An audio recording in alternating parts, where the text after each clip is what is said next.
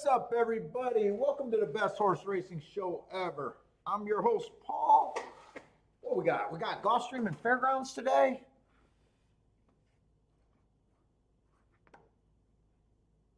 Let me just get what I need.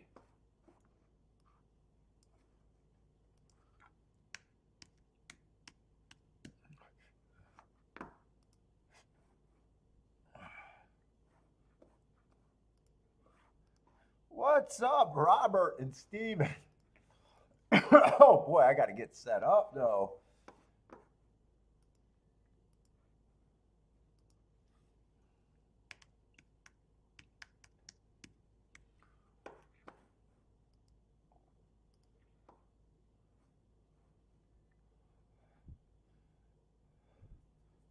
Ooh.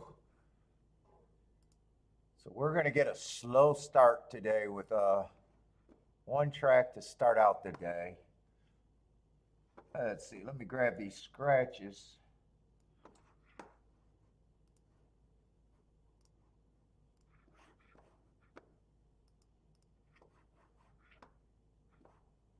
Let's see.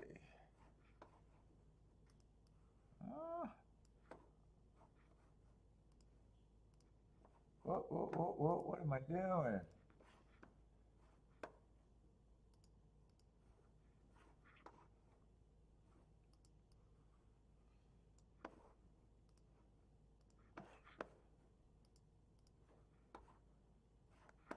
Is that the right race? Yes.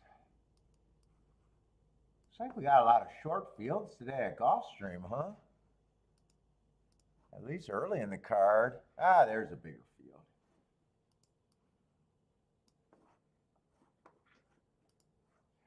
BK, what's up, BK?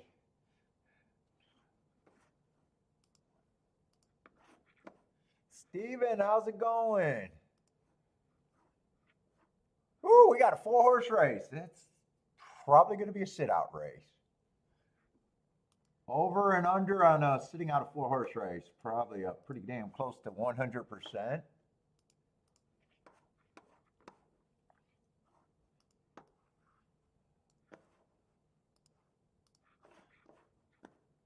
And I woke up super early, so like 5 in the morning.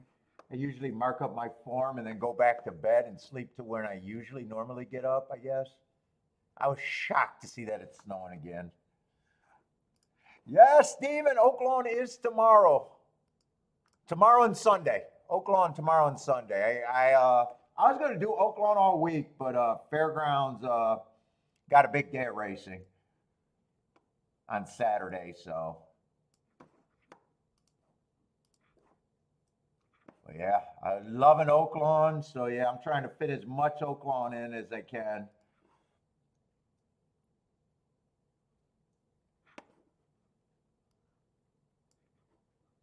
And Gulfstream's giving me just enough to just keep me back at Gulfstream. I mean, Gulfstream's giving me that 1 or 2 races once a week or every other week. Even though we've been complaining about a lot of chalkiness, I mean, Gulfstream is still Gulfstream. It's very good for me. It's just, it seems like every time I decide to protest and not play Gulfstream, then it's all bombs that day. So, you like Oaklawn? This is the best I'm ever doing at Oaklawn. The best that I've ever done at Oaklawn.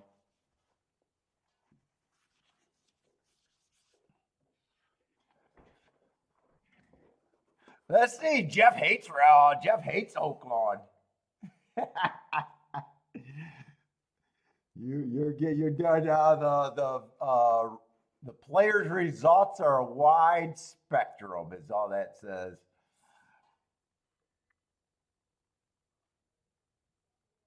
There's no, that might be a joke now that I'm reading the rest of the comment. There's no chalkiness over there at Oaklawn.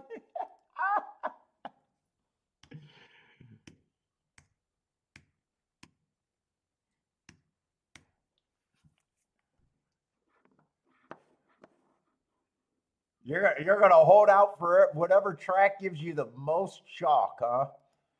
Oh, I actually, just as we were talking about, I called that the wrong track. All right, Jennifer, how are you supposed to make money with those goddamn long shots keep coming in? How am I supposed to make money in that scenario?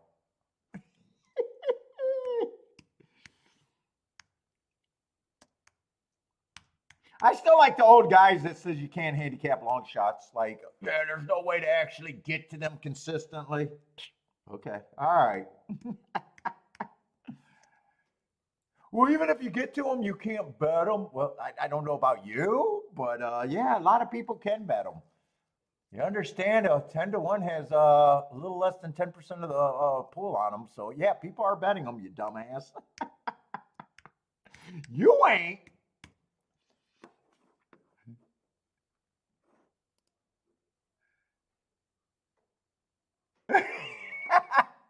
What's up, Jennifer? Yeah, you guys got the wrong show if we're complaining about prices.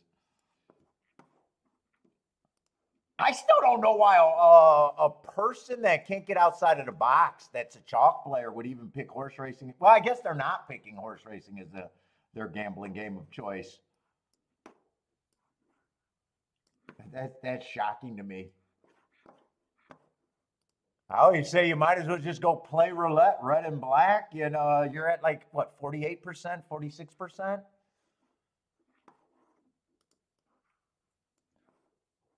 Lloyd, what's up, Lloyd? How's it going?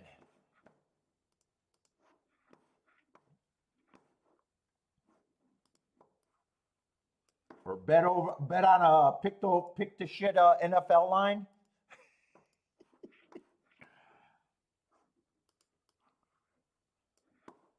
Long shot, Lloyd. What's up, man?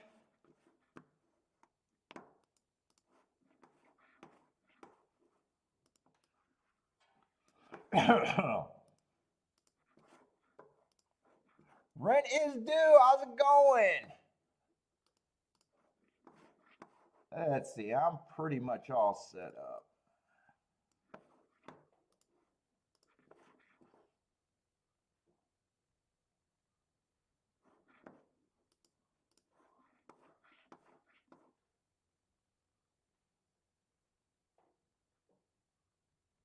Oh, Craps give you the best odds? What's up, Greg?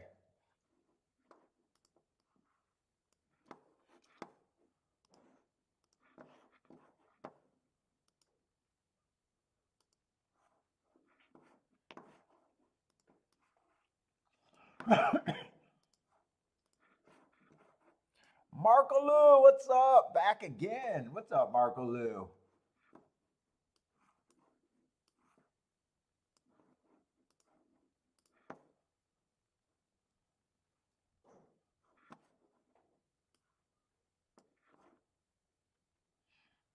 All right. Well, yesterday was a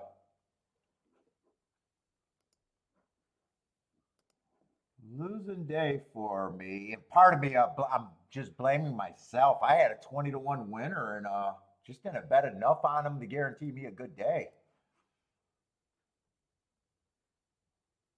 It's just, in a way, it was rare that I don't play that race right. But fuck yeah. So average starting out with on the high side of an average losing day to start out the week. So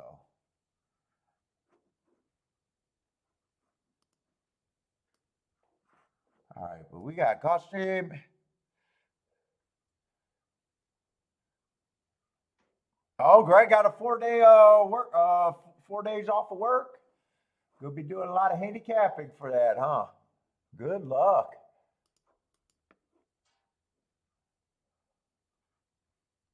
Damn work always getting in the way of betting horses, huh?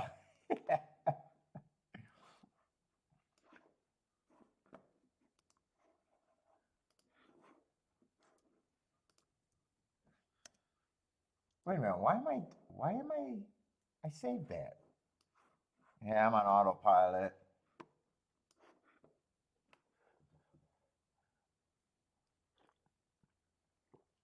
What's up? How do I say that name? El Hipka. Hipka? Or Analista? Analista?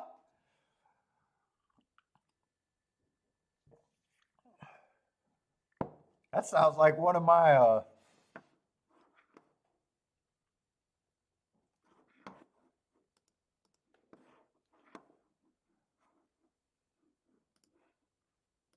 All right, let me just grab my video. We got 10 minutes. Do I want to smoke today? I want to smoke every day. Anthony, what's up, Anthony?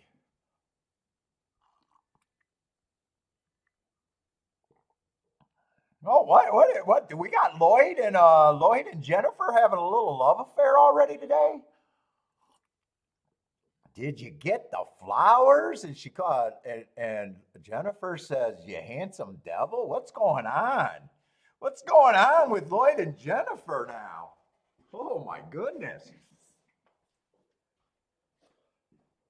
That's a pretty big form reversal right there. That's a big form reversal.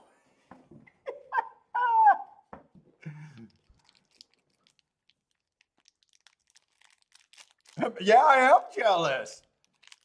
Love is in the air. Wow, that's a big form reversal. Let's see. Oh, long shot. Wait a minute. Wait a minute. Long shot, long shot. I know you had a nice hit. Almost. So were you just shy of a, or so? I'm hoping you were close to a Rolex day. I know you had a nice hit with that same 20-1 horse. I know you took a brutal beat in the last race. I still hope you were close to a Rolex day, but I'm wondering if I'm if you're just saying you had a nice day or a huge day, but you needed that race. I don't know, but Boulder, what's up, Boulder? Yeah, let me know if that was a huge day for you. We always love to hear about your guys' huge days, by the way.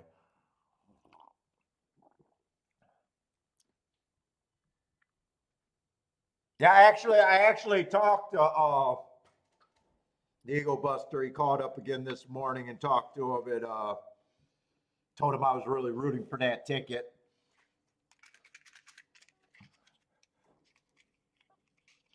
Earham, best of luck to you too. What's up, Earham?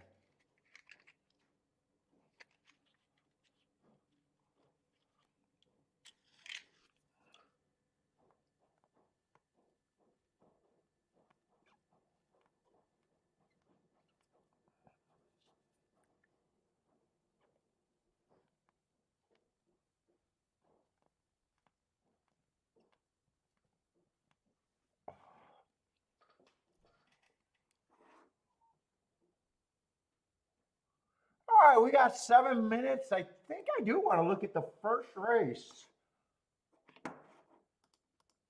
Because I noticed there was a dirt when I was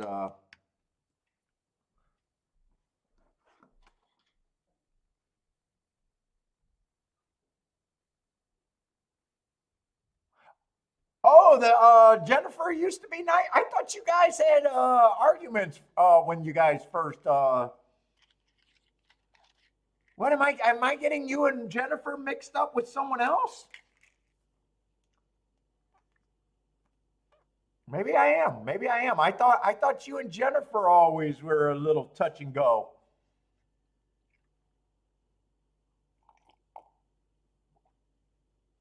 No, Jennifer, I have not seen Elle either, and I do hope everything's all right with Elle. Yeah, he's been gone for a while.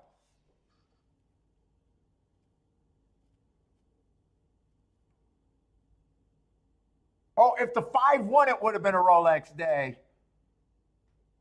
Yeah, no, I remember that bet. I was just wondering if you were. So you had a solid day. I was wondering if you still were close to a Rolex. Yeah, no, I kind of thought that's how I read it, but I wasn't sure. Dude, that was nice handicapping. I mean, that was really nice handicapping. You did not have the 7, right? You had the try without the 7, right? Or exacta without the 7?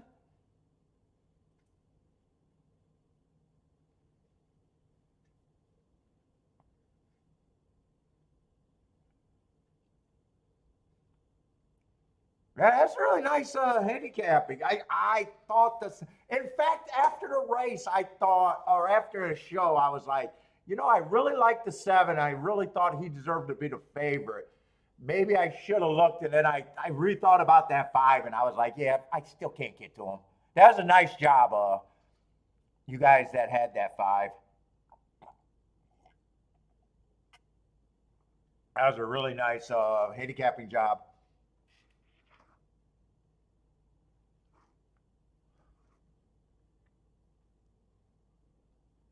Yeah, and then the betting reviews, there was no exactas that I could have had. I kind of thought that but I said it during the show. I didn't realize that 10-1 winner. I probably should have had a win bet on him. And then all I had to do was bet a little bit more on the 8, and it would have been fine yesterday. So to me, I like days, even if it's a losing day, where I had my spots.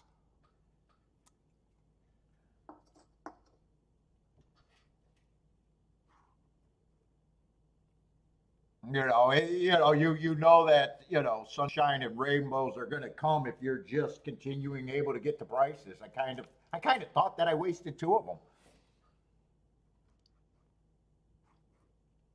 Man, it's way better than a handicapper that never gets the spots. All right, well, we got a handicap. So this is a dirt race. Speed and Stalkers towards the inside. I thought the inside was pretty good yesterday. Still, I'm pretty sure I thought that on the dirt. By the way, if you're new to the show, welcome to the show. Feel free, jump in our chat room. Let us know you're out there. Feel free to ask questions, put up picks. I'm only able to cover 2 tracks. So I'm doing Gulfstream and Fairgrounds. So we're going to have a slow start. We're going to have a slow start because there's a delay before Fairgrounds gets started. Oh, buy stocks. You review your bets I'm usually do it the night of or the day of. Now, I find that reviewing your plays are always best when you know what you were thinking at handicap. And the longer you get away from doing that, you lose something on your review. That's why whenever, I was making the joke that these guys that do a year in review and talk about how they're going to improve by looking at last year's number, that's the most ridiculous way to look at your shit. That's the dumbest way ever to look at your shit and try to get better. You won't know if you're losing in a pool because you're going too wide, if your opinion sucks, if you're and when you look too far out, you want to know when you do a review, you want to know if there's spots, if you played the spots, if you took advantage of the spots, or if you blew the spots. That's all in your review. That's really all. And then you want to take an honest approach. Should I have made money that day or shouldn't I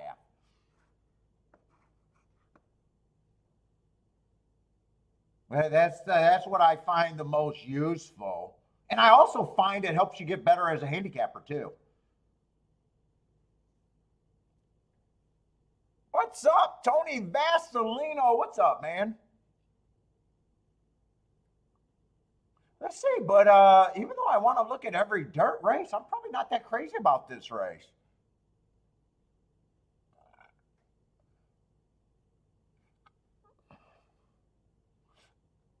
One's the favorite. Yeah, the inside helps. Let me take this off right now. I think I'm warm right now.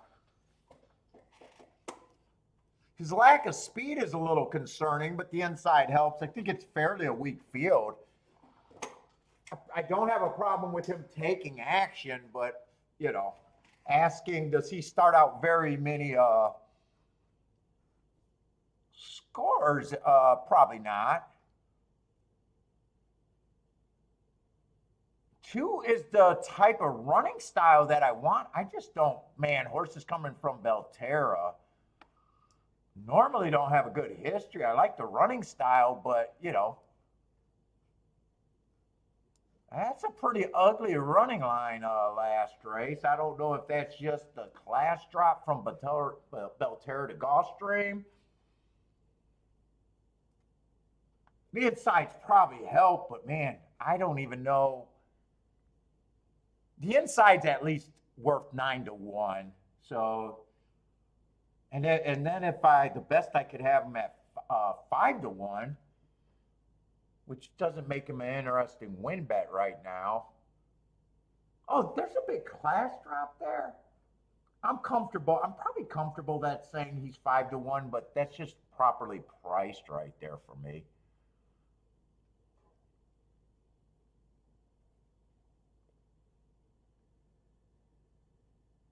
3, I don't have a problem with.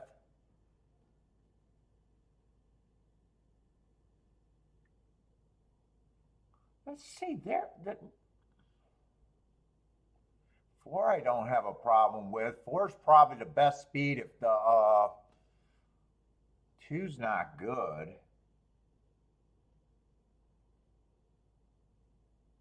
Then the 8's going to be in the 7 hole where it gets hard to win. Do I want to bet this race? There's actually some decent.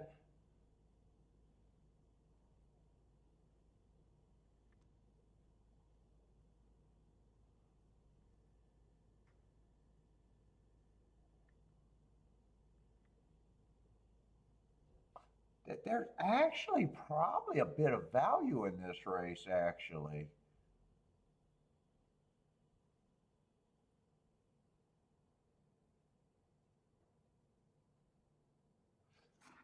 Let me do a betting board and actually see where I think I'm at here.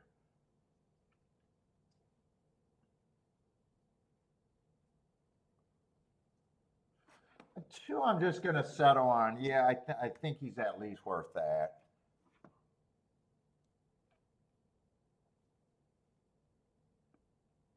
One, I'm definitely not at the. Yeah, they're getting in the gate. I'm not going to have any time here.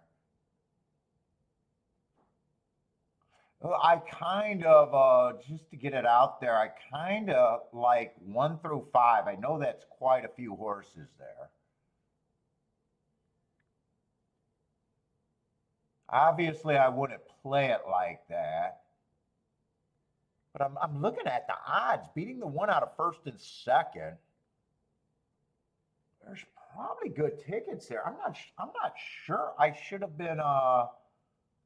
I'm not sure. I probably should have took this race a little bit more serious quicker.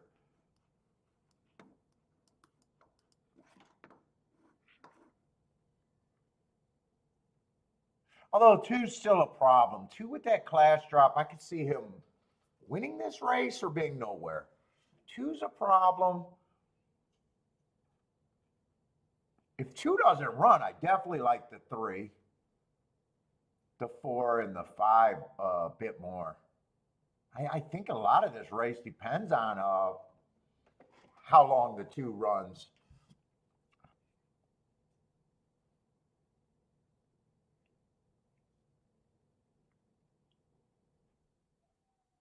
By the way, if you're new to the show, I won't bet every race. I make my living betting, not by you doing YouTube. So I have to be able to sit out of races. I won't force an opinion. I only expect to be right about 20% of the time that I play races. So I have to hit at odds, combined odds of over 5-1. It's just a math game.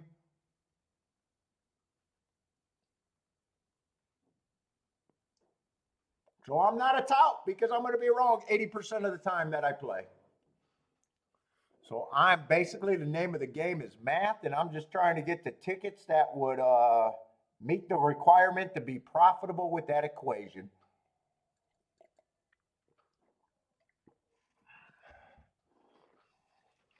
What's up, Attila? Attila likes the 128.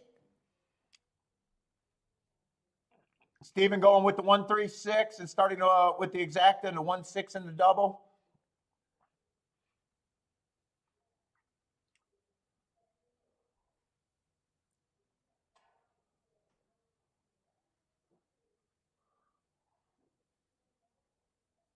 Two is gonna get the lead, but I think it all. I knew he was gonna get the lead. I just think it depends on if he belongs in that class drop is legit and how far he goes for.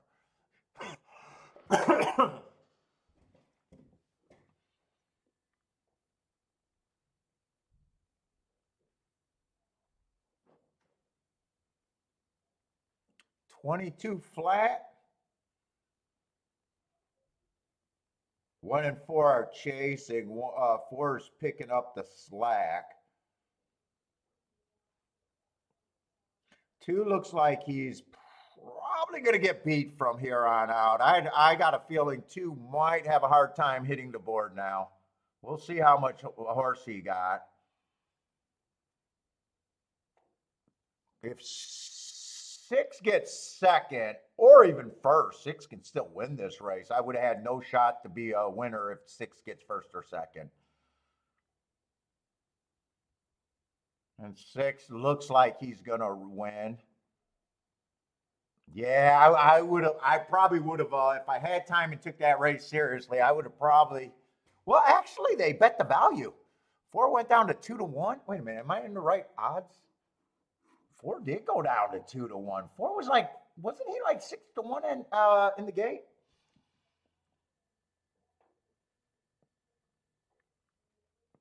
So a nice price winner. But he would have definitely beat me. He would have definitely beat me if I had time to think through anything.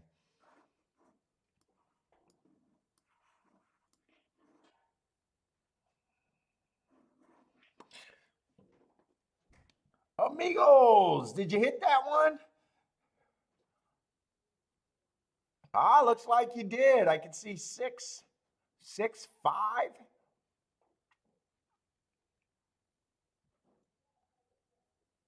Steven with the boom. Yeah, 6 started out Steven's double.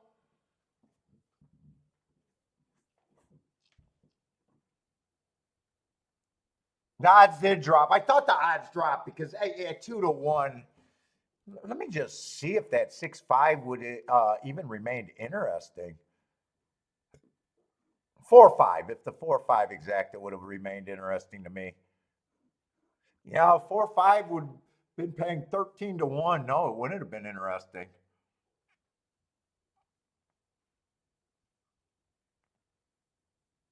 Let's see, Renner's due. That's a nice start. Steven's booming. Who else is booming?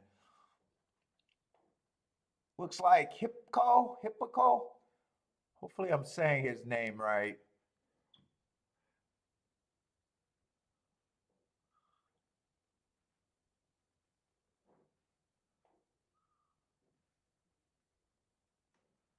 Yeah, 4 really got hit late. Ah, Renner's due need to know some Spanish over there.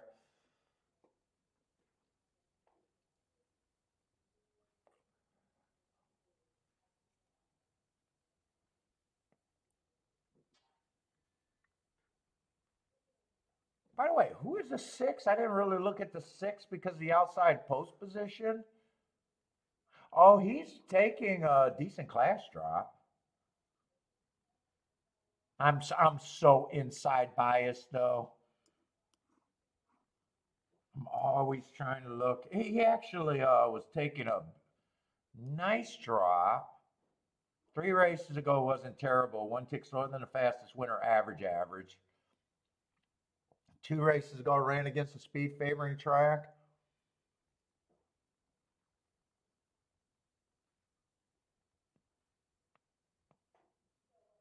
Making a big class drop. If he was on the inside, I definitely would have noticed him. If he was on the inside, I would have noticed him. With him being in the 6 hole, I don't notice him as much. Or at all. Or at all. Yes, 6-4-5-1 for Gulfstream. 6-4-5-1. Evens, right? Evens?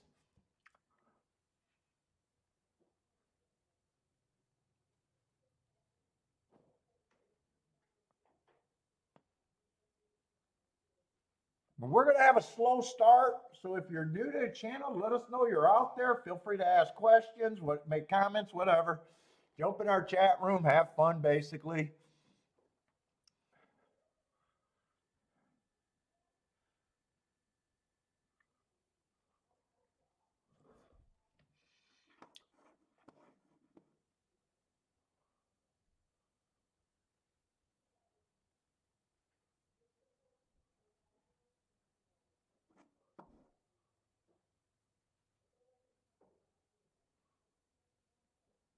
What's up, Jeffrey Bourne? I miss Jared. Jared was here yesterday.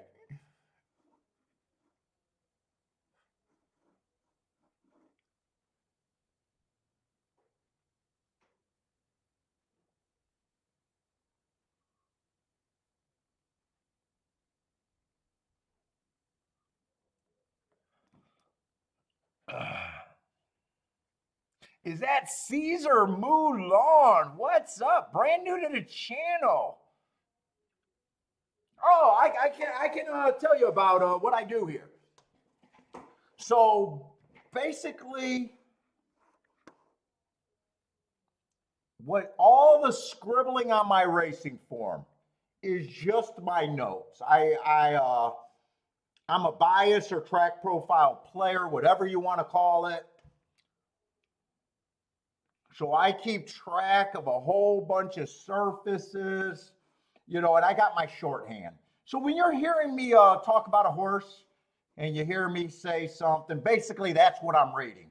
I mean, otherwise there's no way that I would remember all of these fractions. So, like this one horse, I don't know if I did it that much in the first race, but here I thought it was an early pressing day.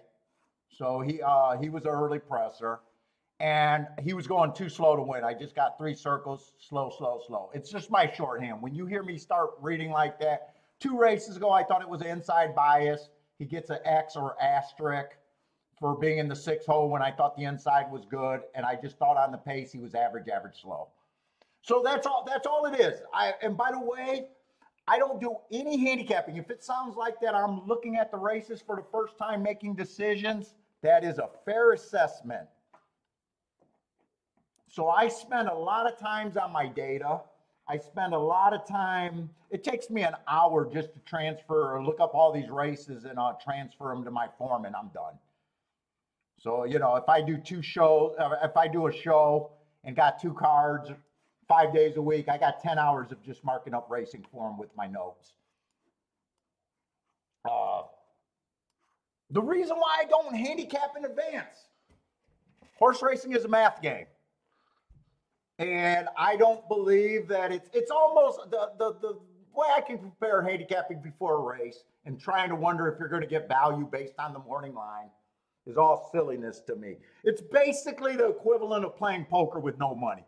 Everyone can make marvelous calls when there's no money on the line.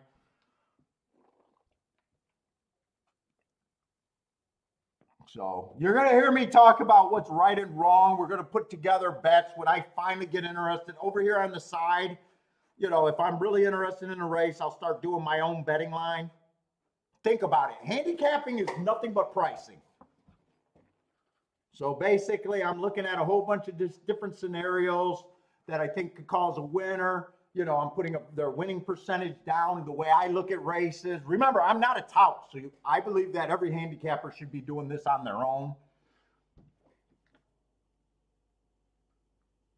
And these prices correlates, and then the big thing about betting, once you got your pricing, betting just follows a few simple rules. You don't pay retail. You want to get overpaid. So, if I got a horse at 5-1, I'll be out of line if I bet him at 4-1.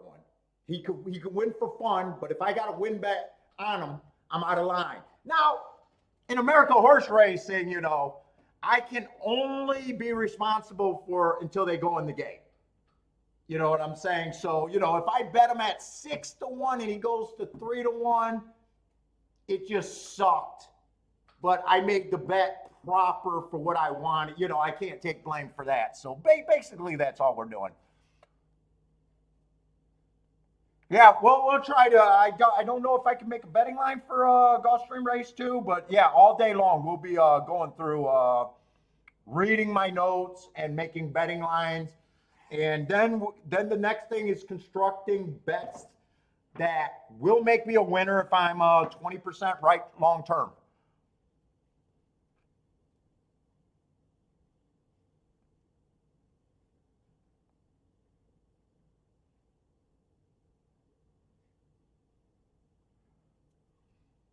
So thanks for checking us out. We got a lot of new names in here. What's up, Elvis?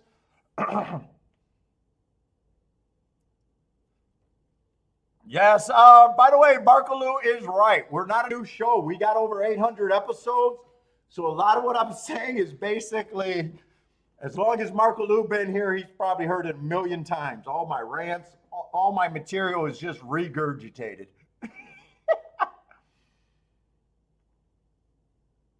What's up, Bodrick?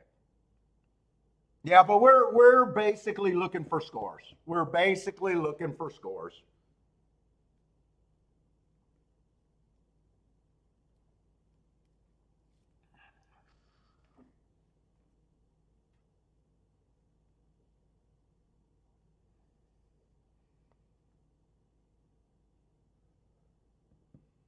And don't be, if you're new, don't be intimidated or shy about putting uh, picks out there that you're playing.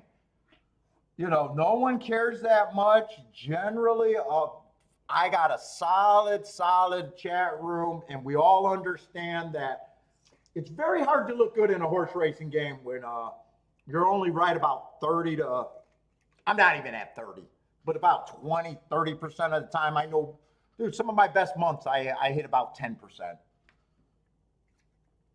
So no one's judging you. What we're really looking for is if your ticket's got any upside. You know, we're kind of looking for if you give us a 20 to 1, if he's going to outrun his odds, and that's a nice bet, whether he wins or loses.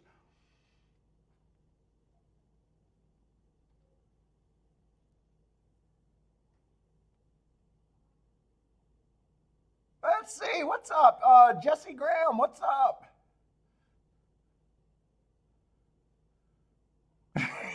Long shot Louis is starting to think that I don't like route to sprint. By the way, I don't need a lot of time to make decisions in horse racing. I kind of know what I'm looking for.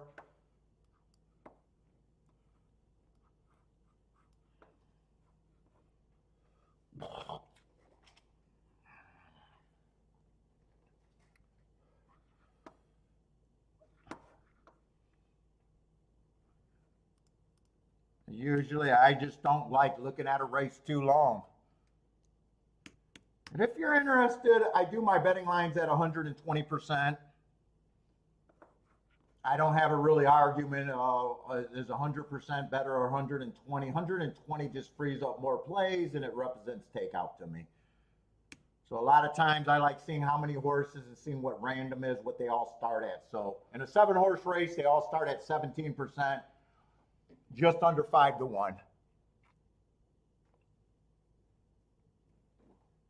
And then another thing about me, because I'm a track profile and I like to, I know it's a pricing game. I know what factors that I'm comfortable and that I'm capable of pricing. Breeding's not one of them. Workout's not one of them. Jockey's not one of them. Trainer's not one of them. So when I got a maiden race, the more first-time starters in, I tend to ignore them. They're dangerous racing to me because pricing, you got to kind of know not only the prices of the horse that you're getting to, you got to kind of know what you're going against, where you are in a bet.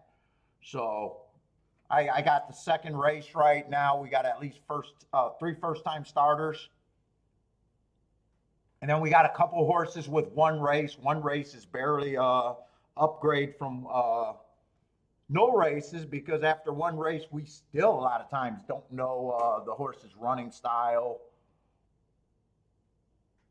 So this type of race is really hard for me to price.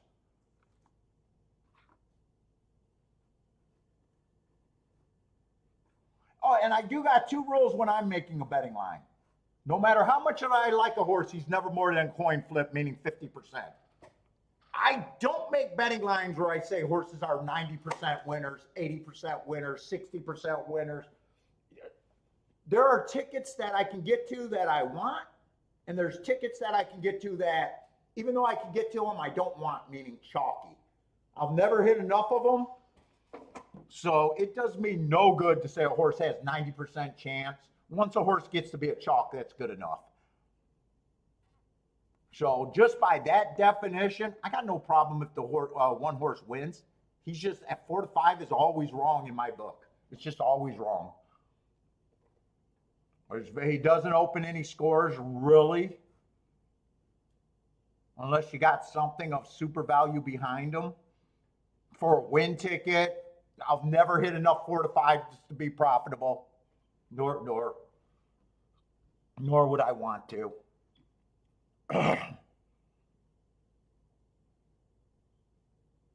So he's just an overbet contender that I have no problem if he wins. Let's see, 4 races ago, first time out, I thought it was an early pressing day. I can forgive anything first time out. But I do got him running against early pressing bias. That's why we got an asterisk. Second race out, he was a closer again. Just average, average, average. Nice third. 2 races ago was at Colonial, track that I don't keep any data on. And then last race, I got him a little bit closer to the pace, being average, average for the first 2 calls. And like I said, I have no problem with him winning, but got a huge problem with the price, and pricing is everything in a gambling game. All the first-time starters, I will never be comfortable with how I price them. I just need giant prices on the first-time starters.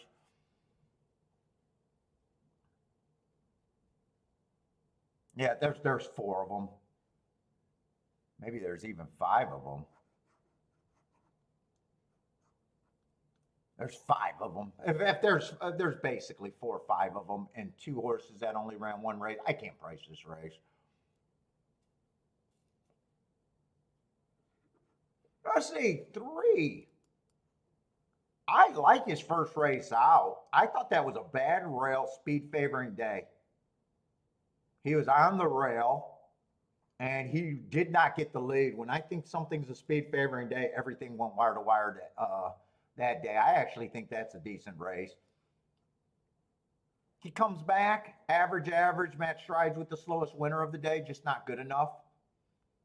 Only lost by 2 lengths. I don't really have a problem with that race. Next race, 2 races ago, I got an early pressing day. The timer just malfunctioned or something. And then last race, he tried a route. Matt strides with the slowest winner, average, average while dueling. I don't have a problem with him. He's also a short price in a dangerous race. So, the more dangerous a race, let's just think game theory. The more dangerous you think a race is, the more unknowns you think a race is. Why the hell would I settle on a 4 to 5 and 3 to 1 is just game theory. If I'm in this race, I need to be at 100 to 1 exactus. It's just simple game theory.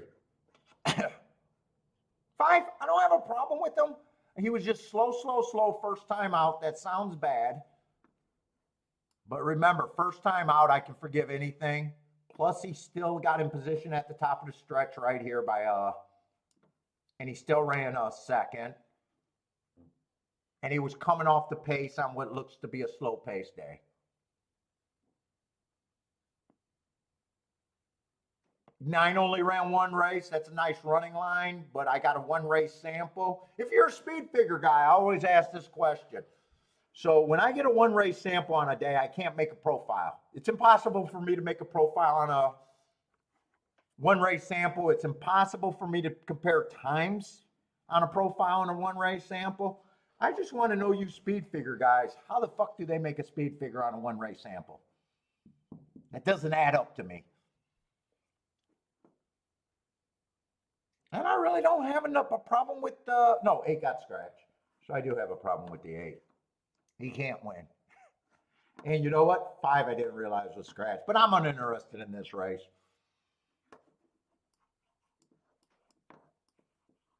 I'm sorry, for Caesar, I think it was. I'm gonna have.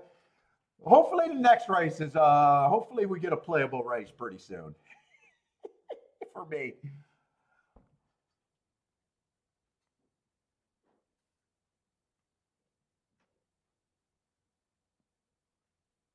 What's up, Lena Perez? How's it going? You're off today and tomorrow. Let's get the action going. Another new name.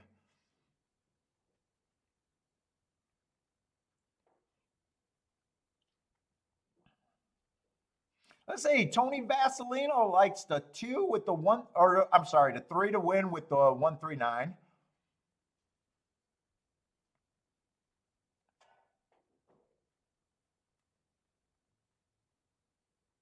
Marco Luz got a pick 5 going. Oh, nice single in the first leg, Marco Lou.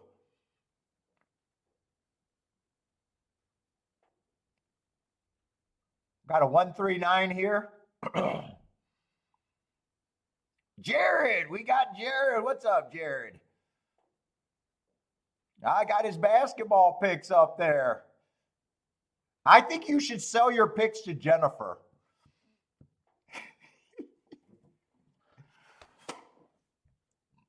Let's see. Buy stocks likes the 369. And this is a Tapeta sprint race, so normally I'm looking for speed and stalkers. Horses on the lead or within 4 lengths of the lead at the first call. Man, I'm smoking this damn cigar too fast today.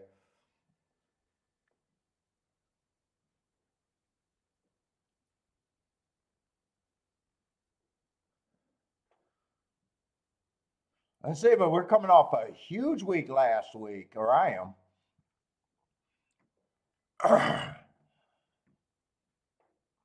Having a great start to the year.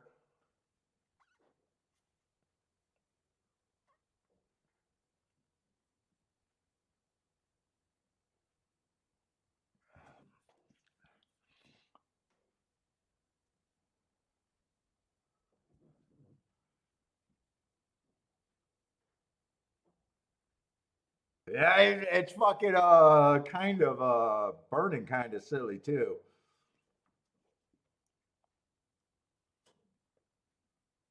Oh, somebody has to get you the Jared Fades.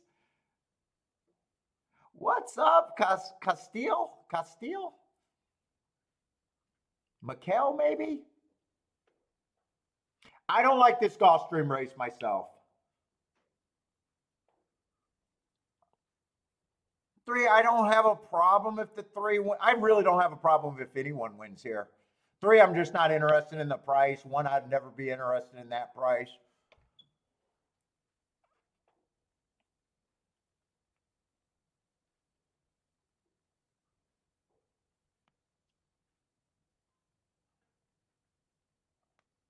Well, just knowing math and looking at odds, I mean, the odds are telling you that more people are going to like the 1 and the 3 more than anything else. And 9's actually third choice, so that's the ABC right there, 139. Let's see, Tony. Tony likes. Tony, do you know what the hell happened to L? I know I've seen you on L's show. I haven't seen L for a long time. I hope he's doing all right. I don't know if you know him. I just always see your name on the show.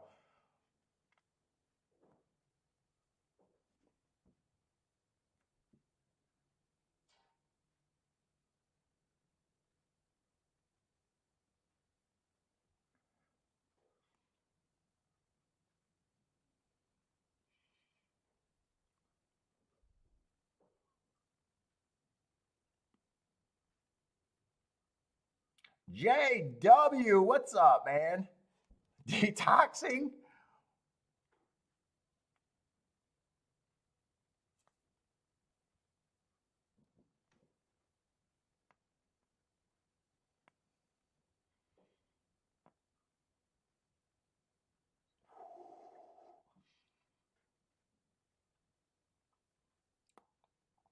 All right, we got 0 minutes. Hopefully, we can get this show going pretty soon. Oh, you haven't seen him either? Yeah, it's been a while.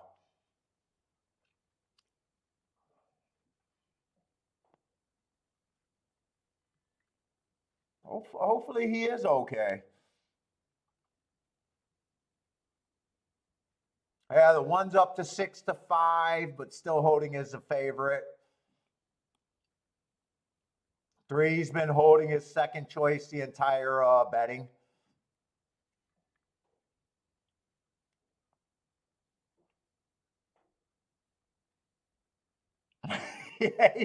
JW, he did have a moment a couple times getting smashed on the show. Nothing's wrong with getting smashed every now and then. I got drunk on my show a couple times.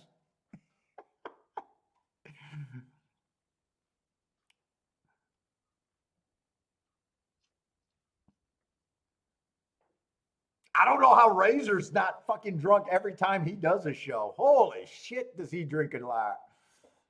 Kathy, what's up, Kathy?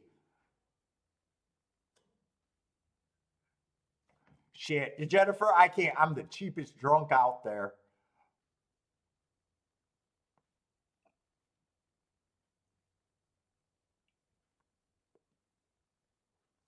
I get drunk quick, but I'm not a drinker, so I always stop. I like get man. I just got super low tolerance for everything. Caffeine fucks me up. Medicine gets me high. Alcohol, it only takes freaking dude. When I was going to a bar at fucking 3 days a week, it would only take one or two drinks to get me fucked up.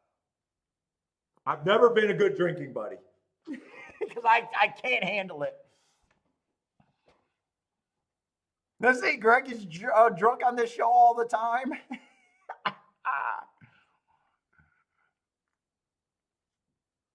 Yeah, I got no tolerance for any of that. All right, they're finally loading in the gate.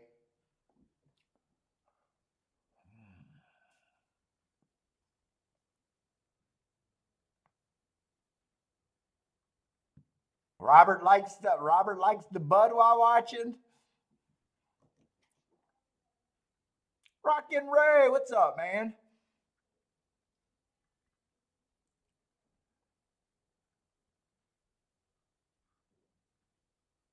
Oh, that's the only way you get through work is wow. What job do you have that you can do that? But hey, Greg, just don't say surgeon. Greg, I don't need you watching this shake up smoking weed while doing surgery. Please do not say surgeon. What's up? Attila likes the seven here. Okay, that's outside the box, I think, from what I've been seeing.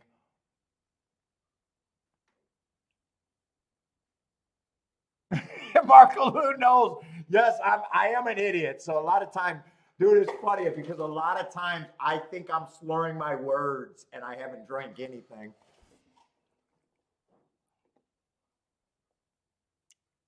Brian wants to know if Greg's a pilot. Yeah, that's another job. Air traffic controller.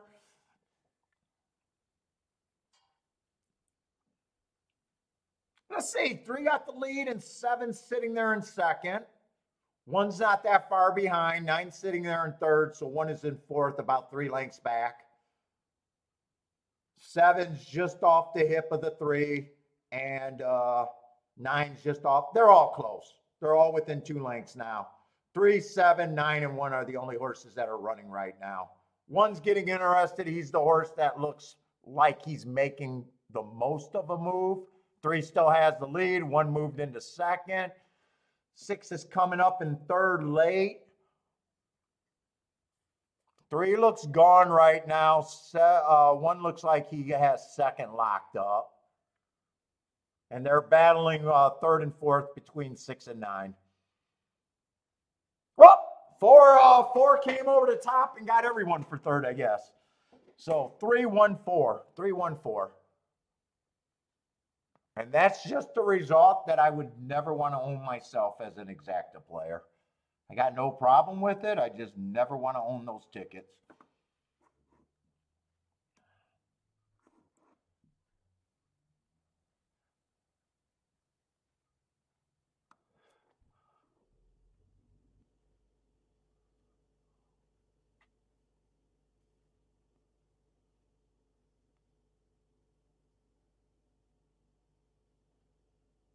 On to leg three, Marco Lou. Good luck. Marco Lou, did you hit the double there?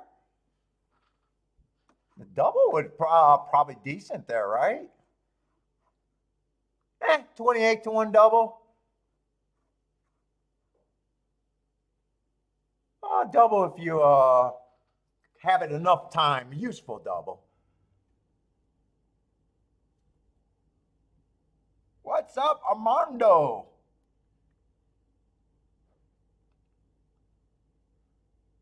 All right, so I have no problems with that result. On this show, that's just considered a public ticket. Oh, no, you're not doing anything else, just playing that pick five for now?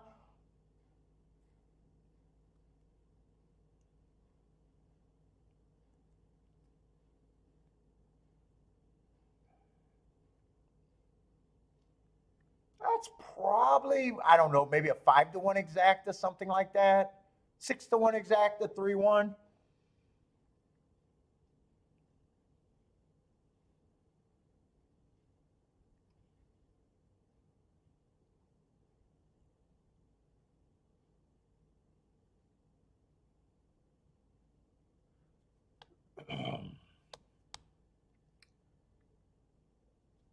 Fairgrounds, we still got an hour for the first race at Fairgrounds, so we just got a single track for me. By the way, if you guys got plays at other track, like always, feel free to throw them up there. I don't know what else is running right now. Can we watch Mahoney? Does anyone got to play at Mahoney? Mahoney's a 3-horse field or 4-horse field. Yeah, I don't care about watching a 4-horse field.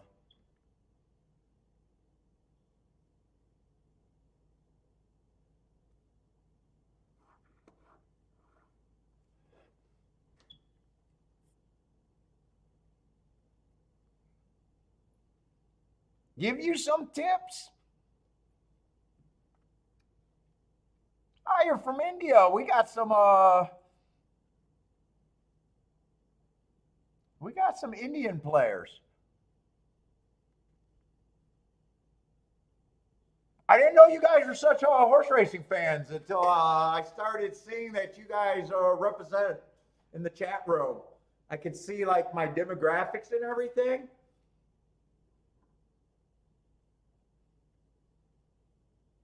And I even checked out your guys' racing, your racetracks, and some of that crazy one-on-one 2-horse races where they just it look like they're meeting in a field sometimes. I've been checking out some of the Indian racing over there on YouTube. No, Marco Lou, we got Gulfstream and Fairgrounds today. Gulfstream and Fairgrounds. Tomorrow we'll have Gulfstream and Oaklawn. Saturday we'll have Gulfstream and Fairgrounds, and Sunday will be Gulfstream and Oaklawn again. That's my schedule this week, off all the remainder of the week.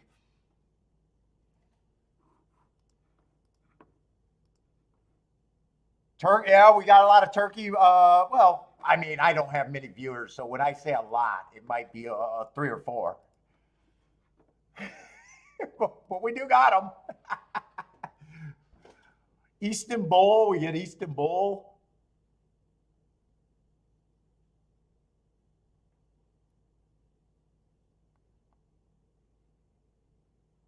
Aussies, British.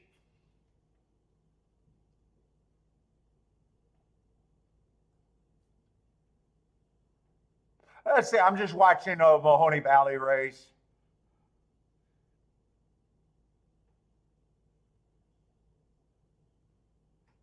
Oh, Marco Lou, you liked it more when I had the description? I try to put it in the paragraph underneath. I've been trying to change that, but I kind of been getting a few more views with the way I'm letting Chat GTP do a lot of my work. Yeah, it's in the fine print. I've been trying to update it on the fine print, and I've been trying to let people know from the show before.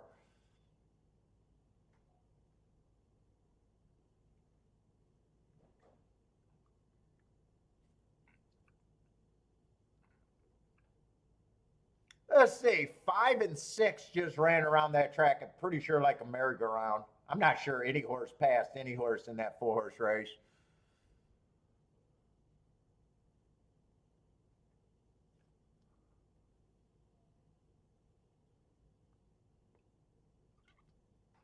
Anthony, what's up? Camel racing is at another level. I've seen that too, where they got the little kids on there. I think they actually made that and changed that where the little kids can't ride it anymore. I think.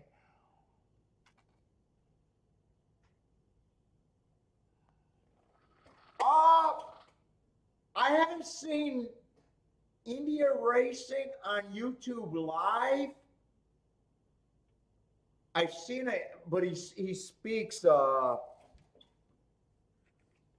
foreign language, and I'm a stupid American that doesn't understand foreign language. I know there's a guy that does handicapping in India on YouTube with his racing form. I like watching the crazy bareback riding over there where they just got 2 horses and it's not even at a track, it's like at a field and they just fucking go balls out and the fans are just lined up on the 2 sides and they just fucking balls out straight.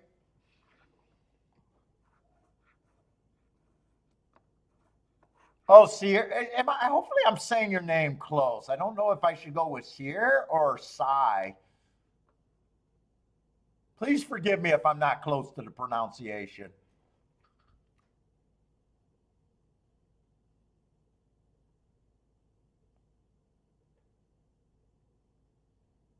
I think Fairground ran on Tuesday, and I don't know why, Lloyd. If I would have realized they were running on Tuesday, I would have jumped on and did a Tuesday show. Disco sent me a text and was talking about the Fairground bias, and I was like, it didn't even register that they might have been running. I was like, why is he sending me that? Yeah, Fairgrounds is great.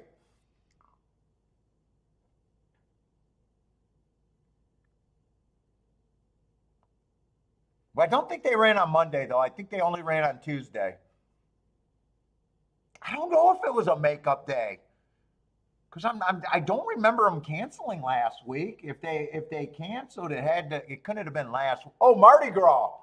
Greg said it was Mardi Gras. And C Money saying, oh, it was Fat Tuesday. Okay, what's up, C Money? What's up, Lee? Now the show can start. Now we got the British in here. What's up, Lee?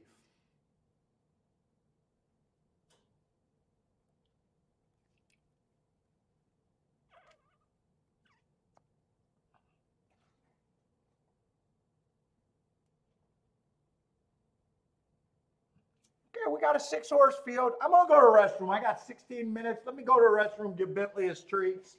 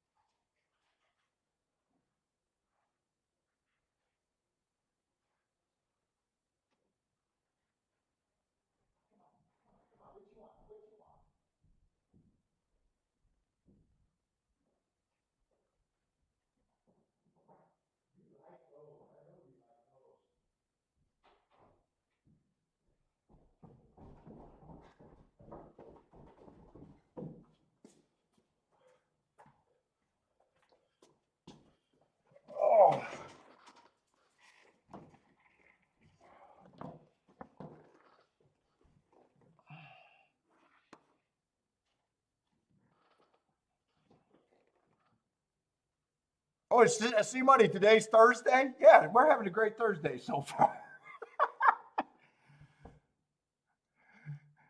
Hopefully you are too. It's too early. It's too early to have a breakdown day.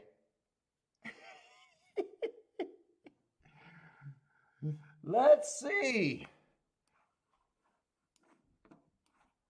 Let's just whip out my track profile.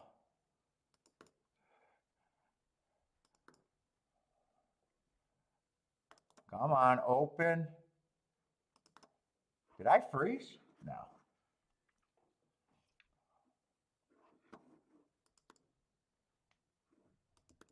Open, open, open. Why am I having a hard time opening everything? Let's see. Gulfstream Dirt, I think we're on. For route races. Inside is very good. 45% of the winners are coming from posts 1 through 3. If they're not winning from 1 through 3, it's 4 through 6. Actually, those are even, 45%. So that leaves only 10% of the winners coming from 7 on out. There's no 7 on out here. But I still prefer the inside. I think the inside is still a little bit more important than 4, 5, 6. I got them wiring 38% of the time. That's a huge number. Stalking, my definition of stalking is 1 to 4 lengths off the lead. 38%, or no, 58%. So I need to be on the lead, or let's just say within 3 lengths of lead, and horse is closing 5 lengths out or farther, only 9%. So I do want to fade closers.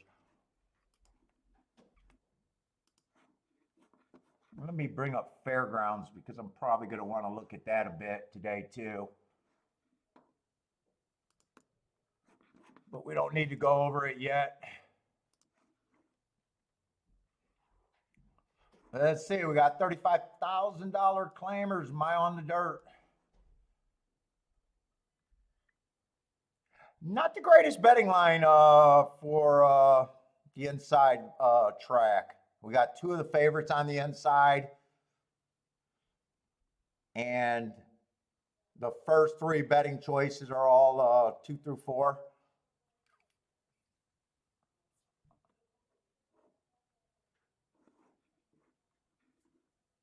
Let's see, we'll start with the favorite. 2, I got no problem with any of his marks or his chances to win this race. 4 races ago, I got an inside bias. He had the 3-hole. When I say inside, I mean post 1 through 3. So the inside was good, and he was fastest winner of the day, and he handled business. I got no problem with that race. He comes back, runs against the speed favoring track. If I'm right about that, I like the excuse. He still ran a decent race. Average 1 tick slower than the fastest winner average. Just not good enough in running against the bias there. Comes back, 1 race sample, so I don't force any information on a 1 race sample. And last race, kind of got my best marks, which is also an excuse.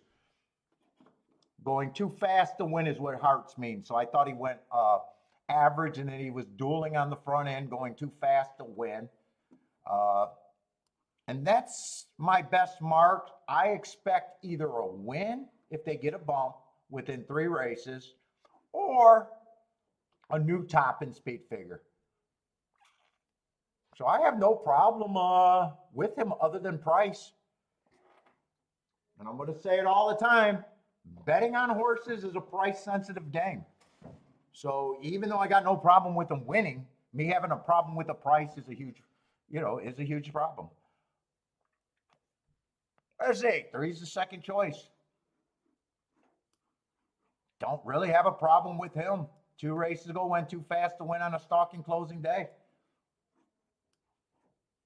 The next race, I got a bad rail stalking closing day. He was just average around, and he could still get the bump. He gets 3 races to prove to get a bump from that heart. I have no problem if he wins.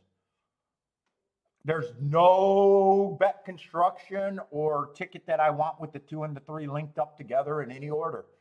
They're just low-paying tickets that aren't in the range of what I want to hit. Well, I have no problem with either of them, which almost makes this race more on the unplayable side for me. I'm still going to do a betting line here because we at least There's no excuse not to because I at least got enough running lines to do a betting line. Let's see, the one, the inside helps, but I already said that closers, which he is going to be.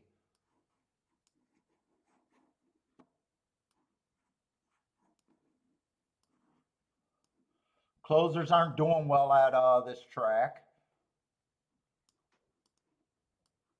And he's just a closer every race. And at 9-2, 5-1's the best price I could give him. He wouldn't shock me, but he's a little overbet for what I want.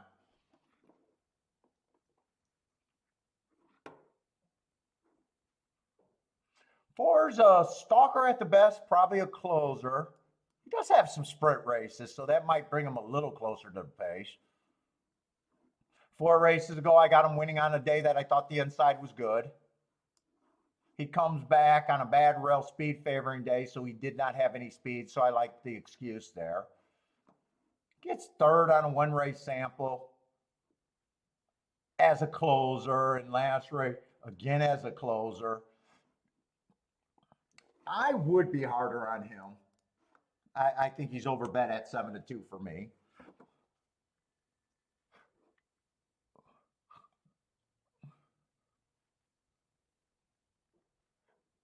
5's a stalker who I think can get good position here.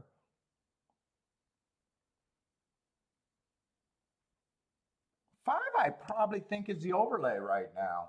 I think his price should be 5-1, so at least he offers a little bit of value for me.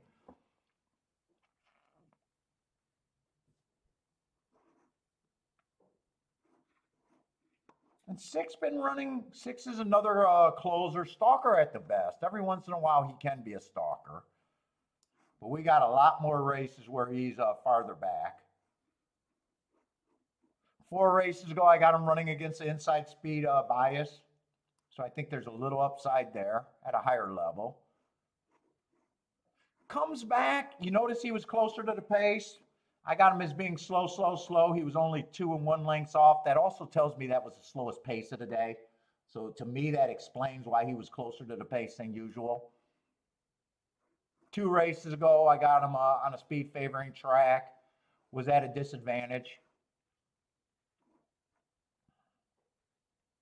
And last race, I got him on a bad rail, right running style, but on a bad rail. I don't think anyone's impossible. I think I'm going to have a whole bunch of 5-1 horses in my group.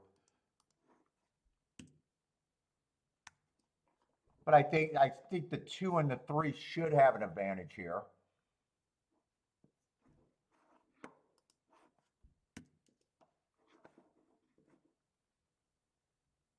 And I don't need to separate these 2 horses. I'm just going to say they're both 30%ers to me.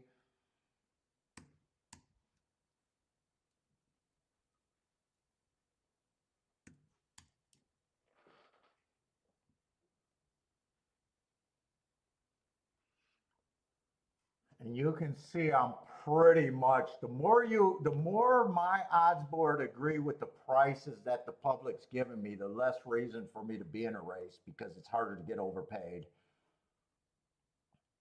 There might be a ticket that I'm interested in. If 5 and 6 stay at those prices, both of them are overlays. Those are the only 2 horses I can consider for a win.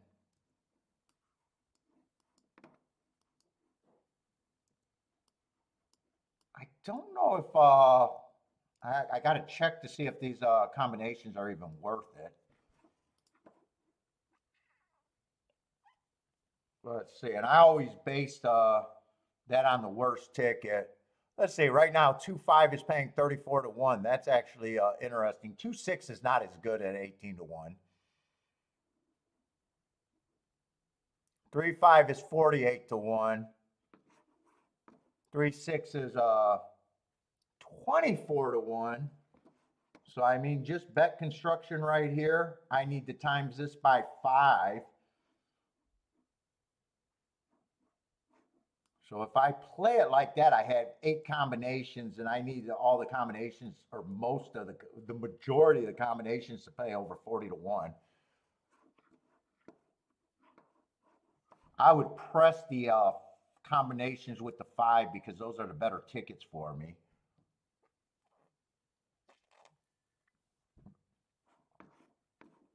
And 2 and 3 are paying $12, 12 to 1. I'm not interested in either of those exactas.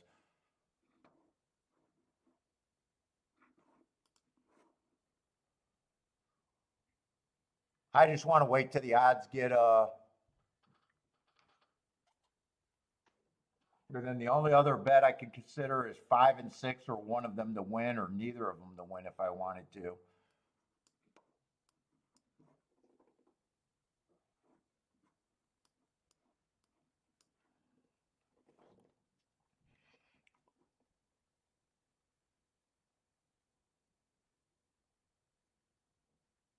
Let's see. Like Paul said, he loses 80% of the time. I will give him the 80% of the winners. But he never listens to, yeah, Lee, I can't ever get out with your winners. I just can't never get with your winners. You put yourself in a position where you got to win too many races for me to be comfortable with ever. Who do you like? I bet you got to play here.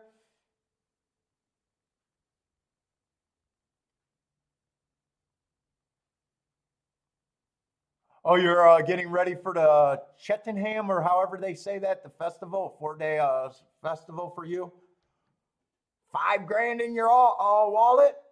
Well, but you got 700,000 in your account. Why the fuck are you worried about 5 grand? 5 grand's nothing compared to your account. Wait a minute. You just came in here after you had a bad day saying you had 700,000 in your account. Now you're telling me you got 5,000 to play with? I don't understand that math there.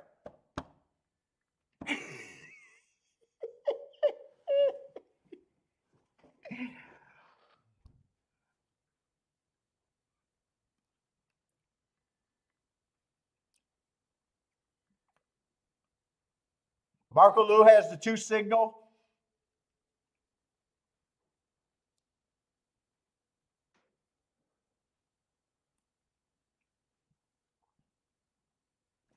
Let me just keep an eye on these, because 2-5 is still acceptable. It's 28 to 1, but it did go down from that 34 to 1. 3-5 is still holding in price.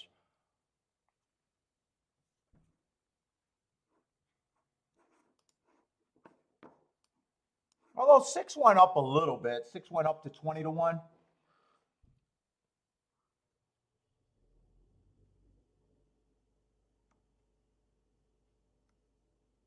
And since I'm pressing, so normally I don't like this bet, but since I'm pressing 5 with the 2 and the 3, I think that makes it more acceptable.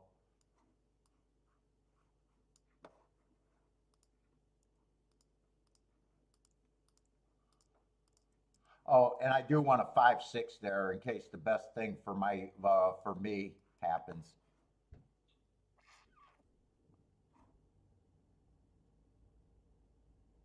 But I do think I'm going to end up playing this race.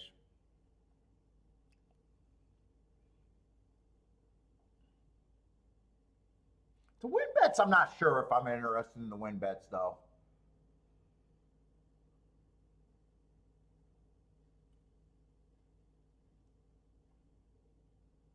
Or if I do, it might just be the 5. 5 is bigger. Oh yeah, it is going to be just the 5. 6 just went down from 7 to 1 to 9 to 2, so he's not even an overlay. God, they made it easy for me there. 5, I'm priced in. I'm getting twice the price I need.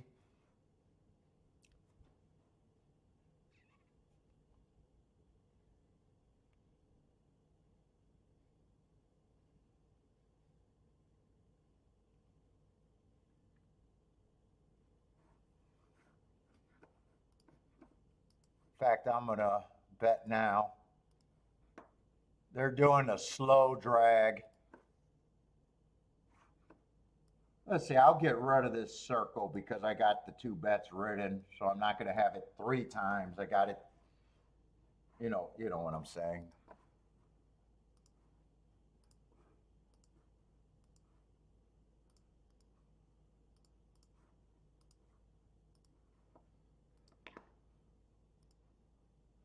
Come on.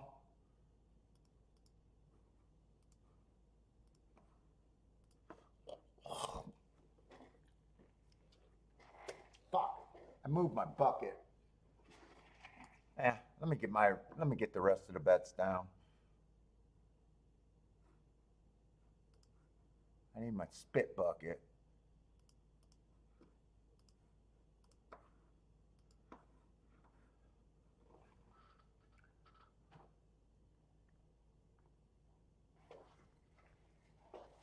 Oh.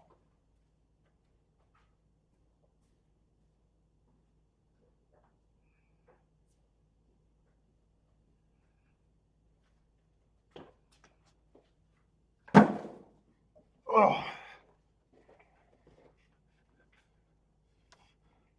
Let's see. Jared likes a 2. Marco Lou needs a 2 as a single. Tony needs a nap time. Oh man, Tony, I love my naps.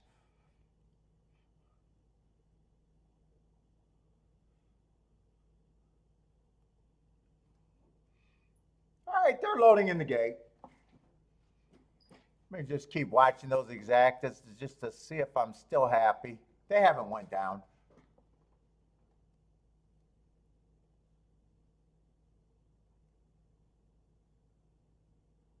And Fairgrounds is 34 minutes away, so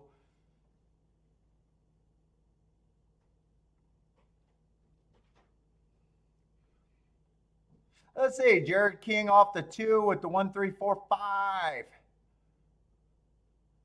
Jennifer 3 and 4. Oh, I do not like the break on. Oh no, the 6 horse. I thought that was the 5. 2 and 3 are going to lead. No real surprise. I do like where the 5's going. I just need this. Need them to stay active and separate these 2 and 3. 23 and 4 on the front end. Let's write down these fractions. Oh, and I do not like where I wrote the bets. I want to have my bets here. Whoop.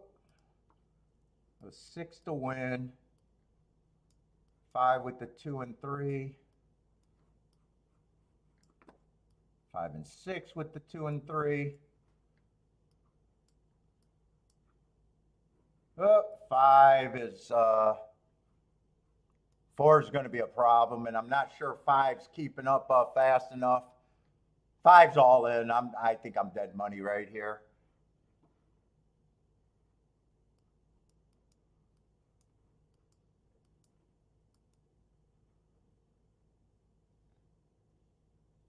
Four is going to be a problem. 1's going to be a problem too.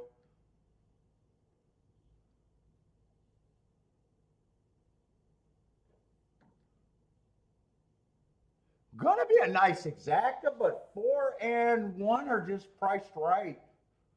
4 is a little bit of an underlay. Gonna be a nice exacta. Well, yep, that's one of my 80% losers.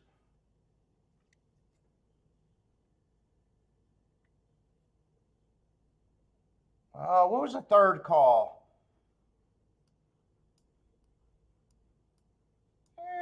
Times are like just average. Inside of the track performed pretty good. I got no problem with the inside of the track being good. 4 got a rail trip.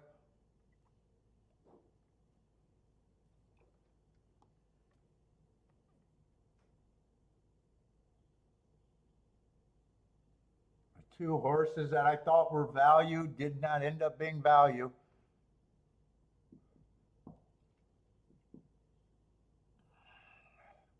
Jennifer with the little winner over there, $12 winner. Stevens booming on the double.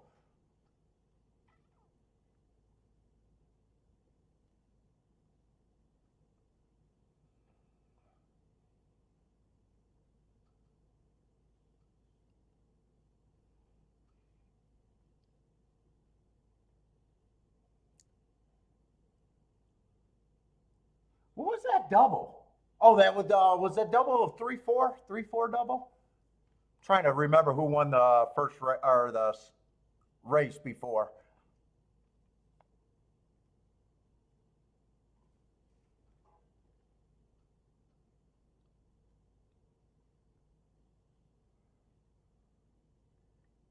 Oh, I was a bit outside. I was a bit outside. I still like the price on the five, so I think no. I think overall I'm happy with that bet. Just don't like the result.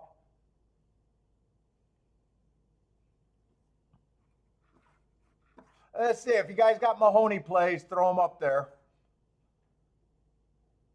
Mahoney's behind the gate.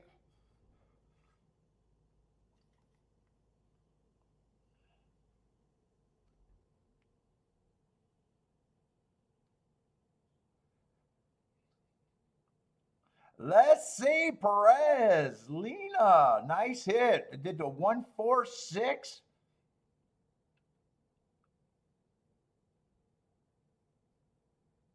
Nice little exact. What did that exacta pay? 50, 20. I always do my exactas for the dollar payout. 28 to 1, 28 to 1 on the exacta. 56 bucks for two.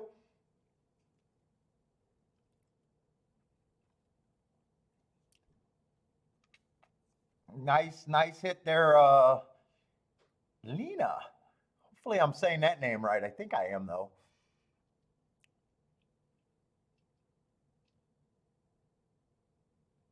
Yeah, 28 to 1 for a dollar. Yeah, I like seeing what they pay. 28 to 1. I think that could have paid a little bit more with the 2 and the 3 taking on so much action. You beat both of the favorites. Still useful, definitely a useful exacta.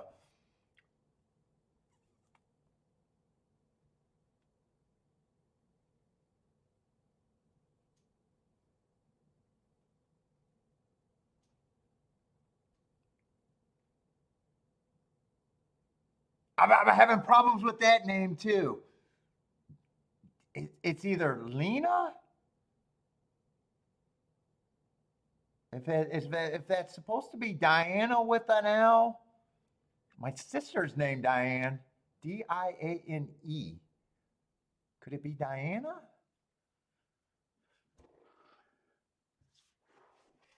All right, I know I'm getting the Perez right. I might be getting the first name wrong.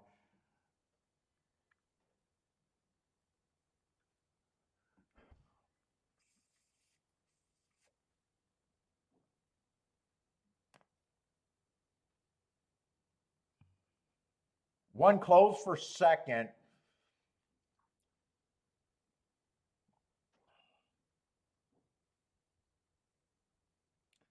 Leanna? Maybe it's Leanna. Is that it? Leanna? I think that's it. Leanna. All right, Leanna. I'll get it right.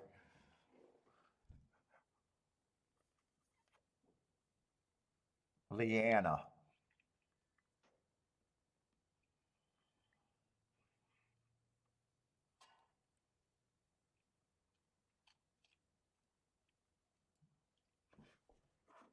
Let's see. Did anyone have Mahoney Valley plays?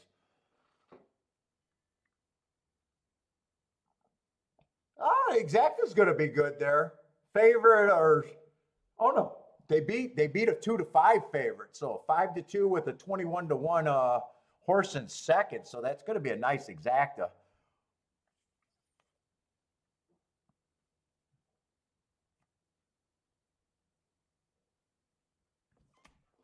And we got fairgrounds. We got fairgrounds coming on, and hopefully, looks like Gulfstream's going to be first. But I want to just dive into. I might have to decide which races I think is better for me. They're going to be pretty close.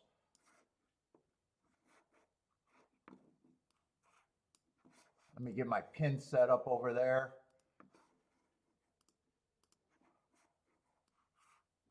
Nope, pin set up. There we go. Ah, I don't like that red. Let's see my track profile over there at Fairgrounds. Let's see, is that a route race on the dirt that they're starting out with? Am I on the dirt? Yeah, route race on the dirt. And we love Fairgrounds. We love Fairgrounds unless they're chalky.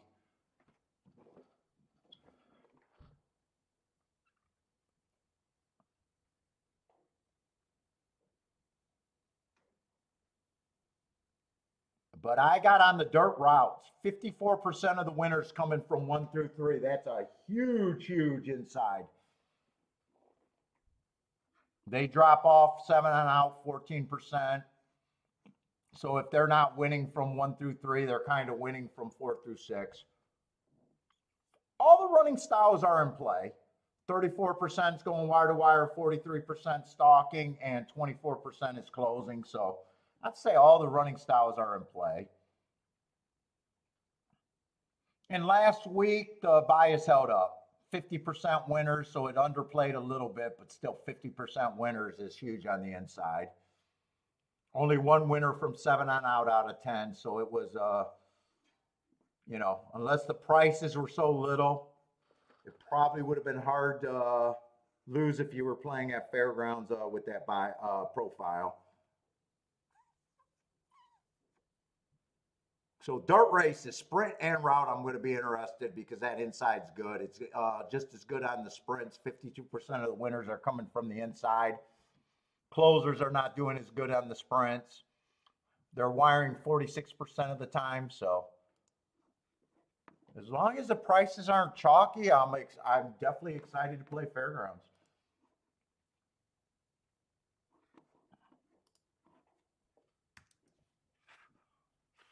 What's up, Matt Gray?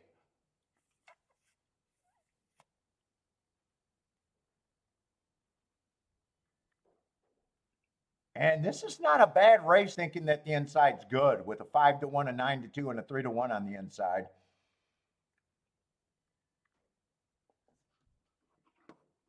Let me just glance at this race and then glance at Gulfstream.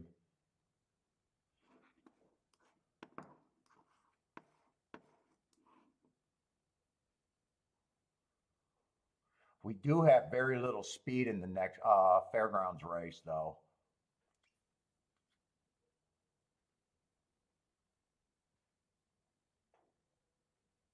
Four doesn't have any speed. Well, Four hasn't had any speed in his last 2 races. Overall, he does look like a closer.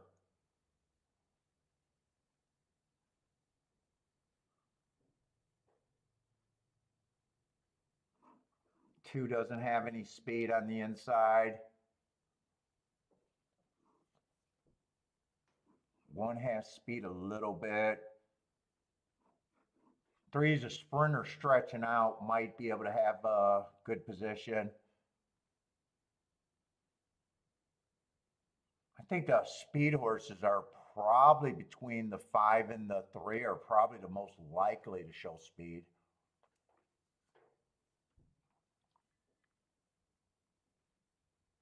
Five and 3, just looking at their prices, I don't think there's any exactas there.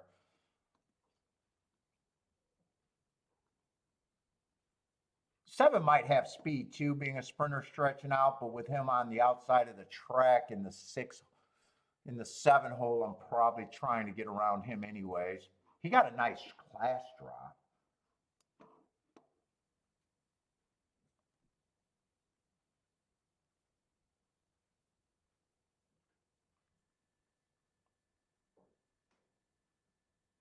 Let me just glance at Gulfstream because Gulfstream's going off first.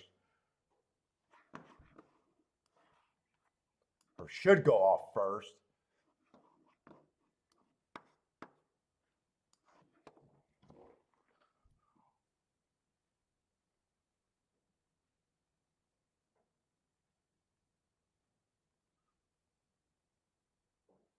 What's up? Is that Julio?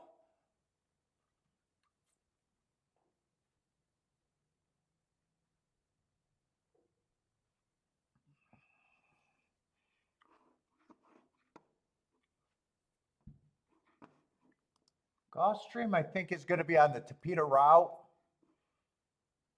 Tapeta routes are not my favorite surface right now, though. We got three favorites there, three horses that are taking quite a, well, two horses, I guess, are taking quite a bit of money. Two just went up to 9-2. Let me just glance at that race. Ross, what's up, Ross?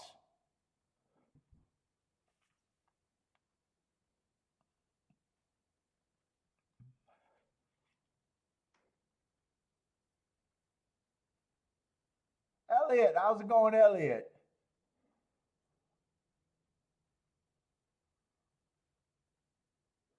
The reason why I don't like the Tapeta, it just became a stalking profile, and stalking profile is a profile that I have the hardest time with.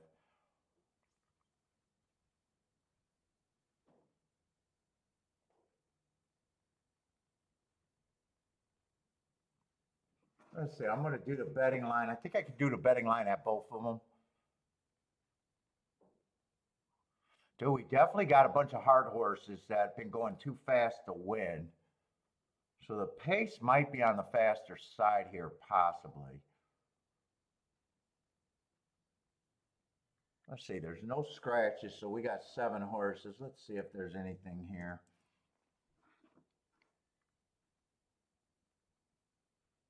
Oh, you canceled your YouTube channel?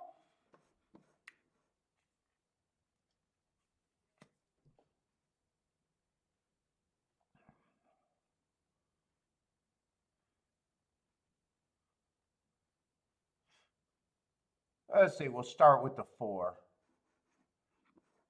4 races go, 1 race sample.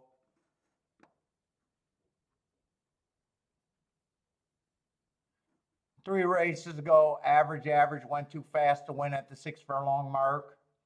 I don't mind that race one bit as a closer going too fast to win. That's a big move right there. Comes back. He's been at a higher level. So he's definitely a contender. I don't have a problem with him taking action.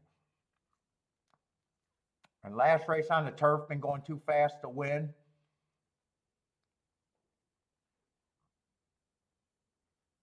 Oh, you quit, dude. It took me a long time to get subscribers.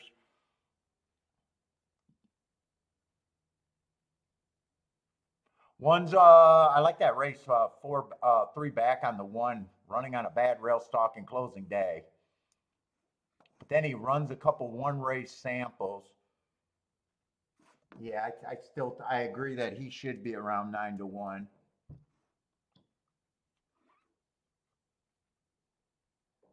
Two's also been going too fast to win, so we might get enough speed coming off a recent drop.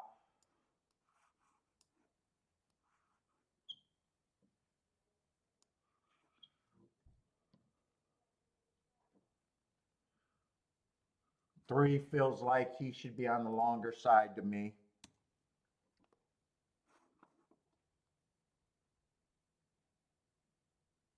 Four, I am thinking gets quite a few points. Five's in good form, but he's a bit cheap for this group. He has run at this level last race, being the fastest winner. But I think there's some horses that are in just as good form that are taking drops.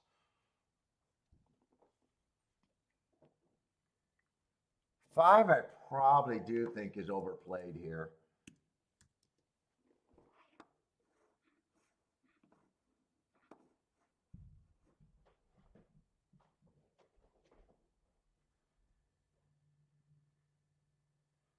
Six, I can't get to the 6 at this time. I would need a giant price on him, so I definitely think he's on the overbet side.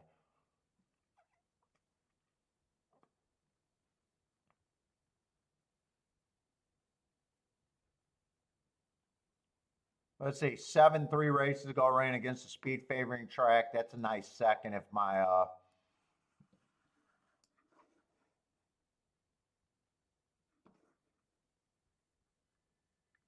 7 gets points. I think all three of these horses get a fair amount of points.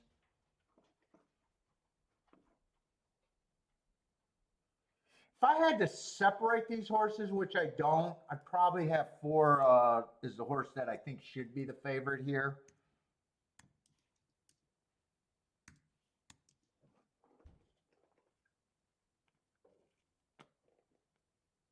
And right now, the only overlay that I really have is the 3 horse, and I'm not even that crazy about him. I think he's an 8%er.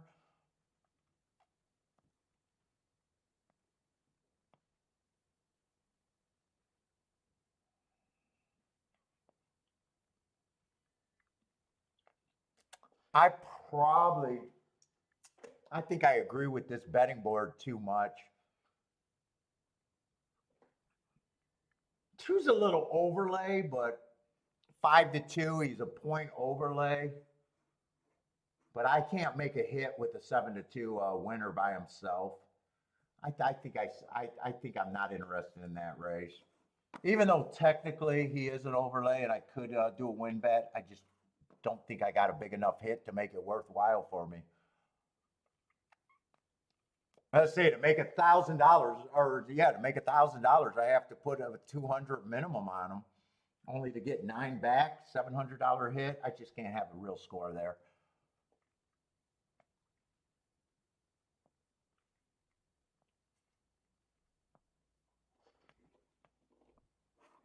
All right, let's go to Fairgrounds. Fairgrounds, there might be more of a chance to get what I need.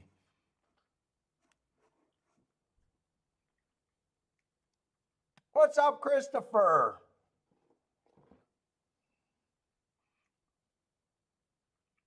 Let's see. Leanna loves the 7 at Gulfstream.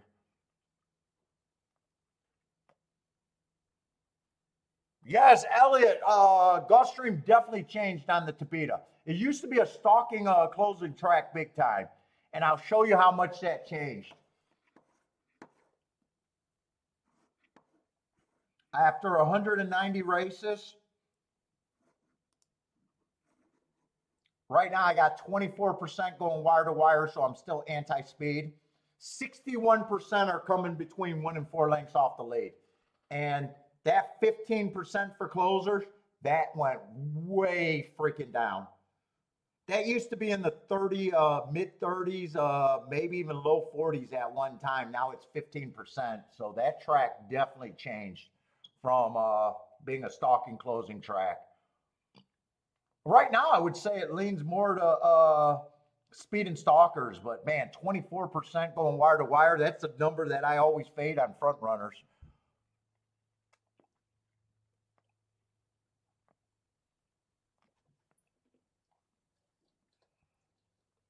Yeah, so that was a big change, and it took me a while to grasp that.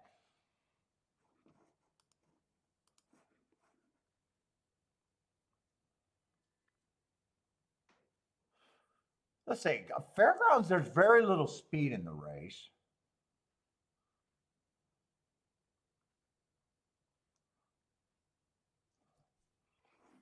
And we don't have anyone with all that good marks. Let's see, 5's the favorite right now. I think he is a horse that can get the lead and probably outbreak some horses to get to the rail.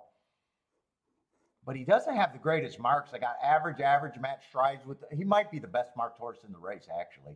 Average match strides with the slowest winner last race. I don't think that's a bad race. It's just on the average side of things.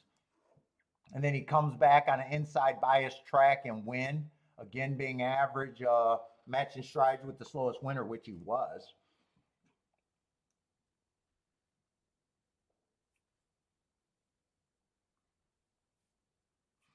Seven might be able to get the lead, but with him being in the 7 hole, I just think he's priced right.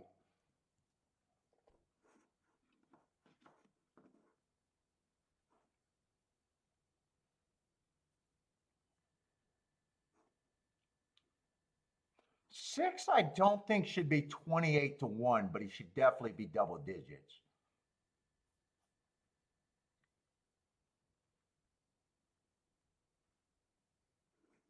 He has a hard time as a closer getting in position, but closing is such a positional race. If he's able to get in position,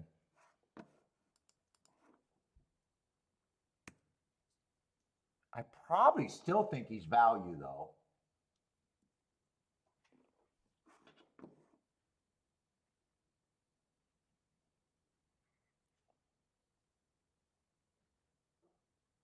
And then all the other horses get help on the inside.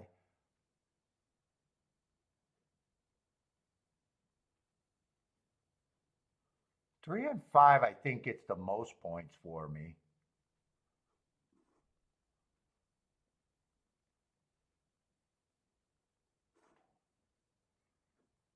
Two's a deep closer.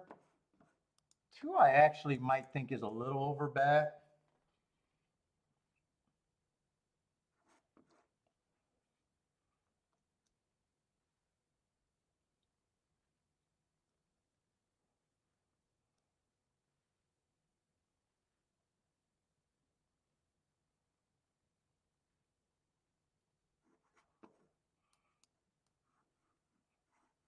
Let's see, the four, two races go ahead the good part of the track and really didn't fire, but that level was so much higher than this level.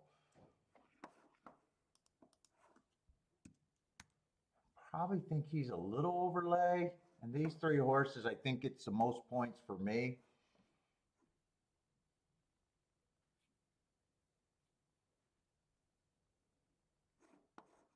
I think one gets a little less, but he's going to be the overlay that I'm mostly interested in.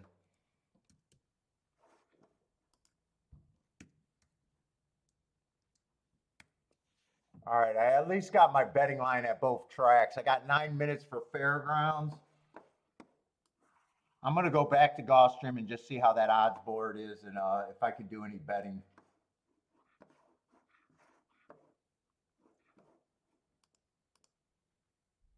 So far, I don't think I can do any betting at Gulfstream, though. There's no order of 2, 4, and 7 that I think is any good for me.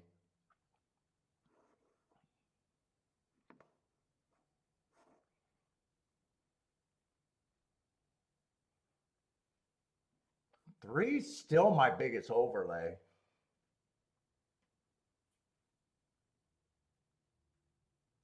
Really, really, the only bet I can make there is if I can get the 3 first and second.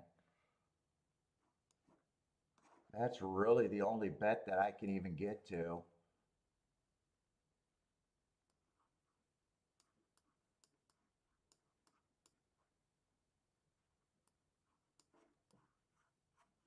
And if I pressed anything there, it'd be 3, 4.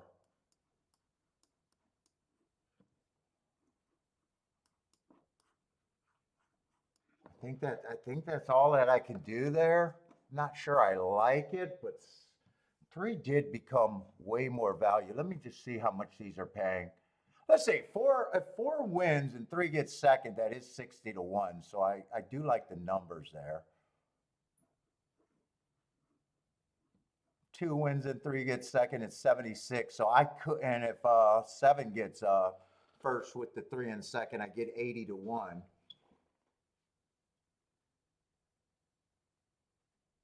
This is a bet that I probably do. It's just probably going to be a play bet for me that has upside. Oh, JW, the synthetic probably been changing for the last year and a half. Probably for the last year and a half, it's been changing. Maybe the first year it was definitely stalkers and closers.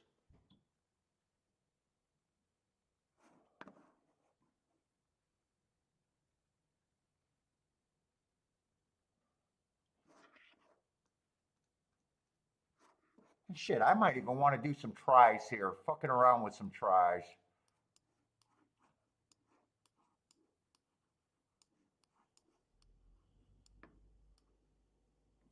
4-3 with the 2 and a 7. And 3-4 with the 2 and the 7.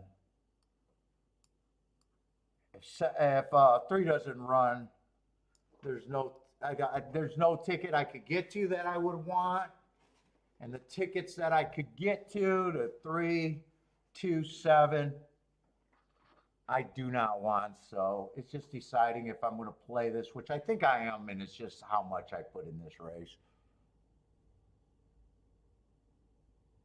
No, it was trending that way for a long time, and it just gradually got worse.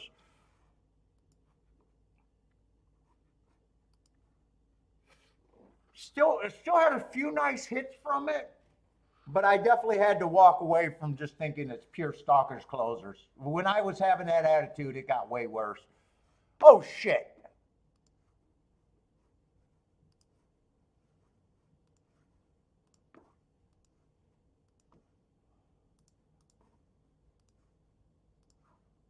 I should be able to get this in. At least the exact as I'll be able to get in for sure.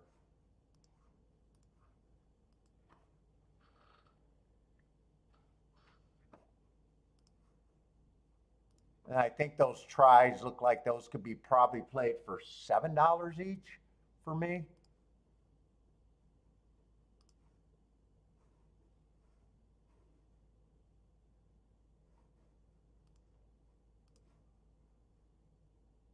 Let's see, I'll do the 4-3 one first.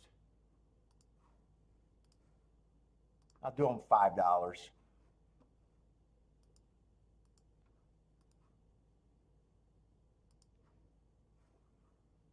I'll get them both in. All right, so that's my second bet of the day, and then fairgrounds if I do fairgrounds.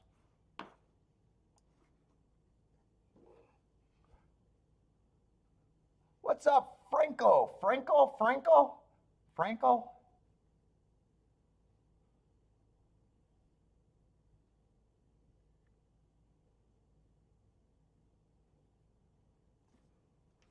Yeah, I'm going to have to watch this race and look at fairgrounds at the same time.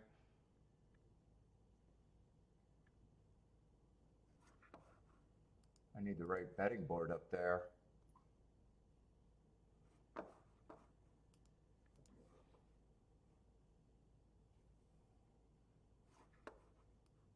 Write down what I'm thinking first.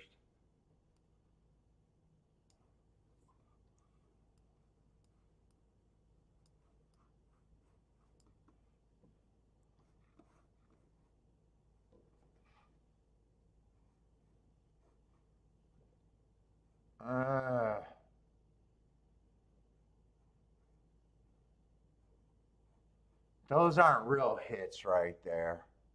Those are not real hits right there.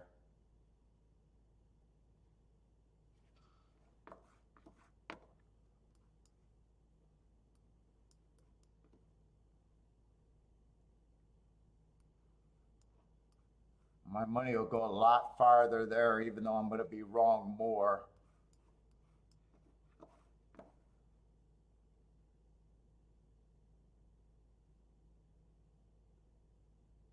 My money will go way farther that way.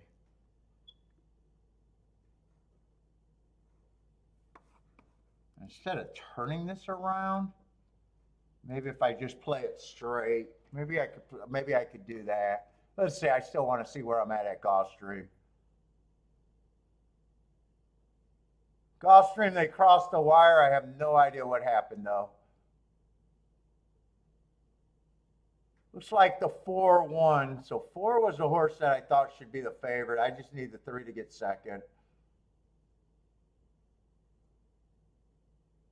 Nope, it's going to be 4-7-2, so it's the 3 favorites.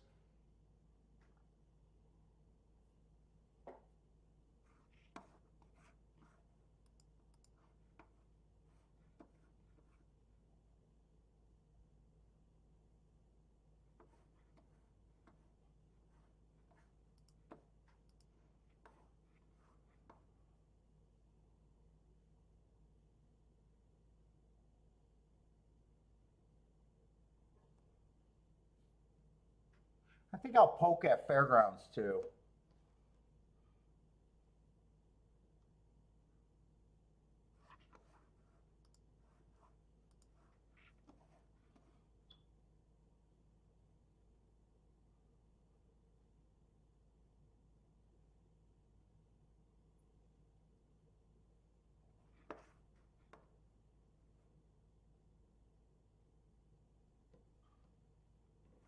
think I'll poke at Fairgrounds.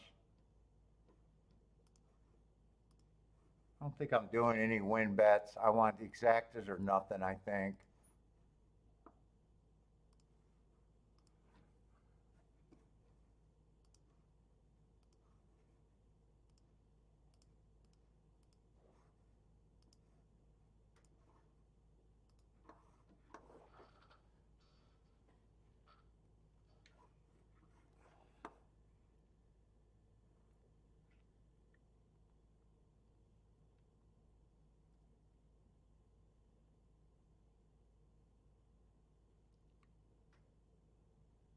Trying to see if I wanted to do tries. I don't have time. They're off.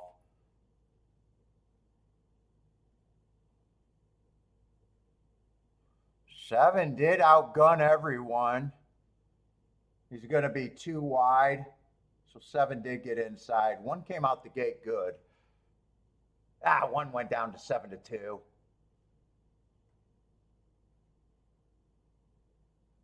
Keep this two active for me.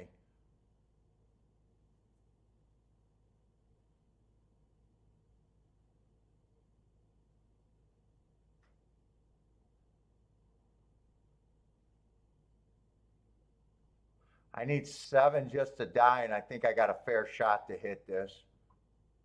24-3 is a slow, probably on the slow side, though.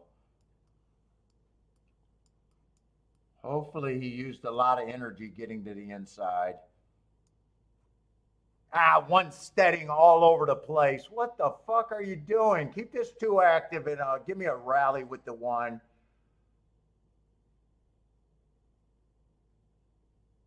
One's already had a monster freaking steady.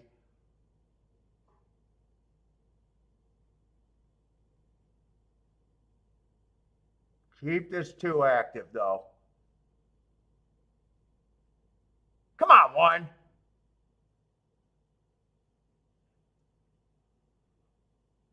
Come on, one. Come on, one. Give me a 2-1.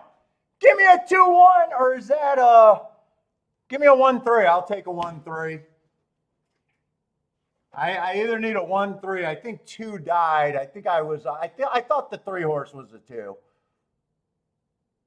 All right. If it's 2-1, the exacta might have went down. But a $50 exacta probably not going to be too bad as long as it's 20-1. As long as that exacta is 20-1, it might have went down though.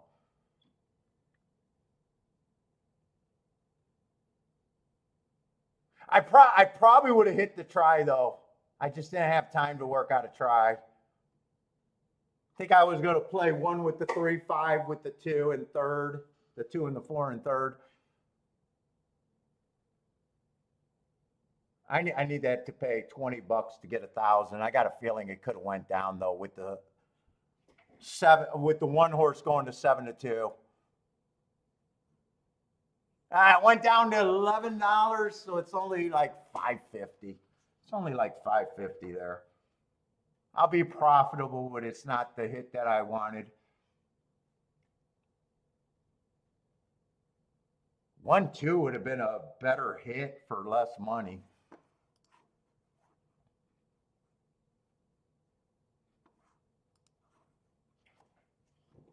I normally don't want $11 exacta, but that was not paying 11 when I played it, so I can't. I'm still apologizing for cashing that ticket, but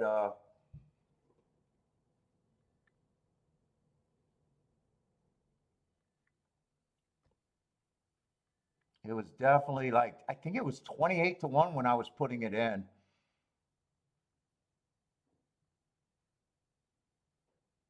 Yeah.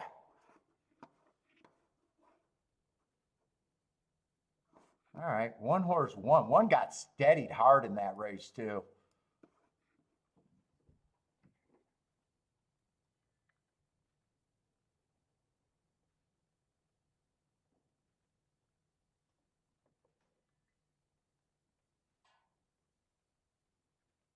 It's okay. No, actually, pricing is everything. I never, whenever I say a win is a win, it's a bad ticket.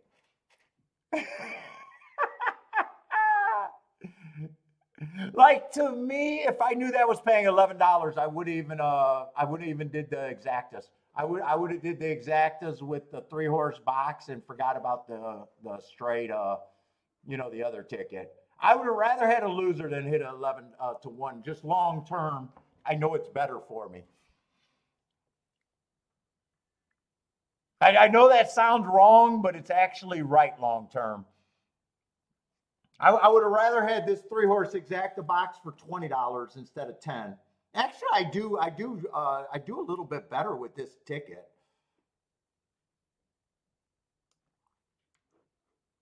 But yeah, if it's paying $20, I was thinking that would have been $1,000 hit.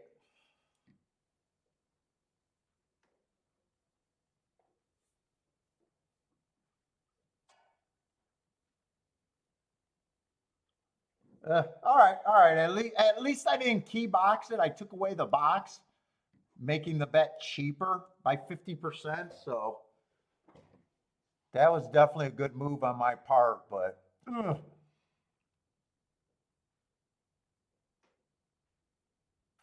right. I mean, that helps.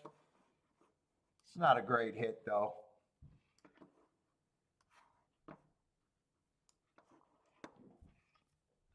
Let's see. Marco Lou got some price horses at Gulfstream's race 5. Let's go then. And it looks like hopefully we can get enough time to do both tracks where I don't have to look at them both at the same time.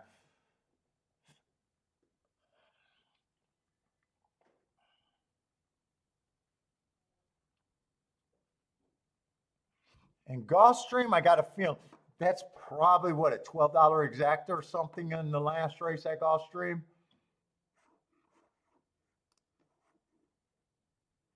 14 to 1 exact. Actually, that exact is better than the one that I just hit, but for a 3 horse box, that would have been unacceptable for me too.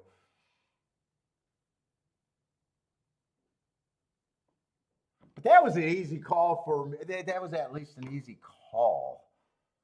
Three's the only horse that offered, I thought, any value, if I'm right. All right. And we got a turf sprint, or no, a turf route, 7.5 furlongs on the turf.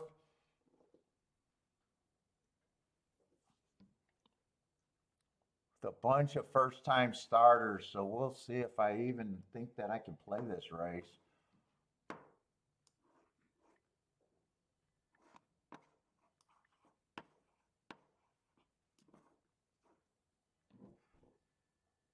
Yeah, long shot Louis. I got my pocket pick, didn't I? Like I thought it could go down, but I was thinking, hey, even if it stays $18, 19 or $20, I'll still do fairly good.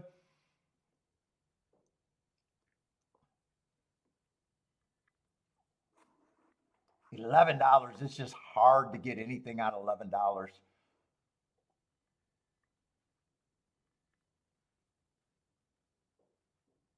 Yeah, dude, that'll be on my review, because that's what I'm talking about. Long shot Louis, when you do the review, I'll look at that race and I'll be like, hey, at the very least, I had it written down that I was gonna key box it, and I made the right move.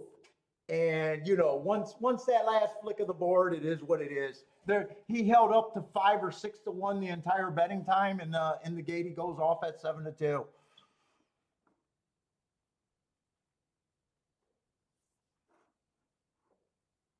So yeah, that's what I'm talking about. When you look at your results in a month, you won't, chances are you won't remember that on the review. But I'll be like, yeah, okay, I made the right move by cutting down my combinations.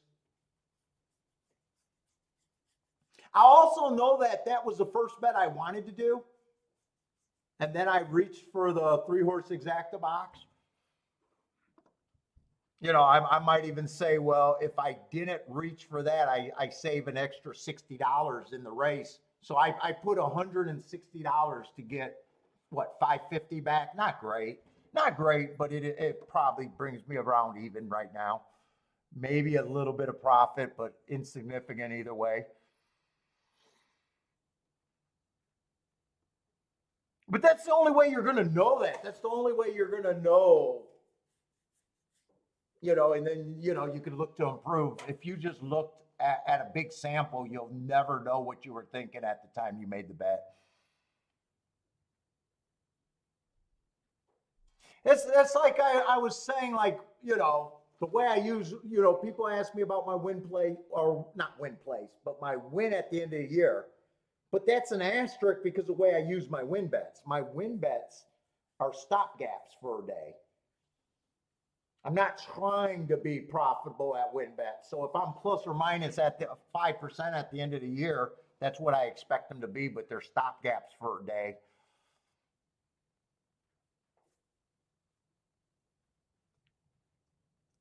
So at the end of the year, it'd be wrong. Let's just say it's plus 5%. It'd be wrong for me to say, well, I'm not that good at win betting. No, because I know the way, I know what the win bet is for a tool for me. I don't want to be making a lot of $200, $500 win bets, or fucking heaven forbid even more to make that way better. But I know how I use it, and I know that if I wanted to be a big winner in that pool, it would be. It would be, but that's not the way I use the ROI on the doubles and the exactas are so much better than the win bets. And that's, easier for me to scale up too. That's what I was telling, because Joshua wanted to go win bet heavy after his big year or big month. And I was like, why? Well, I think it's scalable. And I was like, you think you could do $200 win bets? And he's like, yeah. All right. What's the next step? $500 win bets? And he's like, maybe. And I was like, well, the next step, if you're profitable for the next couple of years, within 3 years, you're looking at $1,000 win bets if you're profitable all the way. And he's like, wow, you're right. That's not as scalable.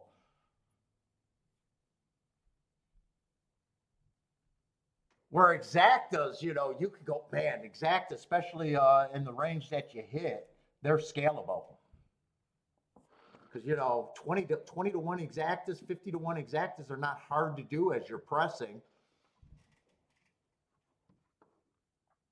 Since I started pressing, there's been days that I had 100 times exactas on proper presses. It's more scalable. You're taking less out of the pool.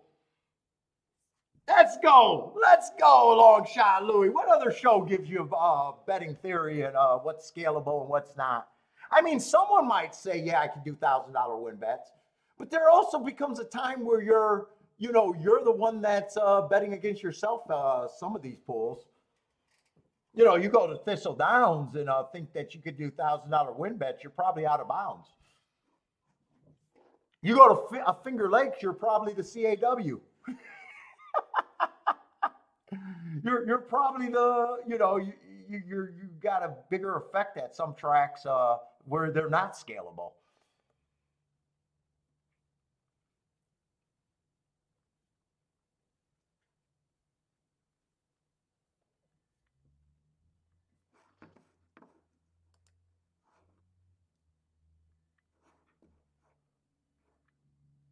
Let's see, the 13's out, so we got 2 scratches, so it looks like we got a 10-horse field. Let's see, why am I having such a hard time getting these scratches down?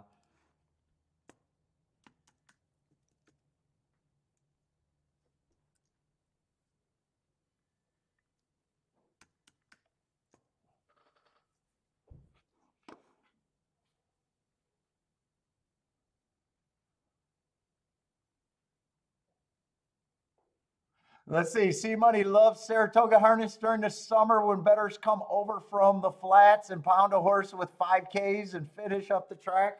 How much do they handle? I don't know what Saratoga harness racing handles. Could they even handle a $5,000 win bet? Shit, you go to my fucking harness track, Northville Downs, Fuck, you are the money. You are the money with a $5,000 bet.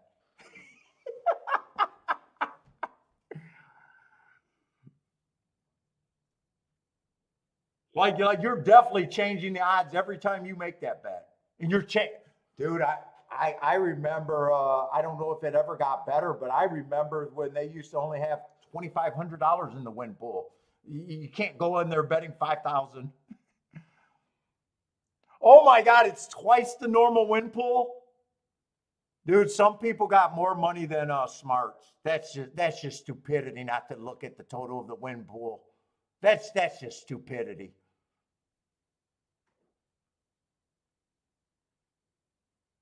That's a gambler that has no clue.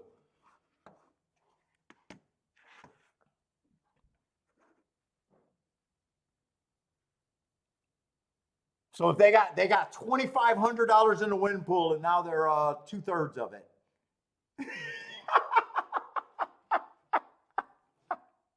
That's actually crazy.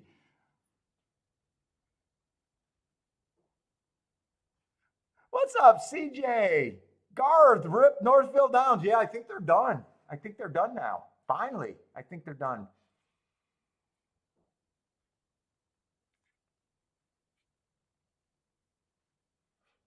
Let's see, but I already know we got some first time starters and some horses that only ran one race.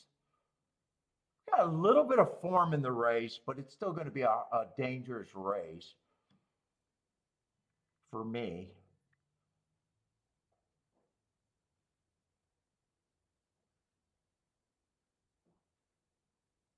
Yeah, it's almost like my buddy Titty Bar Mike.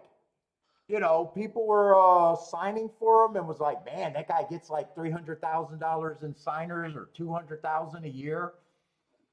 Oh, he's a winning horse player. Well, Titty Bar Mike tells me, hey, Paul, this is all entertainment to me. I'm able to lose $600 to $700,000 a year.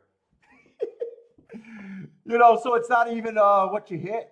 He basically just told me, yeah, I get 200,000, 300,000 in signers every year, but I'm capable of losing $600,000 without blinking an eye. He's just playing at a different level. It's all the same game, no matter what where you're at. He can afford it, so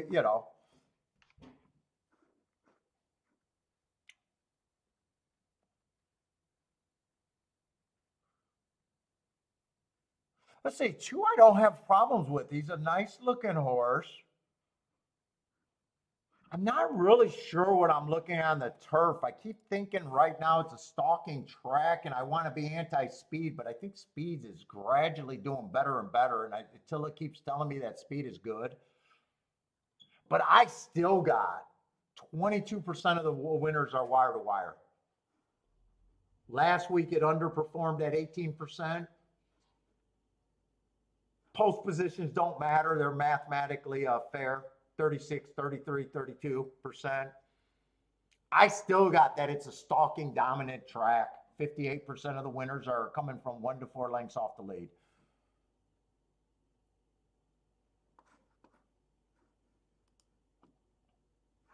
And I still want to be anti-speed there, but I got beat by a horse yesterday that went wire to wire on the turf sprint. That 3 horse in, I think, the last race.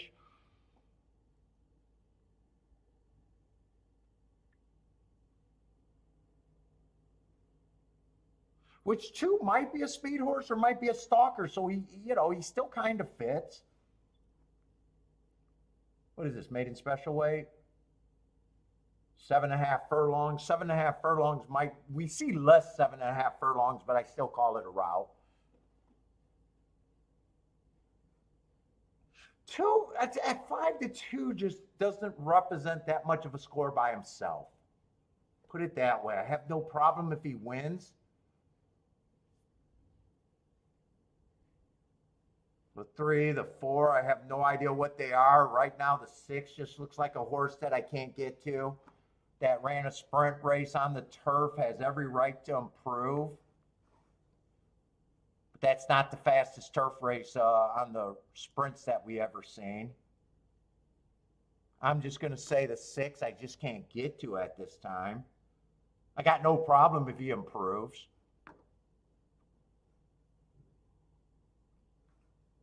It feels like a front runner, and I don't have a ton of marks on him,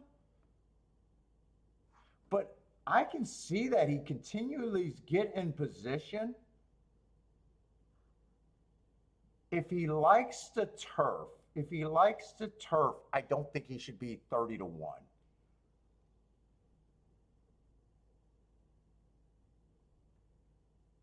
Nine, I have no problem with the 9 taking a lot of action. He's just like the 2. I think 9 and 2 right now is the horses that I would have as favorites. 10 so lightly raced. Wouldn't shock me.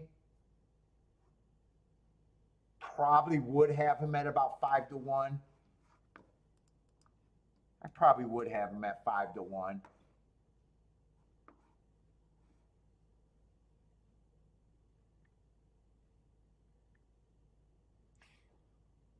11, I think 11 is 5 to 1 too. I have no problem if he wins. He has a lot of races. Might be able to might be able to stalk or even close. 12's another first-time starter, Chad Brownie, and I know we got a Pletcher in the race. That's another first-time starter.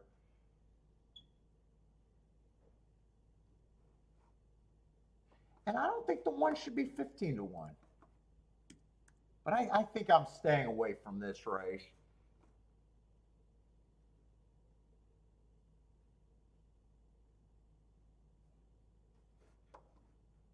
Six is just harder for me to get to. The first-time starters, I'm just going to have at a random 8%. I need a big price on first-time starters.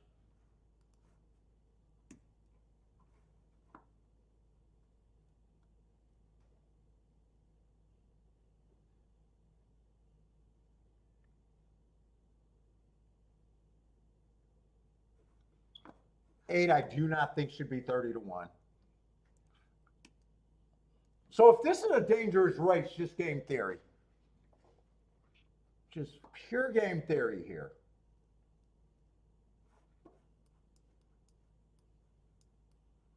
1, 8, and 11 I'd be interested in. Any of them could be win bets. That's an exacta box that if you're right, game theory in a dangerous race, that will be a big hit no matter what in that exacta.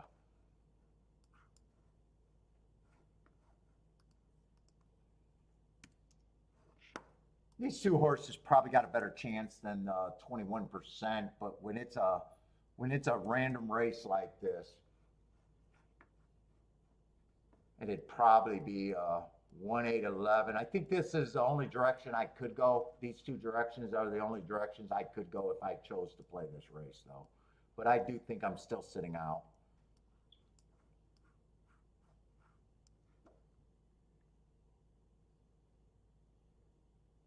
If I did this bet, basically what I'm saying is no one can improve that I didn't see, and none of the first-time starters can get first or second.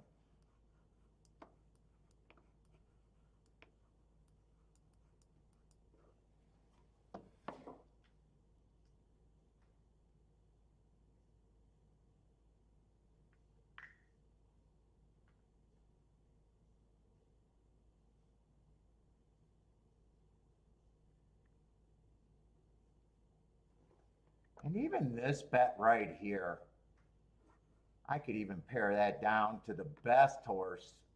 Not best horse that I know is the best horse, but my best overlay.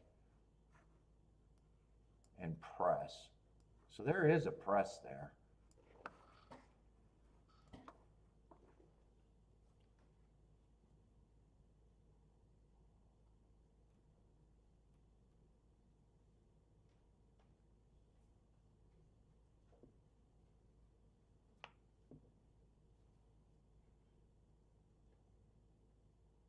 Let's see. Marco Luce said he liked this race. He has the 10 and 11, starting some pick threes and pick fives with the 10 and 11. Nice prices on both of them. And 10 actually ended up being overlay too, but I'd just be adding more horses. Yeah, 10 could have been used on my thing too.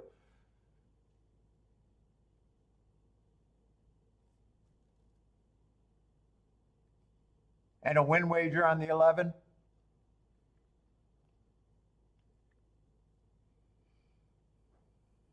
Then you're getting crazy. Even this bet could have been made, but now it's getting even crazier. Now it's even getting crazier to add the 10 there for me.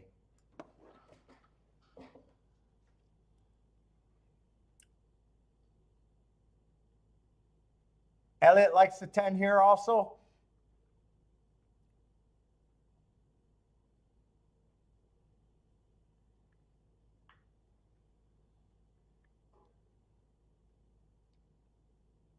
Let's see. Lee's up $2,000 right now.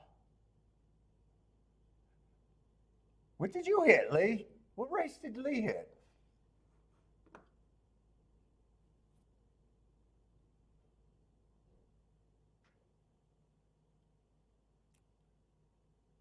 I missed Lee's play of the day. Was that at Gulfstream, Lee?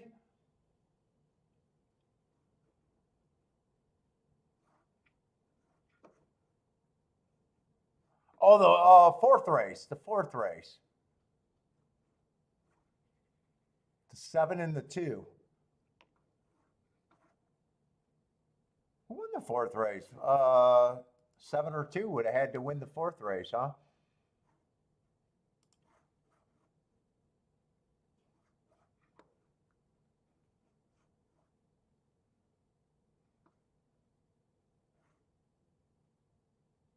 Huh? 4 won that race. Wait, what race did Oh, I'm looking at the third result. I don't know what you hit. Lee, I don't even know what you hit today. What's up, Alexander?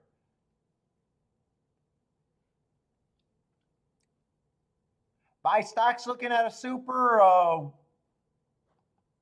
That's got to be 1-2 then. 1-2-3-9.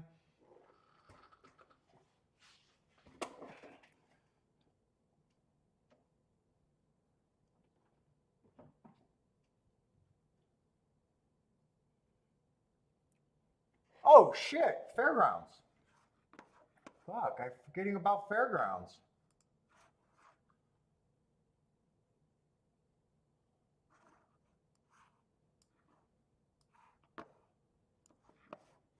I spent so much time at Gulfstream, I forgot about Fairgrounds.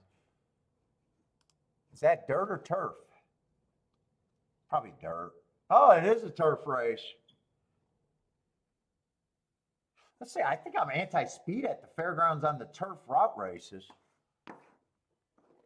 Yeah, they're only winning 21%. I'm looking at stalkers and closers over there at Fairgrounds. Oh, did post positions matter to me? No, I don't think post positions matter right now.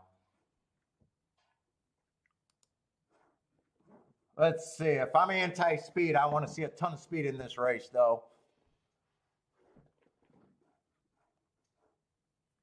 The 9-horse at Gulfstream?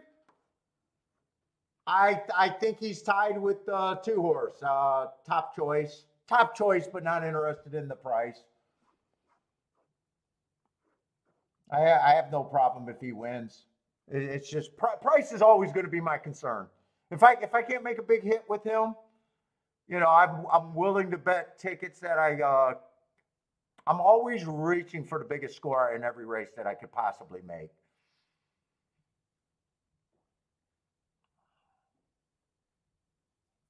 So a lot of times, winning a race is not important to me.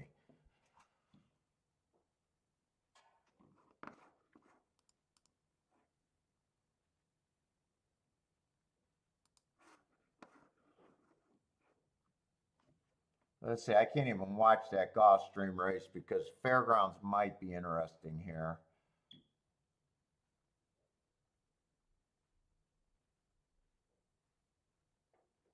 Does feel like there's a lot of speed in this race. This is a route, right?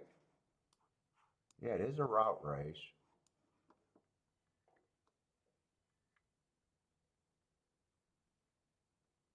What level is this race? Optional claiming 50,000.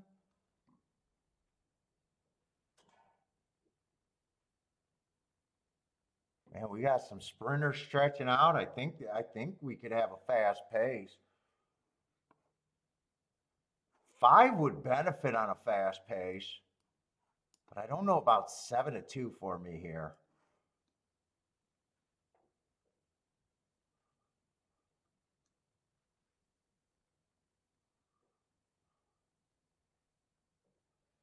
Seven I'd be interested in. 7 I would be interested in at the fairgrounds.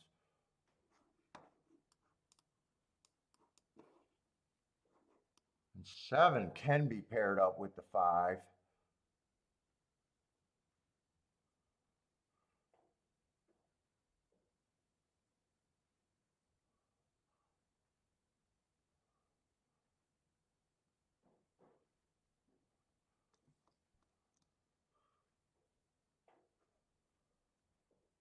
I might want to poke at this race.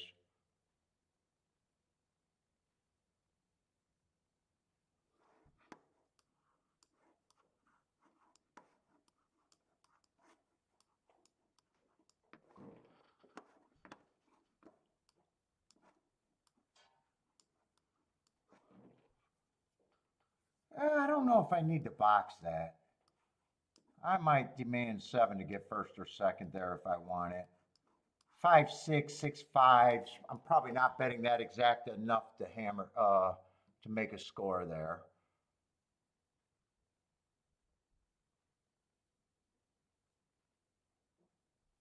I think I want the 1 and the 2 with the 7 also. So I got a press ticket.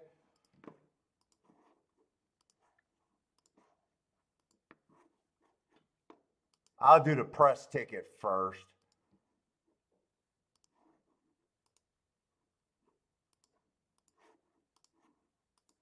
In case I can't get that wider ticket in.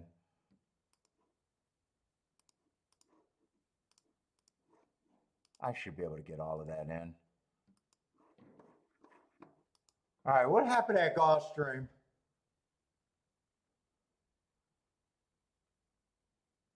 I think 4 is going to be a first-time starter, I think.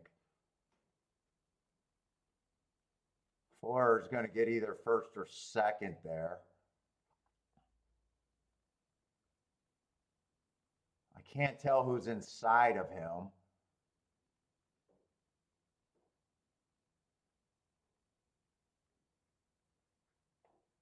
Is 6 the sprinter stretching out? 6 might have been, so it's 4, 6.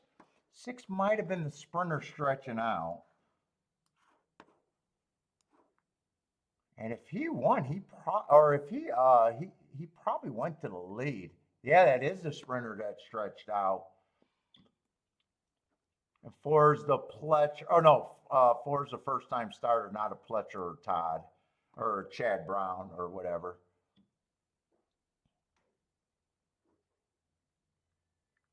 2 and 9 got third and fourth.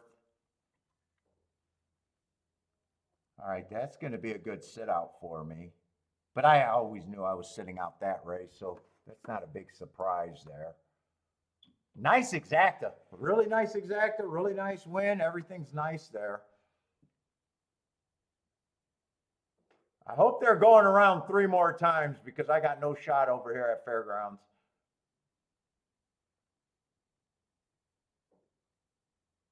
Oh, that was just the start of the race. Wait, I thought that was just a mile.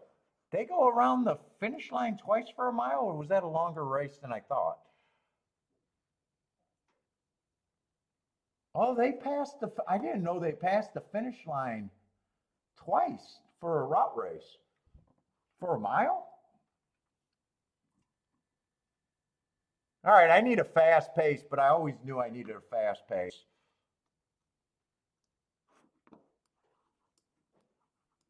23 on the front end. Sounds like a fast pace at there. Got a little breather at the half.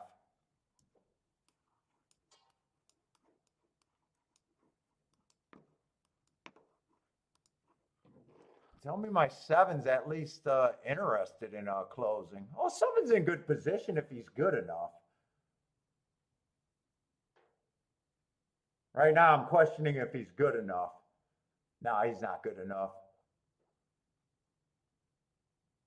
Looks like it could be. No, 5-6 is gonna get a little slow. It might be the 5-6 exacta that I said I didn't want to pay for.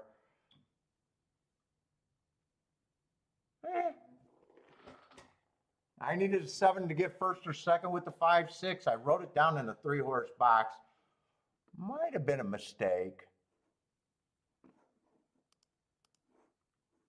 But I wasn't going to play anything that strong to make that exacta good. 28, yeah, 28 to 1. I got to play strong, not soft.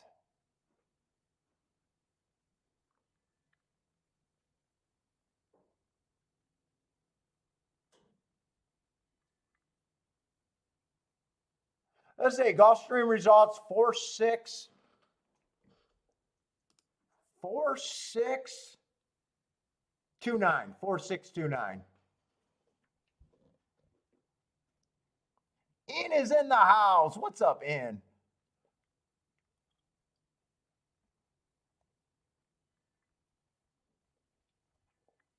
Oh, Marco looked like the 3 at Fairgrounds. I think 3 got third, right? Was 3 the horse that they passed to get yeah, 3 got third there. Buy stocks is booming.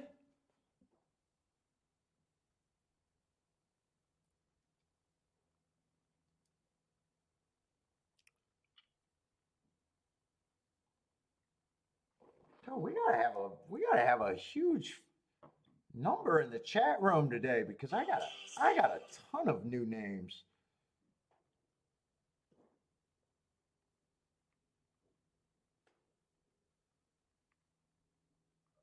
I'm actually curious.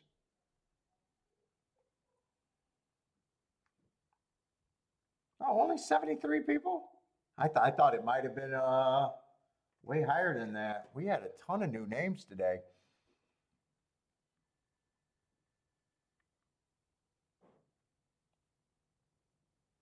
Christopher booming at Fairgrounds.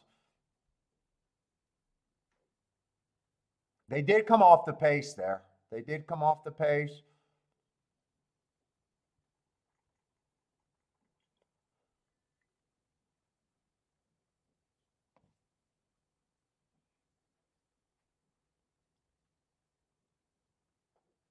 Tyler's ride was a mess. Let's see if I can watch that replay. I didn't even get to see the Gulfstream race. I'd be curious if the 6 was on the lead and where the 4 came from.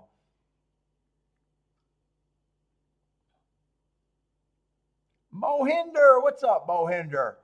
563, 563 at Fairgrounds.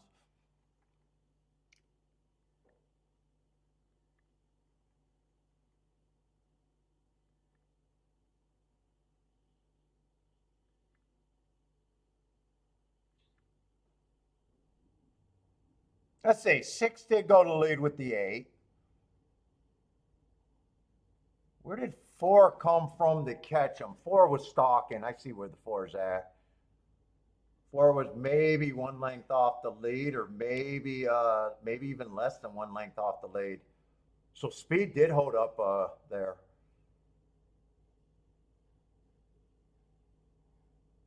Yeah, he's less than a length off the lead right now. So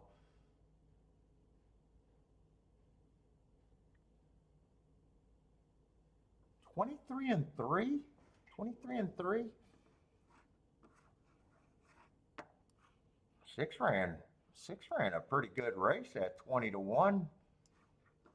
Let me grab these fractions. 23-3.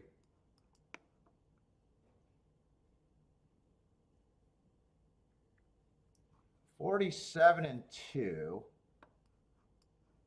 So a bit of a breather.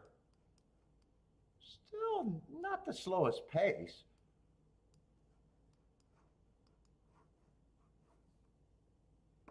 $70-4, so 20. That's pretty good. Maybe that turf is playing pretty good today, fast. What did I say? It was 70-2. That's 72. That's 23 around the turn. Wow. Or 23, yeah, 23 around the turn. That's pretty solid.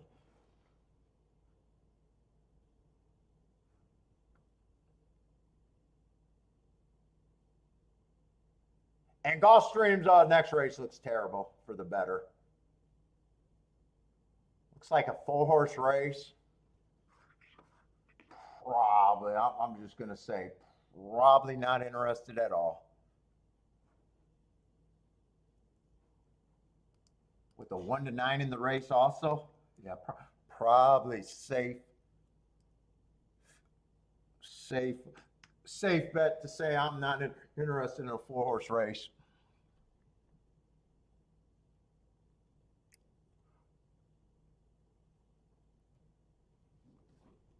Oh.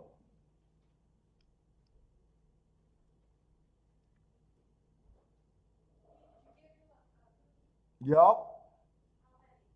No cookies. I gave him the Bentley treats with the bee, and I gave him those like little wrapped steakums or whatever.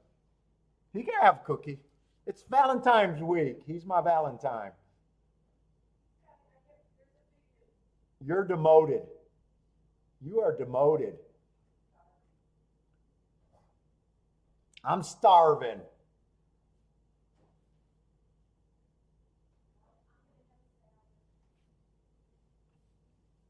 You're having a salad? Ooh, those salads are good.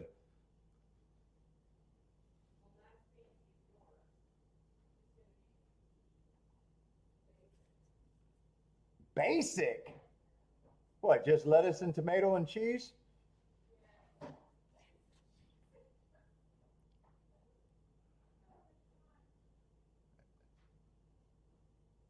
Let's see, how many days to the cruise?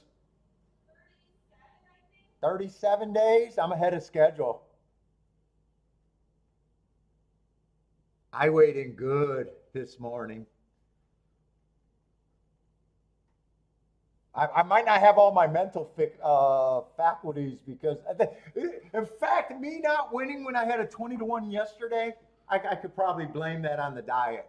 I could probably blame that on the diet, Kiki.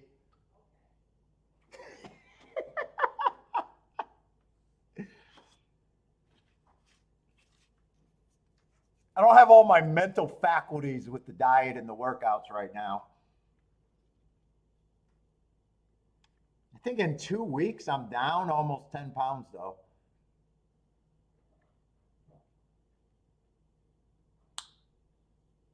Fuck, not even 2 weeks. What is 37 minus 50? Almost 2 weeks. Yeah, I'm actually ahead of schedule.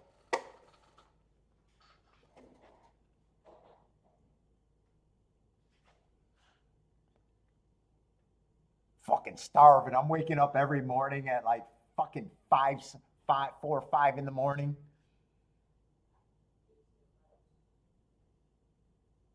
I go down to the fridge and I get like 3 crackers, 3 crackers to try to go back to sleep.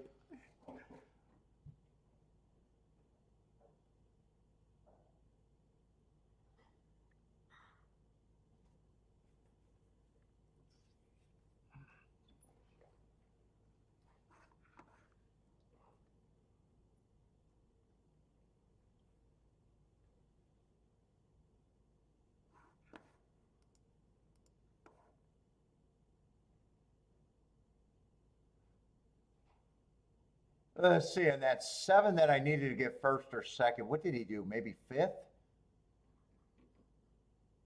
Maybe fifth? What was the result there, actually? He's behind the 2-horse. Oh, maybe 6. Maybe 6.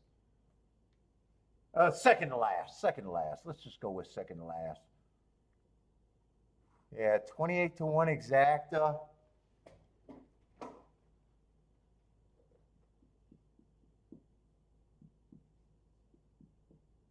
I guess if I only did the 3-horse exacta box and didn't want to grab those other horses with the 7, maybe I could have played that good enough. Maybe I could have played that good enough.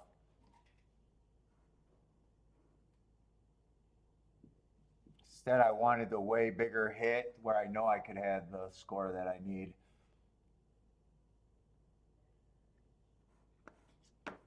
All right, but we got Gulfstream, then Fairgrounds, and they are. Oh, that's right. This Gulfstream race is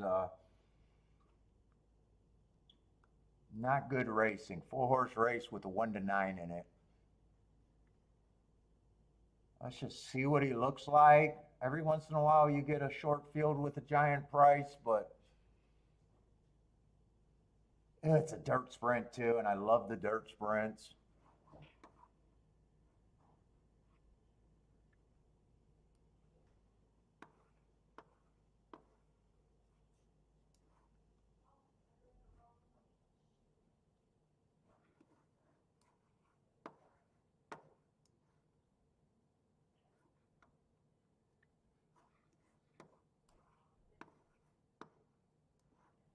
Where did my hoodie go? I'm starting to get cold down here.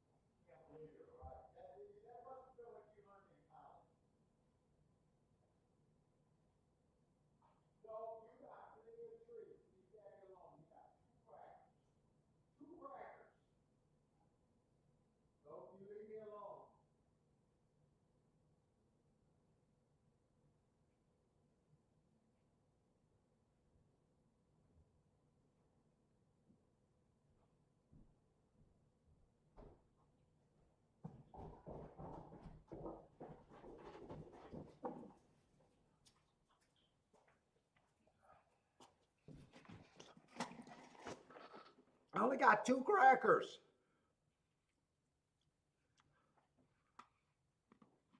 That's all I get to eat till dinner time. You bastard.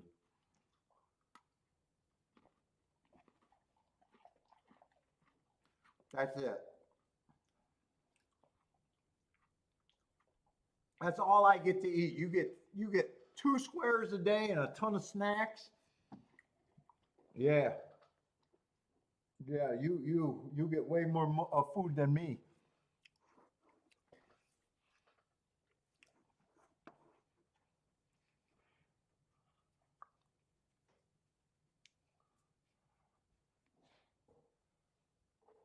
Oh, I was going to say, I think the one has some upside, but I'm not sure. I like that race 2 back, but that was on the Tapeta route, going too fast to win. Yeah, I'm not sure I can get there.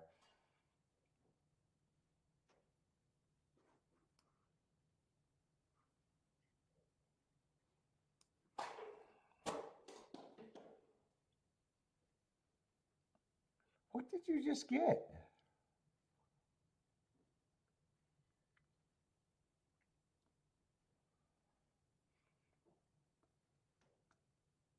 One's the only horse that I could get to trying to beat this 3. And I'm not even, I mean, he's probably, I'm not even sure. He's probably priced about right. I do think three's probably the horse to beat. Yeah, I'm not touching this race.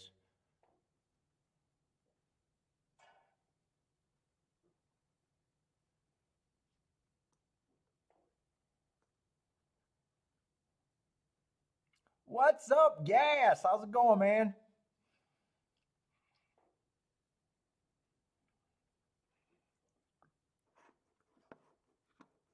Yeah, one's actually shrinking. In fact, if I'm just guessing on the public, the late money's going to try to get off the big favorite, and they're looking for another spot. And I don't even think you're going to get anywhere near 4-1 on the one, is what I'm guessing. I think that's a logical spot. So I wouldn't be shocked if this one horse ends up 2-1, 5-2, last flick of the board. So even him, his odds shrink. I would have needed the full 5-1, if not better, to even make that little move. And I don't even think that's a great move.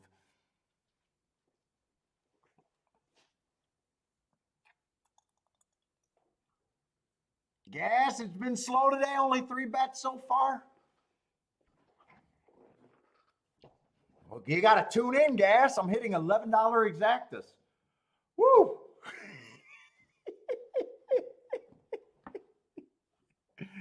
Let's see. Elliot's looking at Mahoney.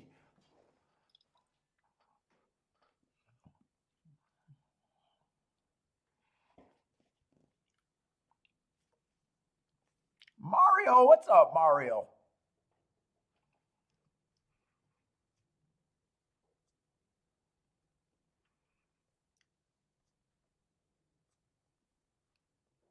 And I'm going to start wrapping my head around fairgrounds.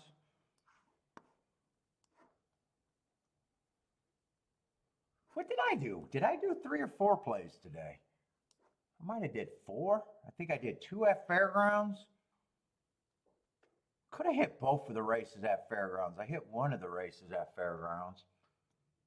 I think I made 2 plays at Gulfstream. Everything's been a nah, I can't say everything's been a play bet, because that I did hit that. Even though it was kind of a play bet, it was still a decent exact, I guess. A decent amount.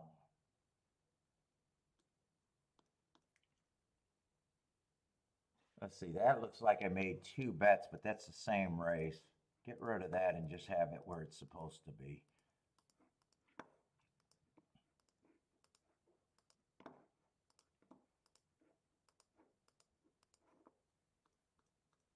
Let's see, did I make, yeah, I made 2 bets over there.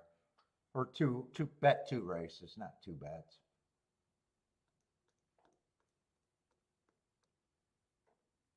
Yeah, no bet. And this looks like another no better. I'm rooting for the one here, but I got no interest in betting him. He did go up, but I think he's going to take the late money.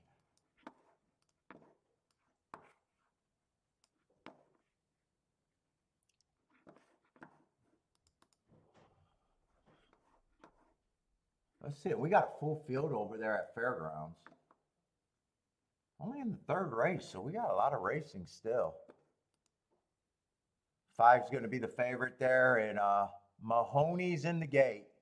If you guys got Mahoney bets, they are off. What's up, Bodrick?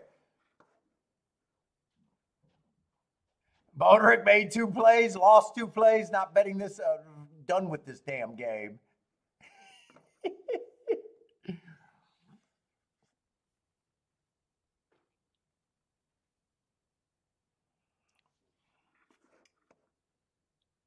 And we got a dirt sprint. And I'm going to keep riding that inside till I think it's no good. Let's see, 5 was the favorite.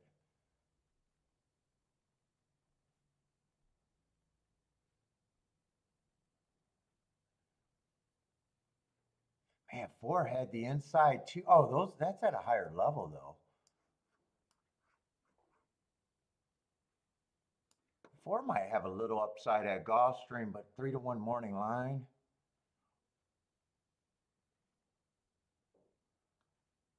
Can four at least outbreak the five, keeping five to the outside of the track, hopefully?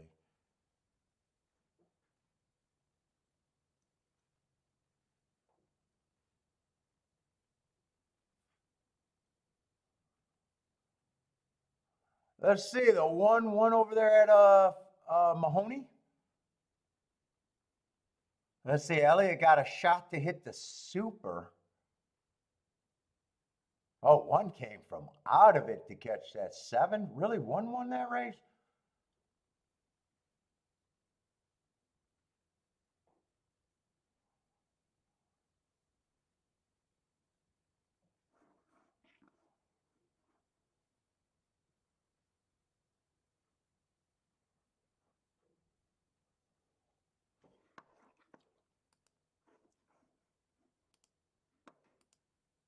Let's go back to Gulfstream. I still want to watch the race. You had won 7-2.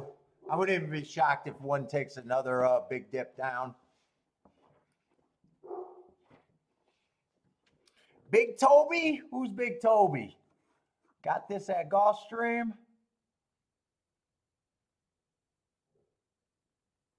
Who's Big Toby? Oh, I'm looking at Fairgrounds. Is that the horse's name, Big Toby?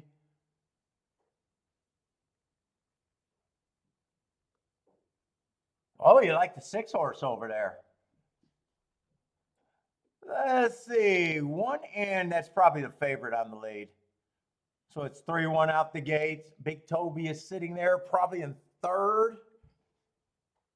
Yeah, Big Toby's in third right now. 1 and 3 are setting up in the duel. One didn't take as much action as I thought. I thought it'd be 5-2, 2-1, but 3-1 is still. Wouldn't have been interested even at 3-1.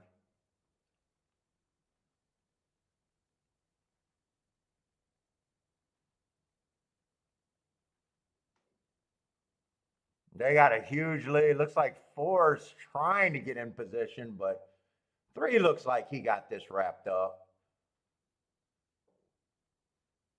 4 might be able to get second. I doubt it if he can win. 1's still holding on for second, but 4 is a big threat. I think it's going to be 3-4-1. 3-4-1.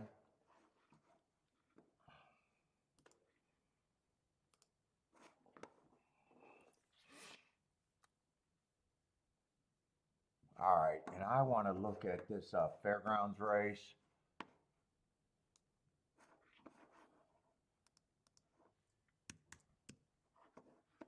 They're all going to start at 12%.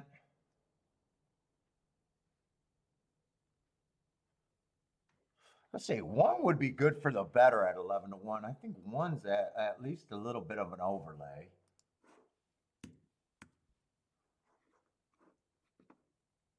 2 I can definitely get to.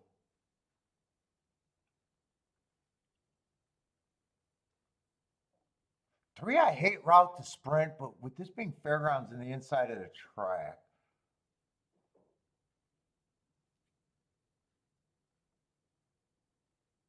5's the horse I want to beat. I don't really think I got to make a betting board. Anything outside of the 5, I'm not interested in at this time.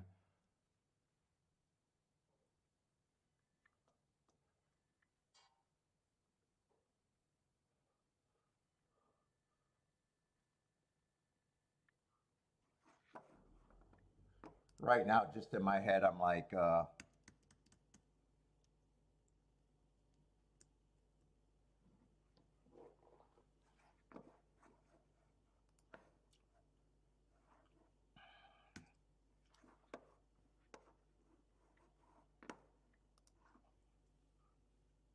3's still going to be an overlay to me.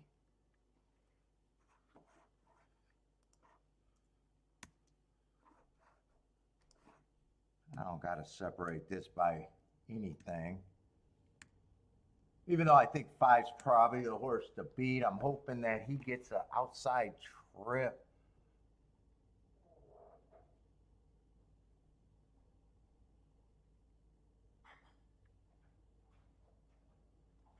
Or do I?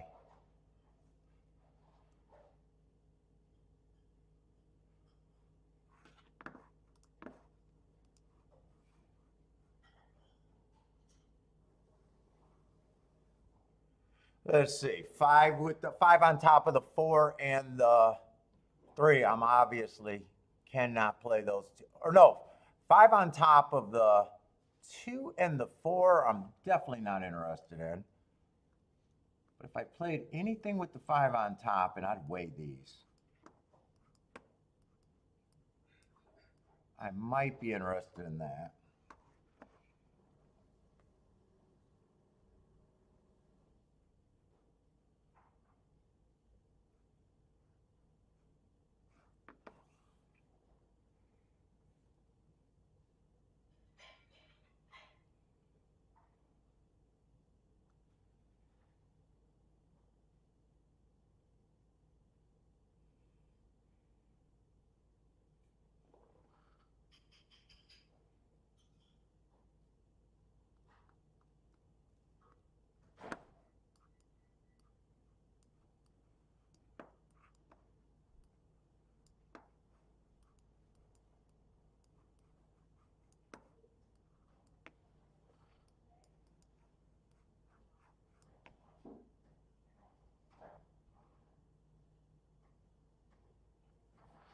Let's see, that's a $12 base bet, but I'm weighing it with the one.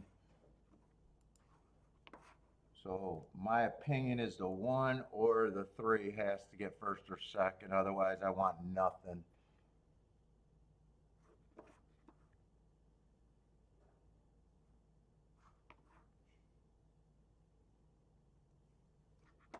I might even pay for a 2-4, but that got to be straight. And I need that 27 to 1, and that can't drop to more than 20.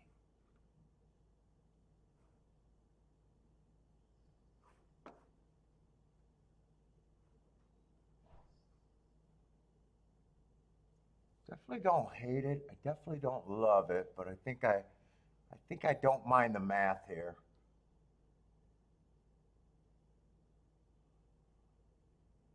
Any order of well, 5-2-4 other than the 2-4 straight. There's nothing there other than the 2-4 straight that I would want.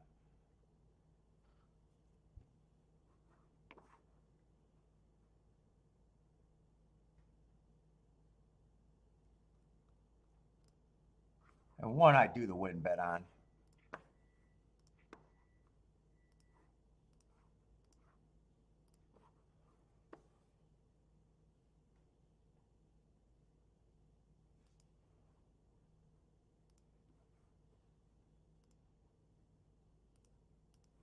Let's see, I might not be able to get that weighted in right.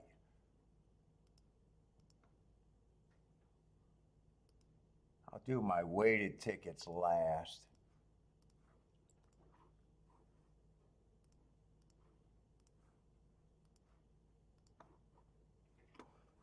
And five, I'd be weighing on top of that. Probably 3 to 1.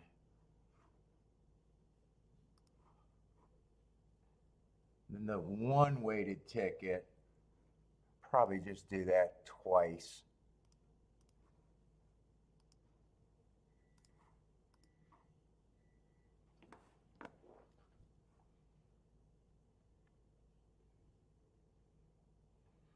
Oh, I didn't do that straight 2-4.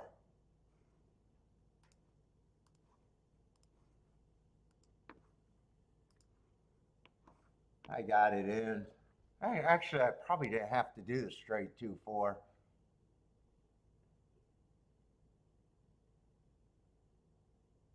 Yeah, right now it's the three favorites out there. Four got the lead. I need the one or the three to be good enough, or the two to pass the four and the four to hold up in second.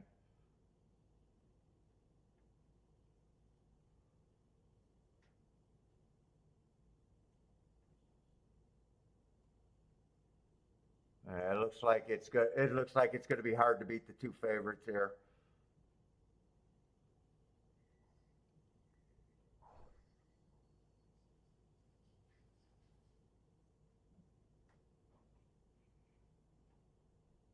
Man, it looks really hard to beat the two favorites. One giving me a little bit of hope, but just a little bit.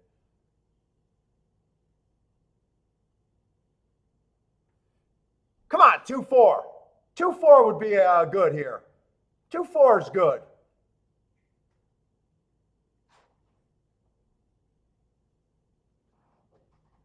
Come on, 4.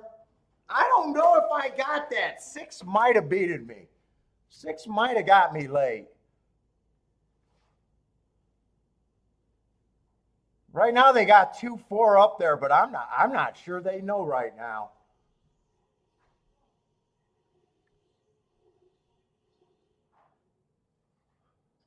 Now 2-4 is exactly that. I got to hope stays with the value. Now they got 2-4 up there. Come on, if this pays 27-1, this is actually decent.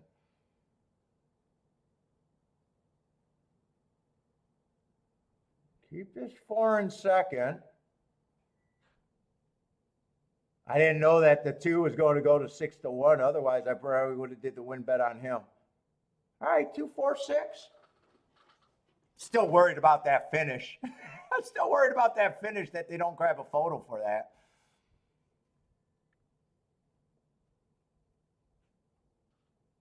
On break boom in the exacta. Oh, if that's 31-1, I'm even better than I thought. I was thinking it could have went down to 25 or 20-1.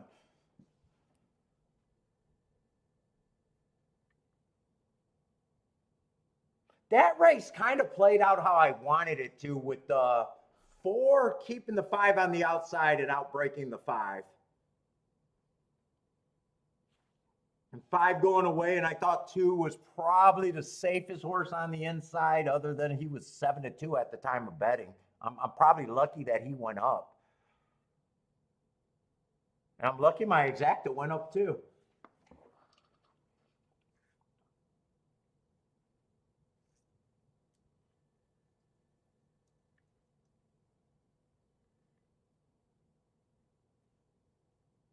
Let's see. Leanna hit the try. Let's go. Had the try with the 6 running late, and that's going to help that try.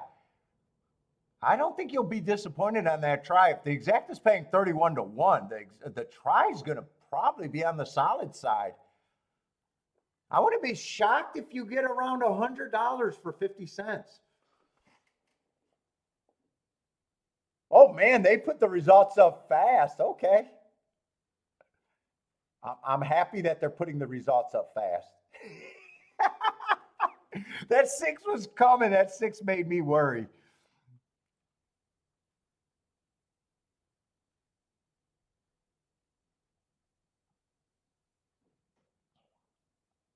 All right, I am liking what I'm seeing at Fairgrounds. Actually, I feel like I could have hit every race there today. Not that that's all that important to me, but oh, and a 31-1 exacta. I'm actually really happy right now. And I was saying I didn't think that I needed to put that bet in. With that going up, I'm really glad I did.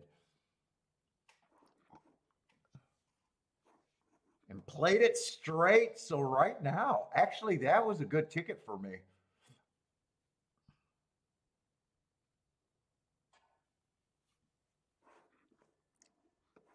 $91 for the try for 50 cents. Ah, nice ticket. Nice ticket. I didn't think you'd have to worry about that ticket. I thought it'd be close to $100 for 50 cents. Nice. Oh, Boulder, you needed the 6 for second? No boom? Sorry, man.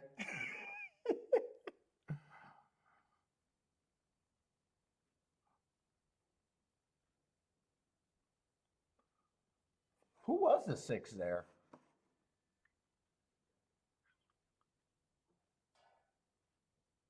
Six was a horse that I would have liked better on the inside. That was basically just, man, I'm trusting the inside of the track, was my opinion there. It wasn't about horses there really. And then just playing tickets that I thought could be good.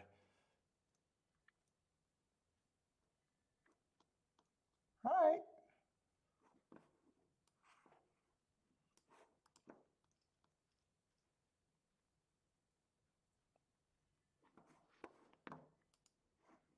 Although nothing box cars yet.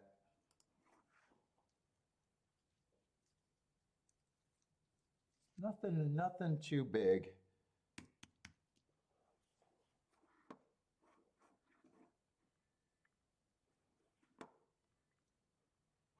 Another 6-horse race at Gulfstream.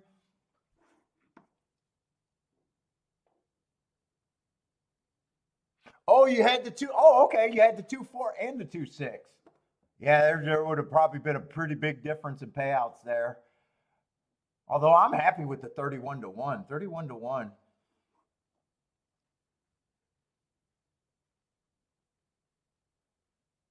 Glad I didn't turn it around. Then I would have been happy.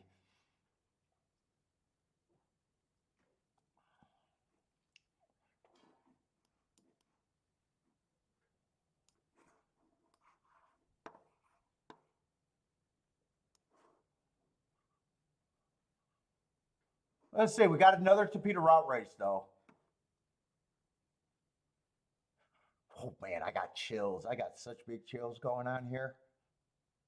Let's see. We got 2 horses at 5 to 2 and a little bit of raise. Not a whole bunch of room between talent here, though. Not a whole lot of room here.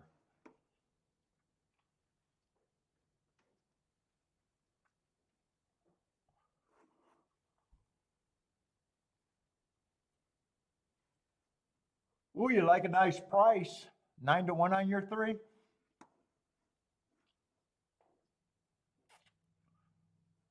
Let's see. 4 races go on this favorite. Or second choice. We'll just start with the 5. He's second choice, but technically a favorite to me. Anything under 3 to 1, I'd probably just say is a favorite, anyways. I don't mind that race 4 back. I just got to match his strides with the slowest winner. Average, just missed by a K hair, it looks like. Comes back, goes too fast to win. Then he gets an excuse the next race. I thought it was an inside day. He had the 5 hole. Still ran decent on the pace with an excuse. Average 1 tick slower than the fastest winner average. And then last race, just a 1 race sample. Where he still showed speed in duel. Burnt money as the favorite. Let's look at the 7 horse. I'm not sure what I think of him.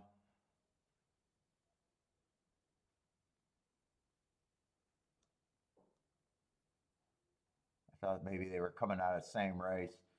7's been running on Tapeta. Won 4 races ago, kind of at 12,000, close to the basement. This is just a little step up. Match strides with the slowest winner, which he was. Average 1. Is that 4 races ago or 1, 2, 3, 4? Comes back. I like the excuse. I thought the rail was bad, so I like the excuse there. 2 races ago was a stalking day. If I'm right about that, I like the excuse. And last race, just a 1 race sample where he just missed. Obviously in good form.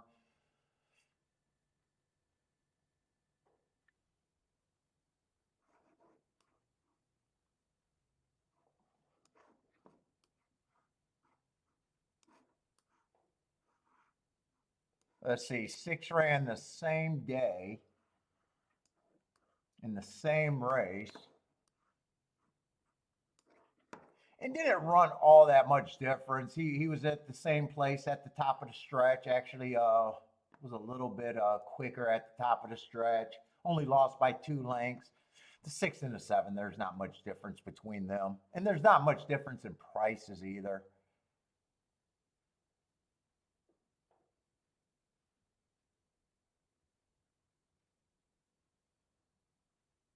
Let's see. Leanna's 3 horse. I don't have a real problem with this horse either, really. Good, decent form stepping up though. Been at a higher level 4 races ago. Just missed 3 races ago being average. Runs against the speed favoring track. Might be a speed horse with him being a sprinter stretching out. Wouldn't be shocked to see him on the front end.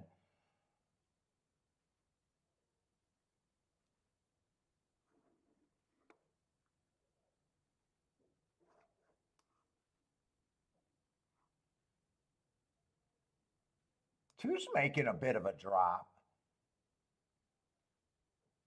Got him running against a speed favoring track 2 back.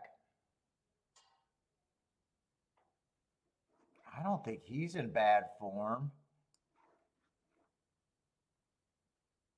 Man, I actually don't see where there's anywhere to go for me here.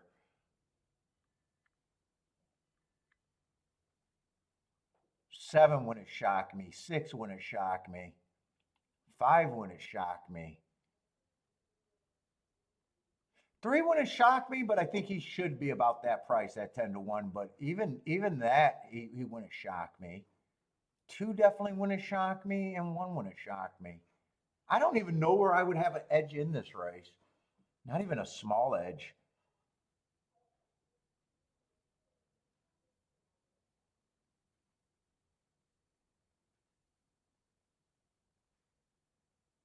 And my betting board would be pretty freaking close to just,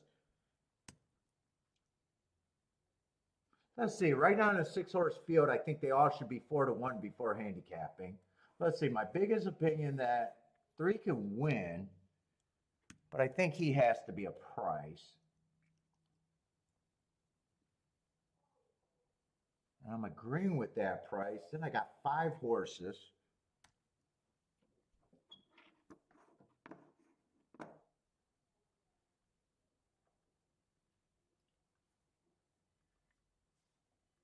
Or do I got 4 horses? No, I got 5 horses. And I think they're tough. I kind of think they're tough to separate.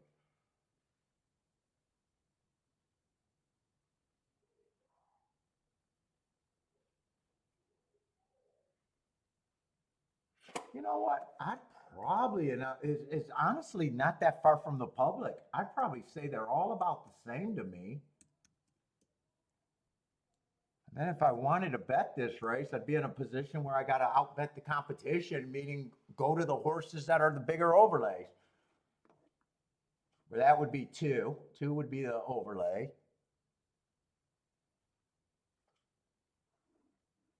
5, 6, and our price right. So it'd really be forcing the 2 to win the race. I don't want to. I don't have any good margins here. I think I sit out this race.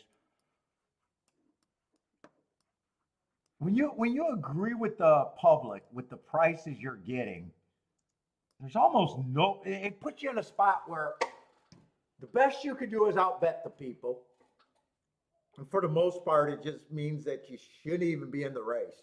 So outbetting, you got 2 different ways. Very small combinations with no boxes and shit. You got to just be right. That betting board, my betting board next to the public's, the odds that are being offered, there's just no margin. There's just no margin to get anything there.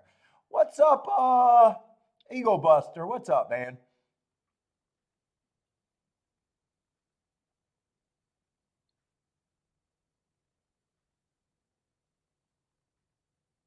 Oh, so you're gonna try to do the try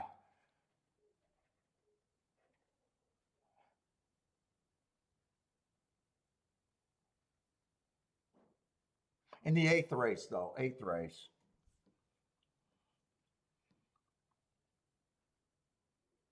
dude. I'm like worried about speed, but speed held up pretty good on the turf last race. Where I'm not sure that's my opinion of speed. Worrying about the speed. This horse got some nice marks.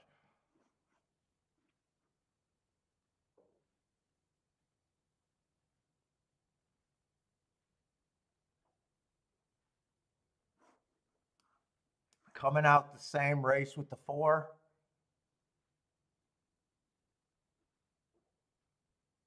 Actually, that's a pretty good rematch race. I see 3 of the contenders coming out of the same race.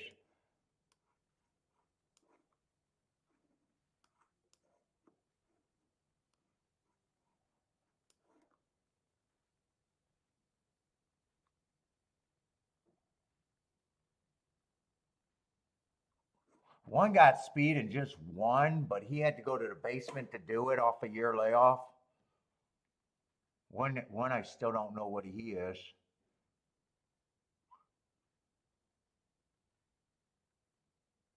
But I got a feeling when I get to that race, it's going to be tough to separate the 3, the 4, and the 5. They all ran in the same race and was basically all there.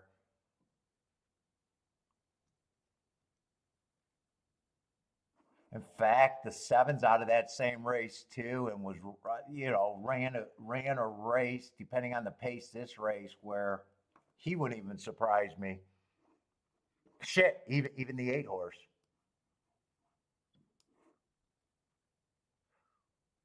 Ooh, you picked a tough one. I think you picked a tough one. That's what you want, though.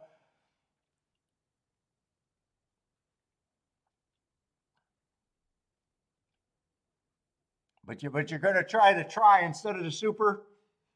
God, that was. I talked to him this morning. That was a brutal beat on that super. That was a brutal beat. A little bit of more luck one way or not. I would have loved to see the payoff with the 5 winning.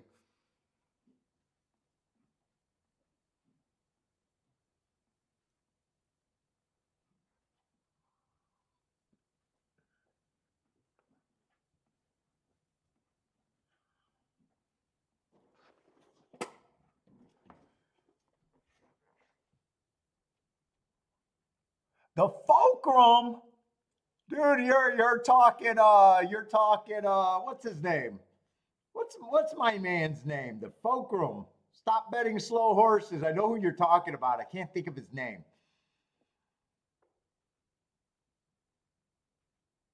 Ron Palizzi or something like that. I think that's his term, isn't it? The fulcrum.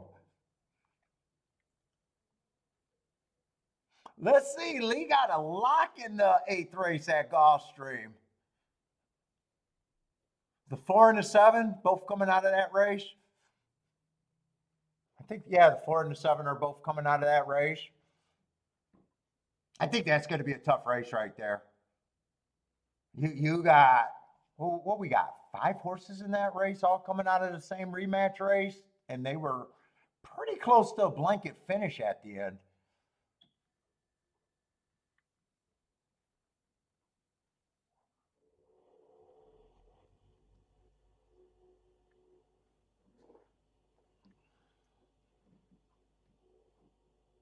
Let's see, but Lee got his lock down in that race. Jared, what's up, Jared?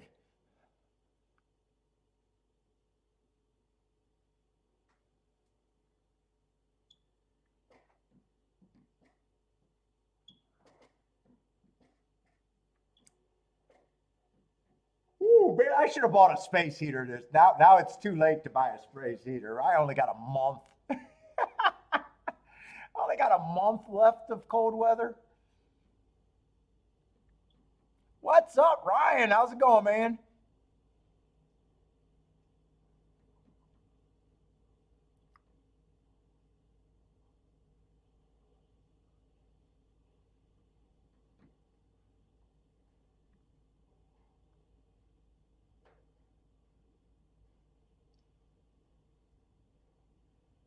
Let's say they're not rushing at Gulfstream. Let's see. I'm not interested in this race. Who got some plays here?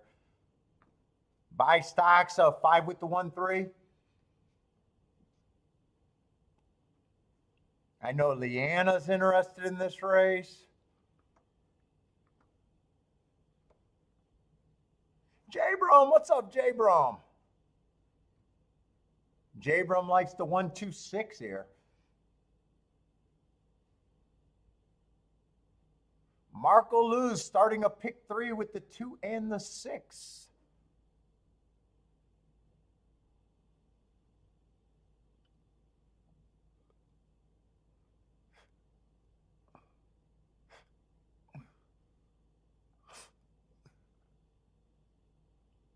On break, first play of the day with the 31-1 exact. A nice first play of the day, starting out nicely done.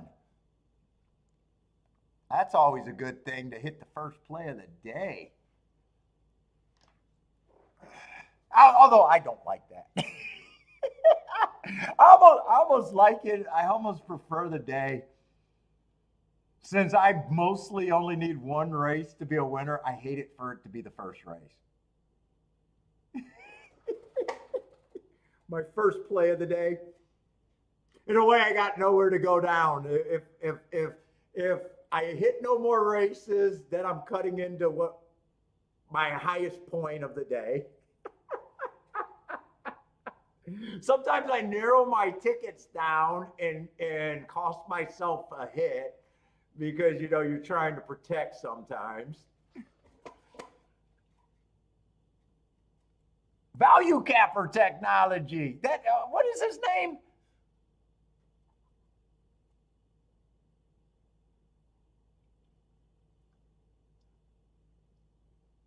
Mike Palazzo, something like that. I know he Black Beauty software or something, or Black Box software. I know Boater's been to his seminar before. Boater told me he'd been to his seminar.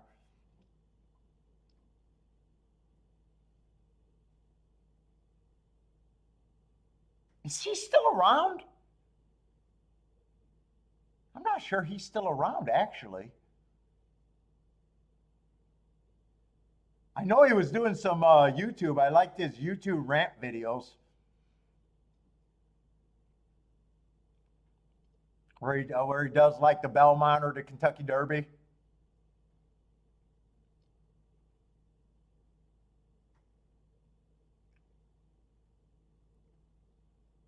Oh, you seen him in Vegas, huh? You seen him in Vegas?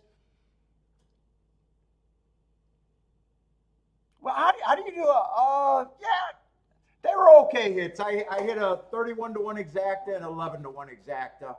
Although I had the 11-1 exacta pretty good. And the 31-1 exacta pretty good, so I'm definitely up now. Nothing too special though.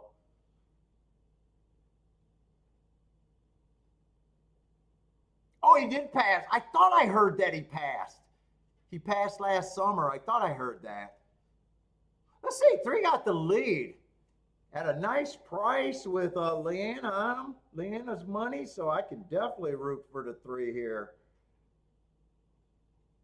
You know, if you watch his show, I can root for anything that's a price.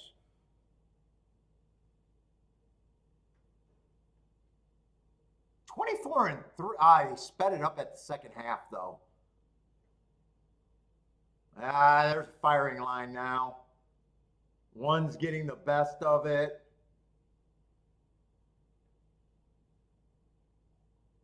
Ooh, 1 used to be a price. He ended up being the favorite, huh?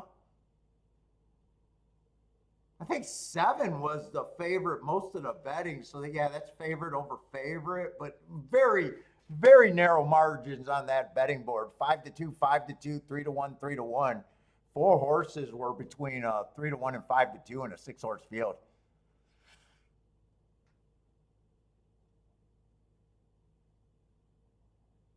Jared's booming on the 1 horse. Leanna's going to be able to cover her losses with the 1. Oh, let's see. Fairground's going to be a turf route. Man, I keep thinking I got a lot of time between Gulfstream and Fairgrounds. Actually, I don't have a lot of time. Let's see, the first route race. I'm anti-speed, and they did come off the pace on the first route. Oh, but we pretty big field for me to manage. 3 minutes, I might have enough time. I want the easy button. If there's tons of speed, I might be able to form an opinion quick and easy.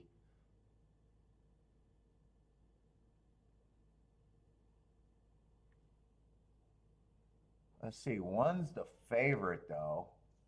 One went too fast to win last race while stalking. Capable of going wire to wire. I don't know if he's capable of closing. I guess that was a bit of a close. Yeah, I'm not sure what I think of him. Dropping in class probably helps, but I bet there's a bunch of horses that are probably similar.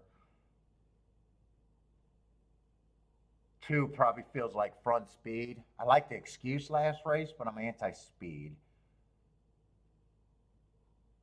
What is this race? $30,000 claimer.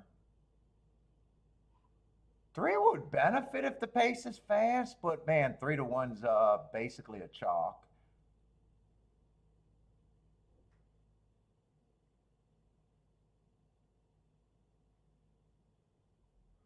Four should just be long to me. Probably an overlay. Not sure what he is, but I think he should be double digits. This race, I think I'm going to have a hard time getting to a play. I'm not seeing a ton of speed here. And just game theory, the more dangerous, if I already think I'm in a weak spot and I'm rushing, if I get in this bet, trust me, I'm looking for tickets that reflect that. 9 I got no problem with, but he's another short price horse. 9 I think is should be taking, and he is taking action.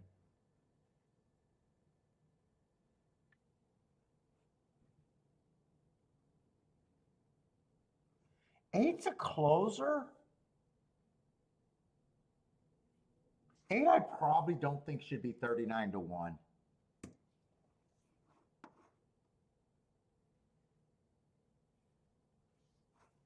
10, I can't get to the 10 in almost any circumstance. 11's a hard fade for me.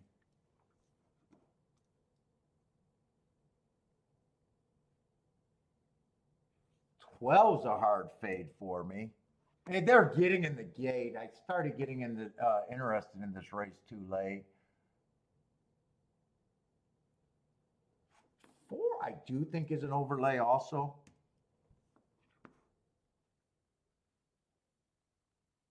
3, I think it's a serious amount of points. 2 is a hard horse for me to get to. 5, I can definitely get to.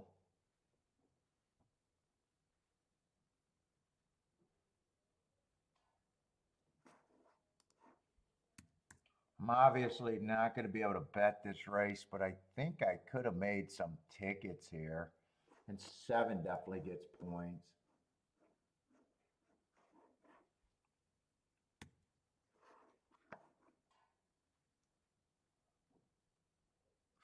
I'm just going to go with that 18% there and see what happens.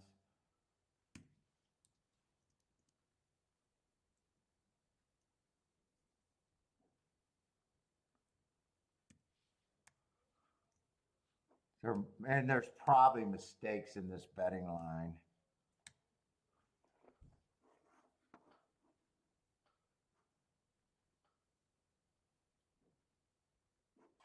Wow, 5 ended up being a huge overlay.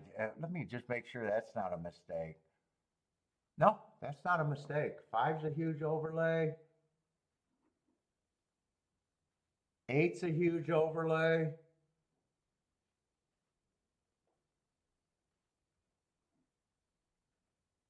All right.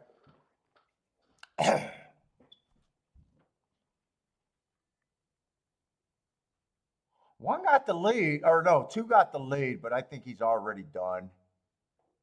23-3, I think they close on that. We'll see.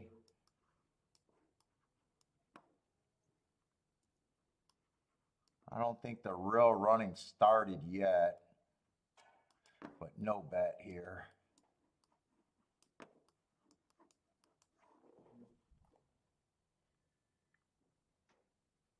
Wow, two got a pretty big lead, but I still think he's dead money. 5 was a horse that I was surprised that was such an overlay.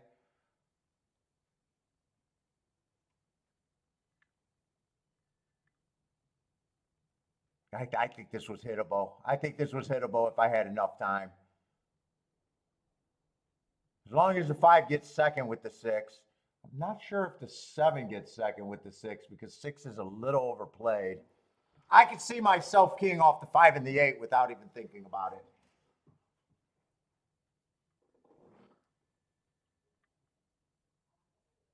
God, I wish I had time for that race because even that betting board, that probably gets hit. All right.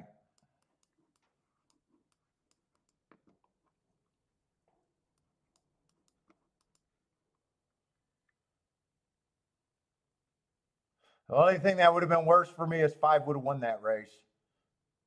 6, there's still some doubt that I would have used a 6. But I can also see the first bet I make is a 5, 5, 6, 8, and then play 5 and 8 with everything that's 18%. How does that look? It sounds expensive.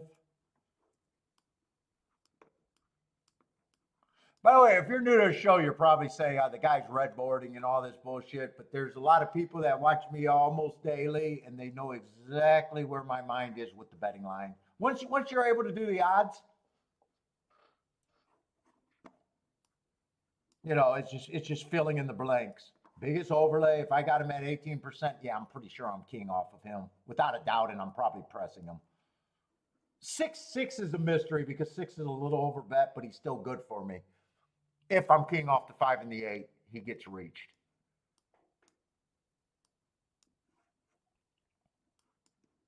Although I know if I watch someone who only does a few shows and I'm the first time watching them, I'm probably saying the same thing. Oh yeah, bullshit. Sure you would. Sure you would. Sure you would. That is actually pretty manageable right there. That is pretty manageable.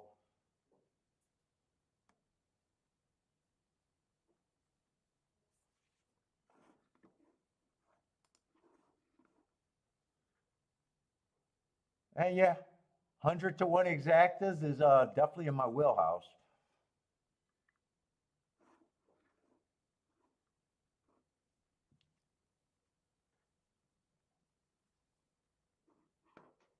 But we never know. I never got to the point where I was making bets. So even though I do this, I still take it with a grain of salt. I'm not sure I could have did the play, but if I did, I'm pretty sure that's roughly the tickets I would have had.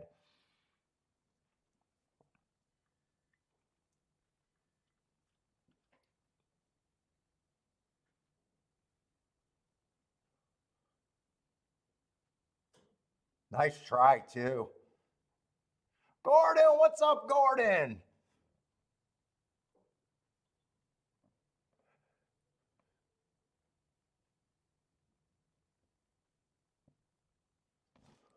Let's say Gulfstream. I already thought we looked at this race for the Eagle, and I think this is a tough field. Except the horse that got scratched was the horse that probably would have made me interested. I think the 8 was coming out of that same race, and I seen that he was 30-1. So the 8 got scratched there. Yeah, he was the one coming out of that. He was the one that caught my eye. That might be a race where I want to watch replays, though. I love watching replays when it's a rematch race. I gotta go to the bathroom though.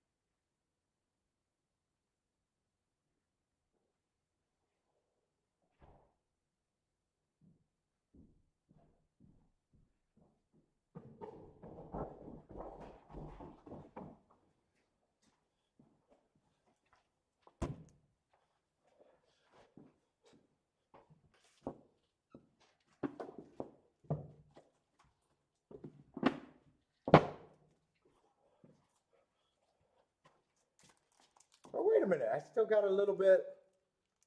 I got this one to suck on.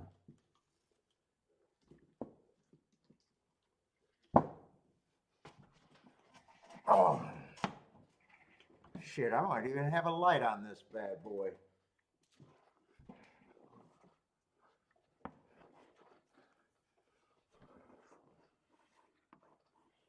I think this is going to be a tough race and might even be out of my pay grade here. Take it easy, Jared. You gave out a winner in a major bank today. Nicely done, Jared.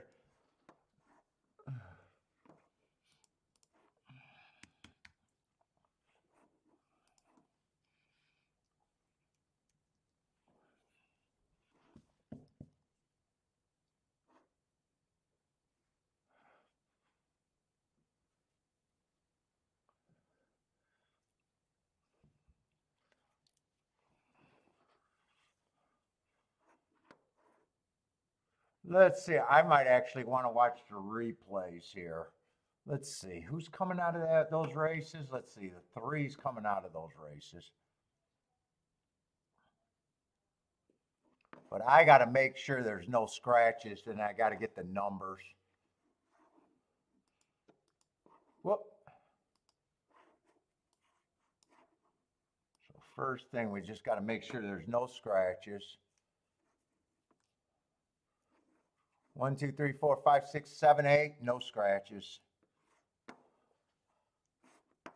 Hit pause, hit pause, hit pause. I keep turning the sound off, but not hitting pause. Let's see. So we got the 2, the 3, 1, 2, 3. 1, 2, 3, 7. So only 4 horses. 1, 2, 3, 7's coming out of that race. And I don't like knowing who's who until after the race. I like to watch replays to see if, yeah, Diego, that probably was the best race of the day so far. Hey, if you don't got time, I can't cry over that. That was a good betting board, good enough to probably hit that race. I could be proud of Handy. Like, you're always going to leave something on the table, but man, it would have been nice to have time there. That's all I could say about that. It would have been nice to have time. Let's see. Did that 7 miss the break? Hold up. 7 might have already missed the break on that replay. 7 came out a day slow.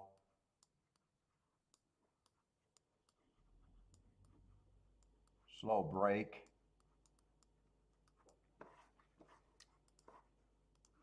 I think that was the only horse that I seen that had an excuse at the start.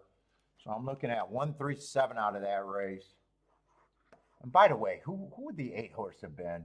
He would have been the 6 hole. But 137 is the focus.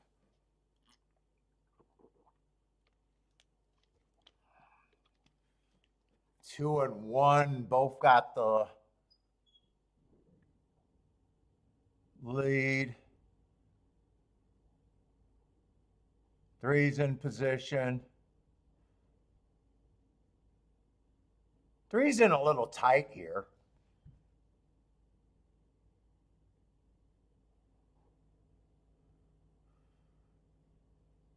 2, I guess I know, is the 3 horse because I know he had the lead.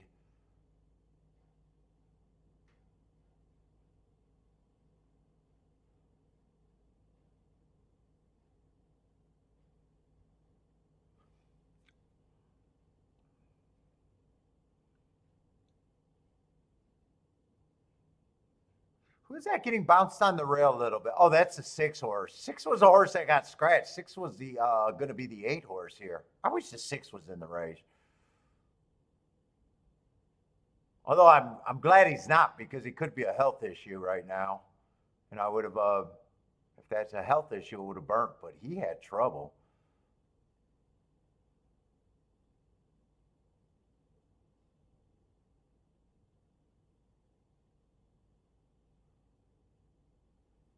Two had the lead, got chased by the favorite. Two got tired. The favorite goes on to win.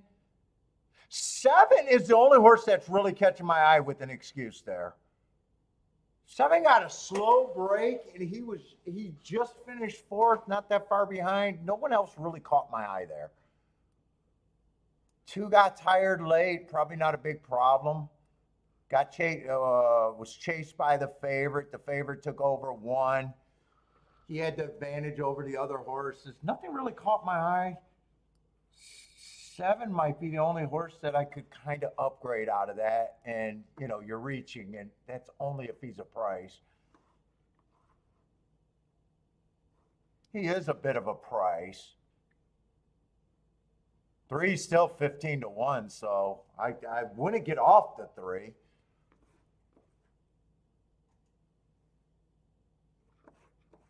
Three's still a better price. That's where you're at. Let me see. I actually want to compare because what was a fractions? I got average, one tick slower than the fastest winner. No. Average match strides with the slowest winner.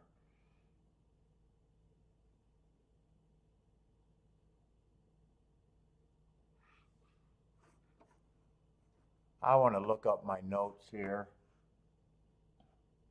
What is that, January 18th? Oh my God, a handicapper that actually does extra data.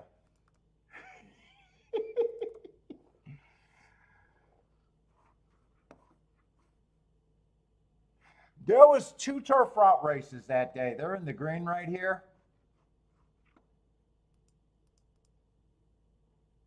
Which this is a raw time. This is an adjusted time, raw time, adjusted time, raw time.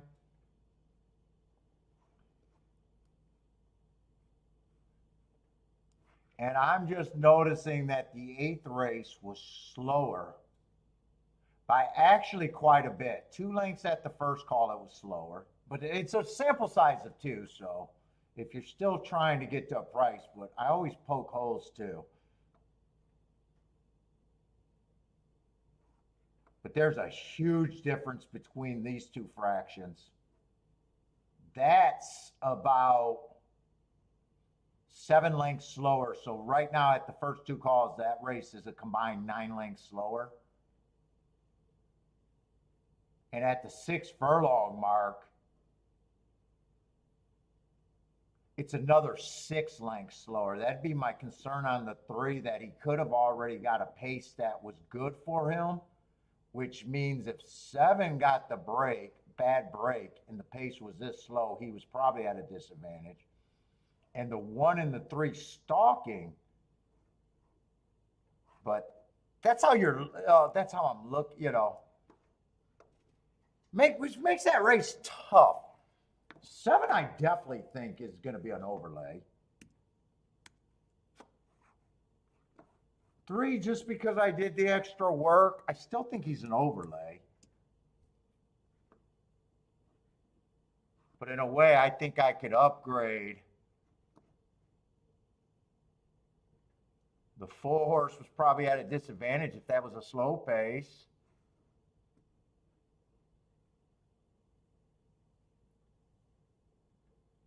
Although I can't upgrade him to favorite unless I think that's the strongest race.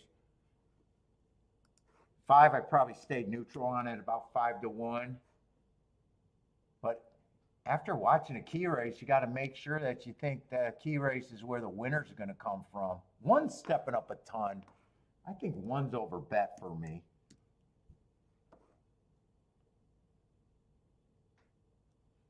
What is this?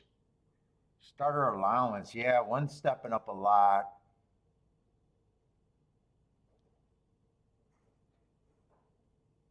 Two's kind of neutral to me.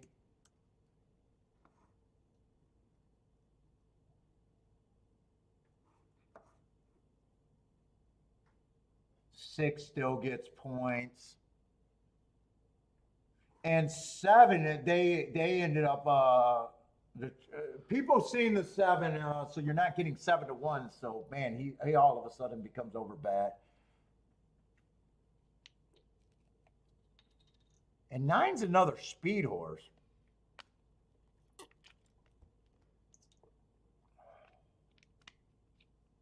Boy, in a way, I'm not so sure I want to touch this race now that the 7, the value got bet out of the 7. 7 was the horse that I was,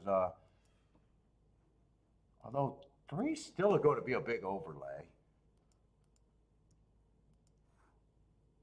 9, I'd probably have at that same 10%. I'm still not trusting speed completely.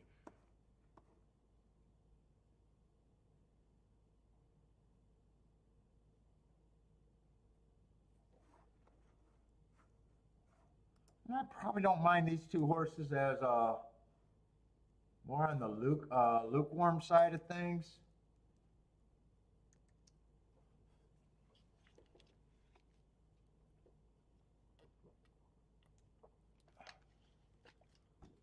But I kind of let's see, the horses that are still good for me with that opinion is definitely the 3. He's still good for me because he's going to be a huge overlay.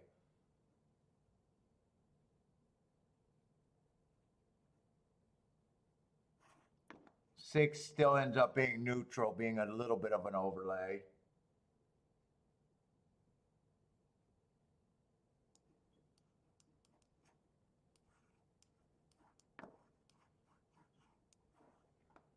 Oh, wait a minute.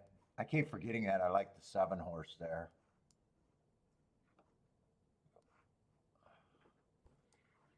I mean, that's one direction I don't mind.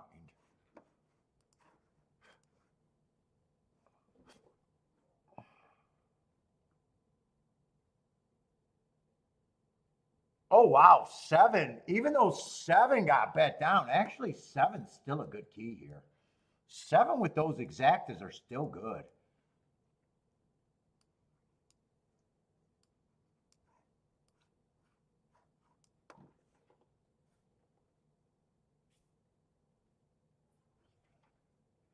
In fact, 7, well,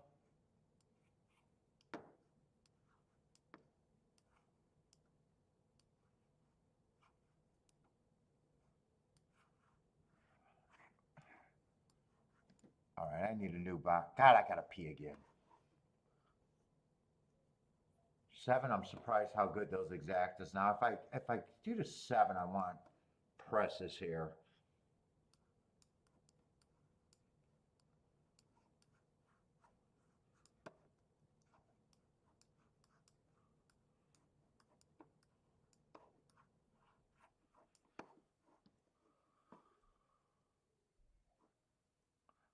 Three, I don't have to press. If I could pick a direction or I could go both of these directions.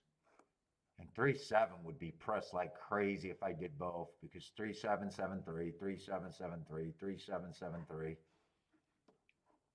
Fuck, I gotta go pee. Oh man.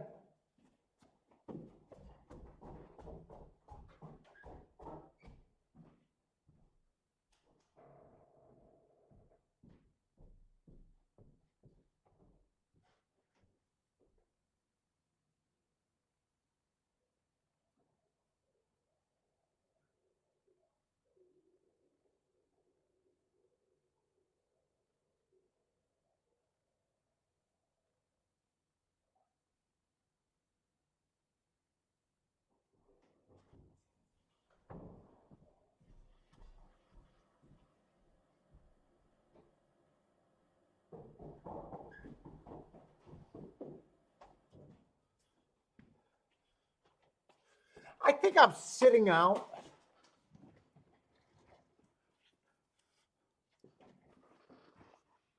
Let's see. Since we talked about it, Eagle, I think this is how I would play that and to try myself. And I'm not trying to convince anyone to do anything.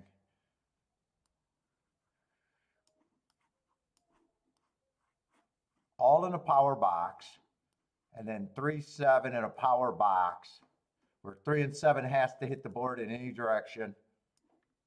And I'd press it with the 4 and the 6 and the 2. These I don't know how to do a power box for writing it down, but 3-7 has to be there with an all, and then the press ticket would look like that.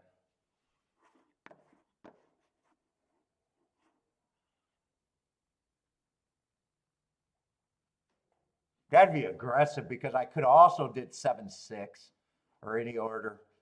But I think I'm sitting out, but that's what I'm rooting for.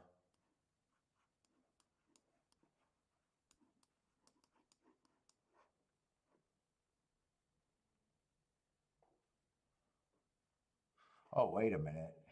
No, I'm definitely sitting out because I'm realizing that I like the 5-2, and that just actually made my ticket worse. Five's coming out of that same race too. Right? Five's coming out of that same race. Yeah, five's coming out of that same race. I forgot all about the 5.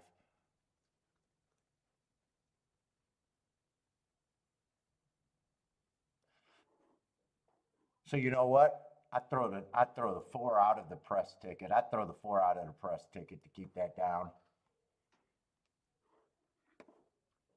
That's what I'm rooting for, but I'm sitting out. Once I was already sitting out, but as soon as I realized that I liked the 5, all of a sudden everything got worse.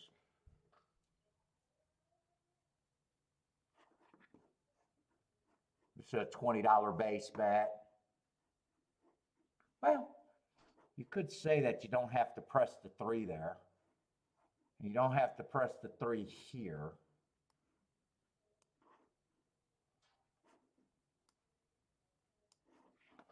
So I guess my opinion is mostly I don't need the 1 or the 9 running. I really don't need the 1 or the 9 running.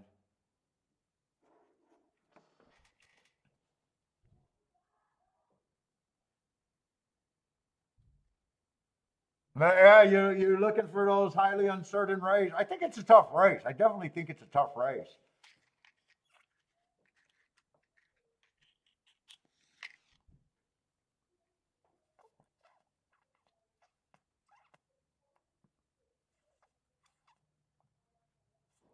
I think 3 and 9 are the most likely horses to get the lead again.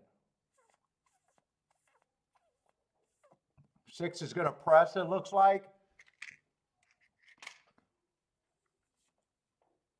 Attila likes the 7. Let's see. I don't know if 7 missed the break again, but he's way back there again. 4 is getting in all sorts of trouble. Already a steady twice falling on his rump. 3 got the lead. The pace is on the fast side, I'd say 22 and 4.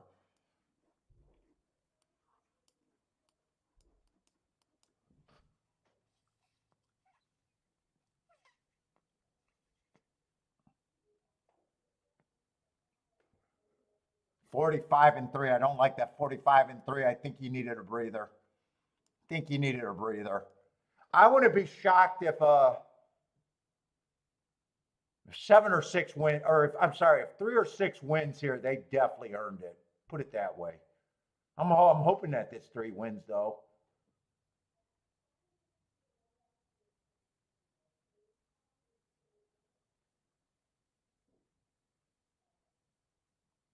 I'm hoping that this 3-7 comes in. Nah, it's going to be 7-2. So I didn't press the right. I would have had it on this ticket, but I didn't press the right combinations. That's going to be a sit out, even though I got a winning ticket there.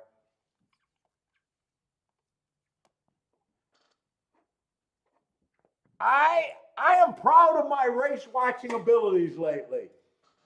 Fucking Sunday, I watched a replay that made a big difference for the last race. Watching the replay on this race made a big difference too.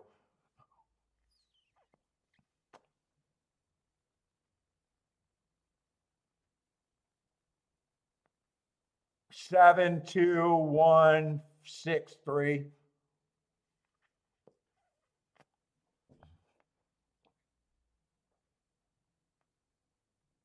7-2 would have to pay really, really big if I did this.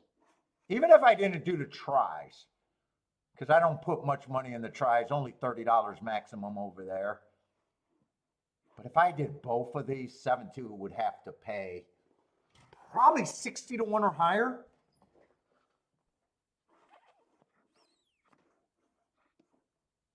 And I'm not sure it's going to pay that. No, nowhere near 60 to 1 or higher.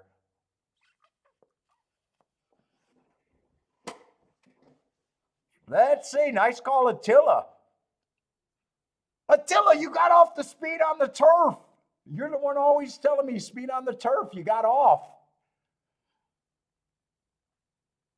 I don't think the 3 or the 6 ran a bad race. I just think that pace was insane. That pace was insane.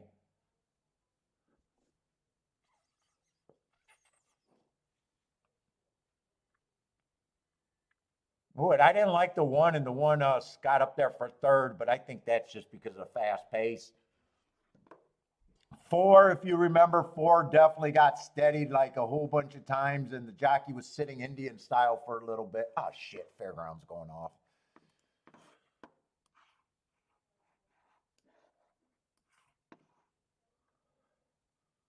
It depends on the day for Attila. Did you watch that replay too?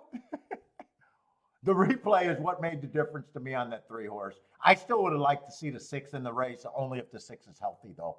If the 6 isn't healthy, I'm glad they scratched him. Or the 8 horse. The 8 horse. He was the 6 in the replay. Dude, this is such a good betting board for the inside of the track, but there's no time for me to look at this race. I'm rooting for the 3 because he looks like the best speed horse towards the inside. That's not a first-time starter. But yeah, I don't have time to rush up and make plays here. Don't need to.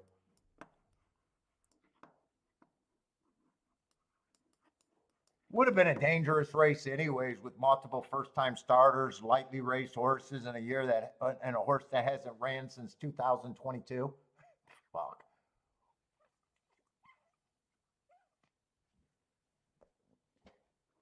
What is the price on the 3? I just want to see if he's the favorite or he's 4 to 1. I can root for him. I can even root for 3 first and second with the 1 through 4. 3 first and second with the 1 through 4 is what I'm rooting for.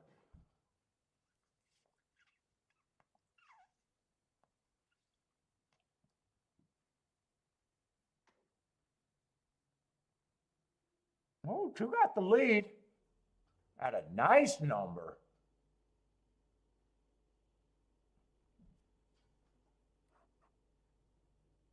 He didn't catch my eye because first race out 0 speed and second race it was a route, but the inside is always value there to me. In fact, this might be a 1, 2, 3 exacta box right here.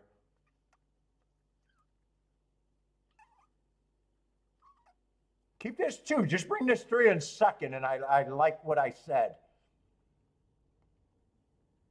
Keep the 2 going. Just bring the 3 in second with that. I'm rooting for the 3 to be first or second with the 1 through 4. Come on, keep the 3 going. I want the 2 to win, but keep the 3 in second. Keep the 3 in second because that exact is so much bigger.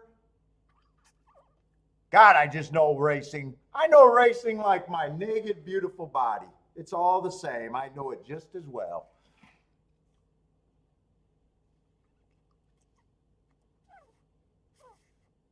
No, I think I didn't have time for 2 races in a row at Fairgrounds, and they were both monster tickets.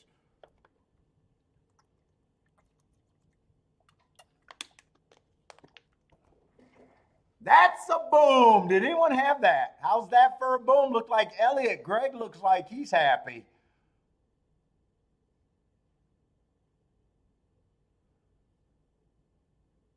Let's go. That's a ticket worth having. I hope you guys got it. That's a ticket worth having.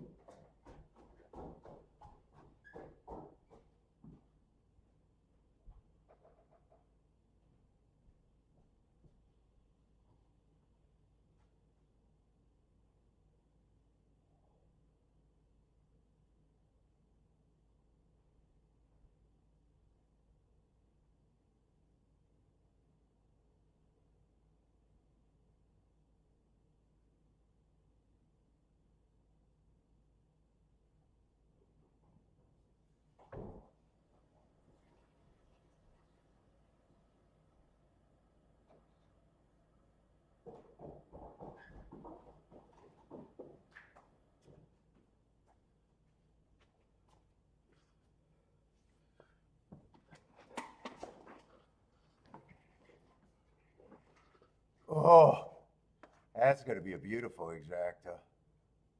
119 to 1 on that exacta.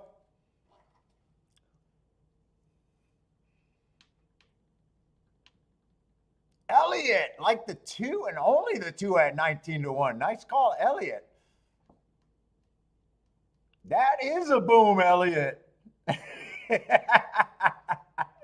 Nice call. I see it up there now. I see it.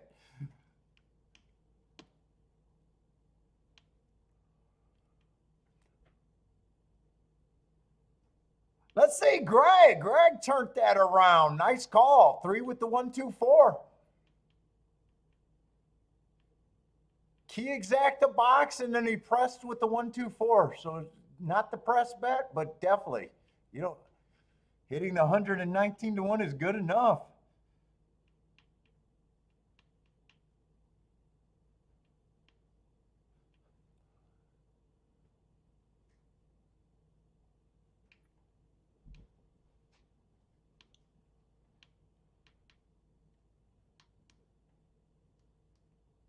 God, I know fairgrounds. I just know fairgrounds, man. When it's an inside track, man, I love it there.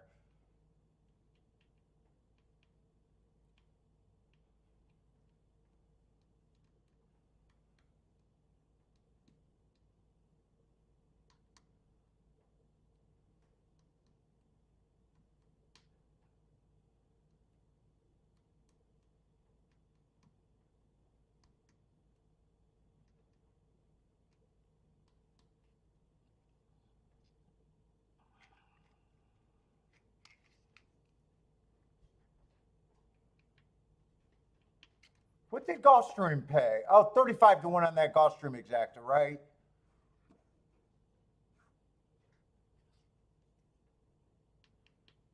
I think it was 35 to 1. Try probably was good, right? Try probably was pretty solid too. Oh my God, I'm freezing. $156 try for 56 or for 50 cents.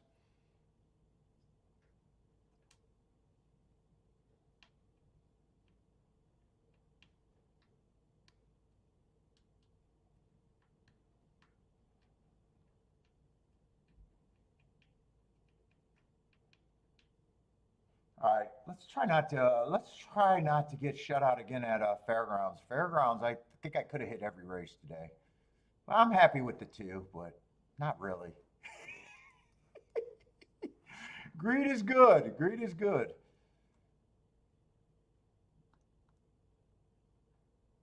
Although I'm looking at the next race at Fairgrounds, I already see we got basically 3 first-time starters. Probably not the greatest race for me.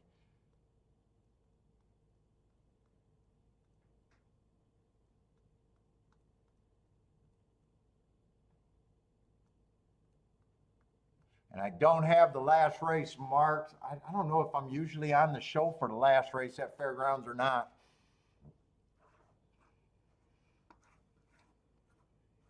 If you're new to the show, we usually end at about 5, 6 o'clock. I usually do the whole card as long as they. I think Oaklawn and Fairgrounds are the only 2 tracks that start later, where sometimes I end the show before the last race. Shit, I got a family, man.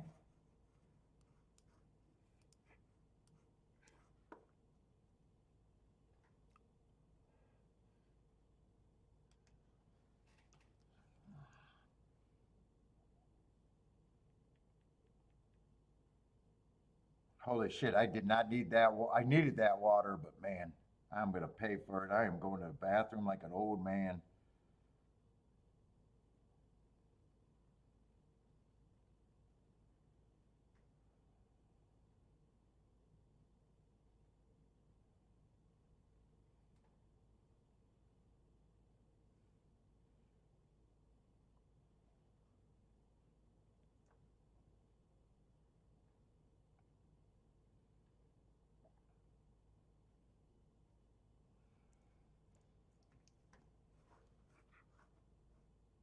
Oh shit, we're in the last race of Gulfstream?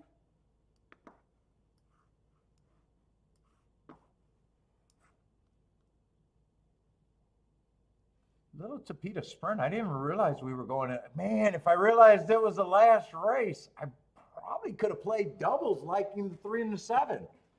Fuck, I probably could have played doubles. Usually, I don't know why I always remember to look at the doubles for the last race, last 2 races, but just completely did not realize.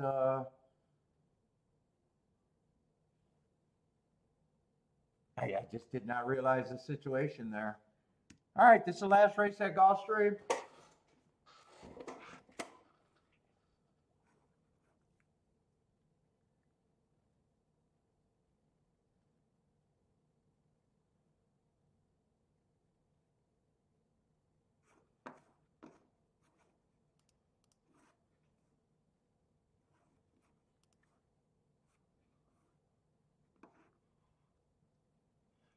And then it'll be just fairgrounds.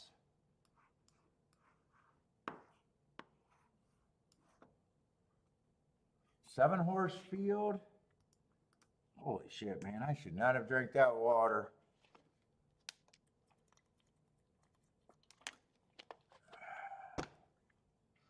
Fuck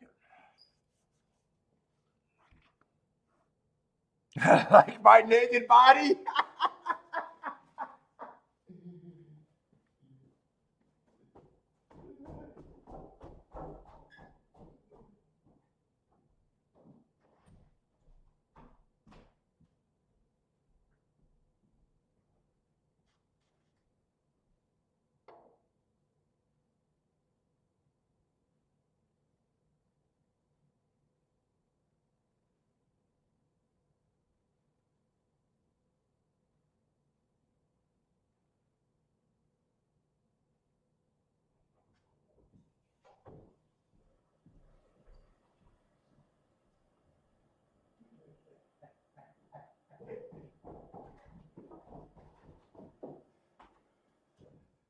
Oh my God. Yeah, Steve, there's 2 things I understand. Biases and my glorious naked body. Too bad I'm the only one that plays with it. I only play alone.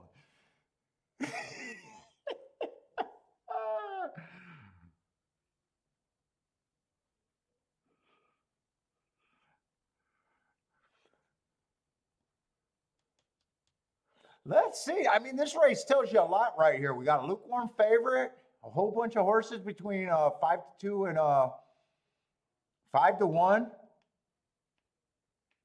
And these type of races, I prefer races with a single favorite. These type of races actually, to me, forces you to have a better opinion.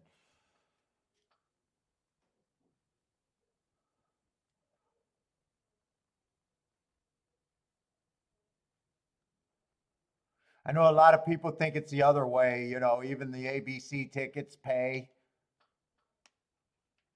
But to me, I think the opposite of everyone else in the game, where I think these races, you're better off having a strong opinion if you can have one.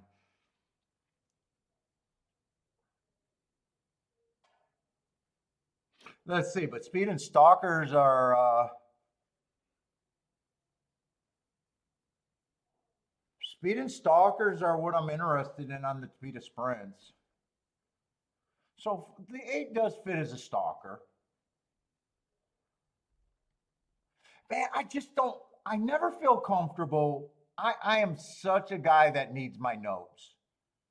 And right now I'm just looking at a horse that has a 5-1 morning line, and I got 3 races out of the 4 that I mark up. 1 race samples.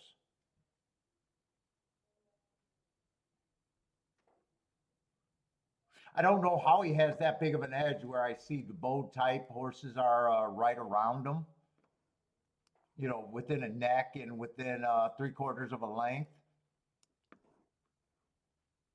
But I do get uncomfortable. There's a class drop there, but I do get uncomfortable with. I like my stories. I like my stories, is what I'm saying. And when I don't have any extra info than anyone else, my notes are my info and my edge. So all I got is the only race I could really look at is that race 3 back, where I thought it was a bad rail. He was nowhere near that bad rail. And I just got him as average, matching strides with the slowest winner of the day. Not the craziest marks, not the worst marks either.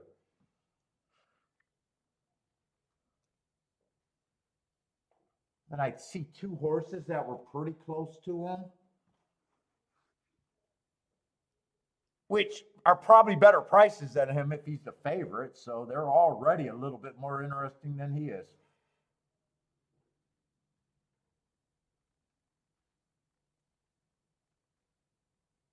Let's see, five's a little annoying for the exact same reason. Last two races were both one race samples. I got a little bit more. 4 races ago, I liked that he was going too fast to win. The next race, he was 1 tick slower than the fastest winner, 1 tick slower than the fastest winner average. He hasn't won within 3. He ran his 3 races after that Hart, but none of them looked that bad. And who knows, on those one race samples, if there was there could have been a bias there. I have no idea. Not on a one race sample. I never would have an idea. But you know, 8 first choice, 5 is second choice. In a way, who cares?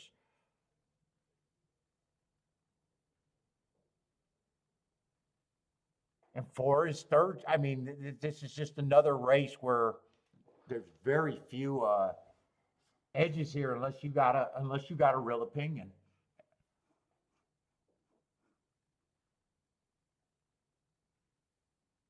Sure, I like some of the marks, but like I said, he's just third choice.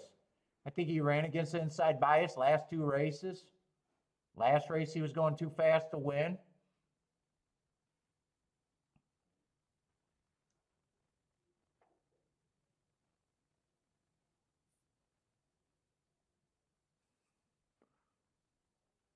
Boy, 3 I don't have a real problem with.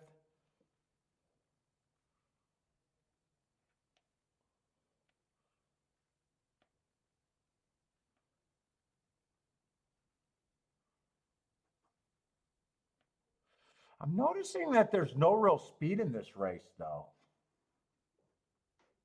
I'm actually trying to look at this race a little bit different. There's no one that I see that, let's see, one's not going to lead probably. I don't think he's very likely getting the lead. He's been able to go earlier, but man, last 4 or 5 races, he's nowhere near the lead. 2's technically just a stalker.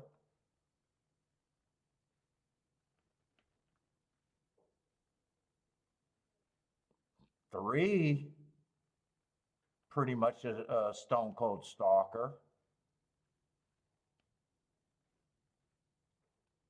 4's a stalker.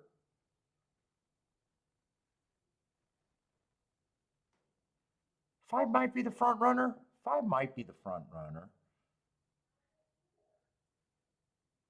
There's a couple of races where the 6 was going to lead, but man, only 2 or 3. And eight's a stone cold stalker. If there is an advantage, if one of these horses get the lead, that might be the advantage in this race. But 3 and 5 aren't any great prices, really. Even if they get that scenario, I'm trying to build a case to get to either 7-2 or 4-1 or 5-1.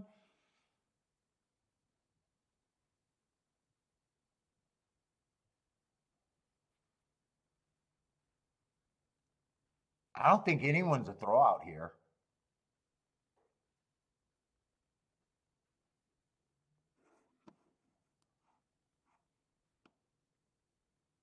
Well, I think I'm done with Gulfstream, and it's just fairgrounds today.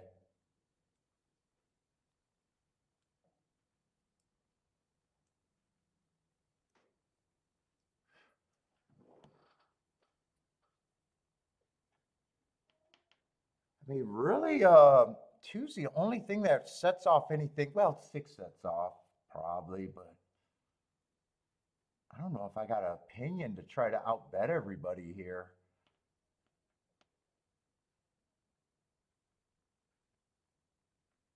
It's not really an opinion.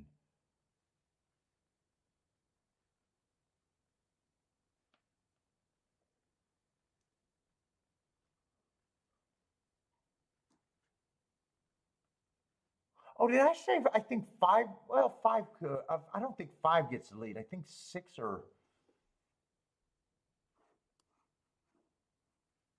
Yeah, I don't think I'm messing with this race.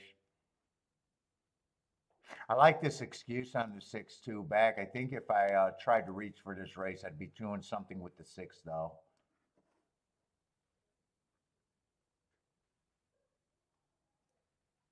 But I don't really see where my edge would be as a player here.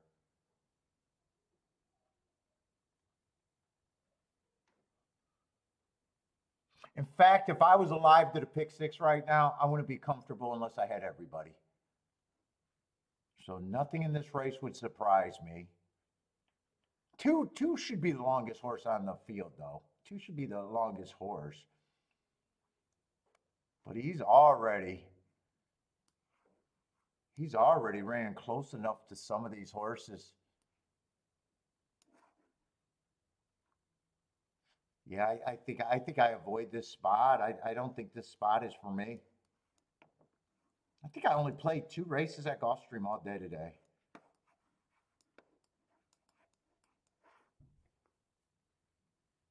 And I said maybe I should have played the double with the 7 and the 3. Boy, I think I would have basically had to go all, and that's not what I would have wanted to do.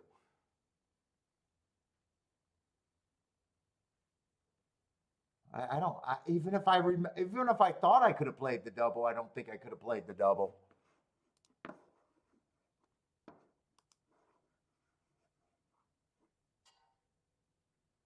Yeah, I don't think I could have played the double here. All right, over under on how many times I'm going pee today. Jesus.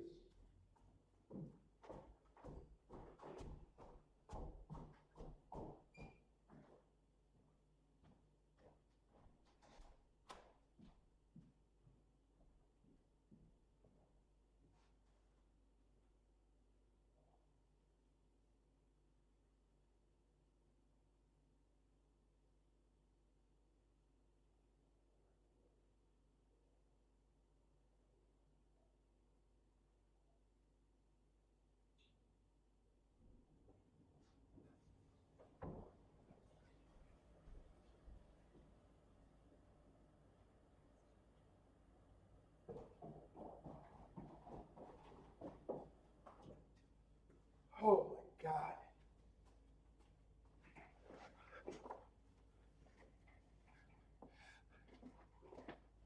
Yeah, good luck if you guys got plays in this race.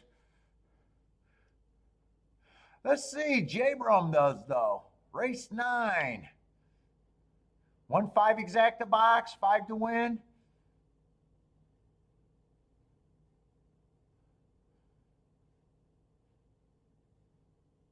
Let's see, Boulder's going to take the over 100 times that I go pee today. Man, it feels like it. My goodness, man.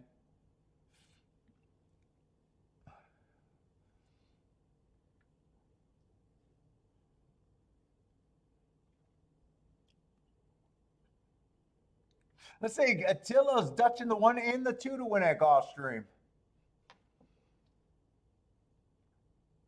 I'm going to root for a 6, I think. 6 feels like he'd be a 5 to 1. Probably would be the key. I think 2's. I can root for the 6 mostly and the 2, I guess. I think if I played those races, that would have to be my key, but then I'd basically have to have everyone. And that's already too many horses.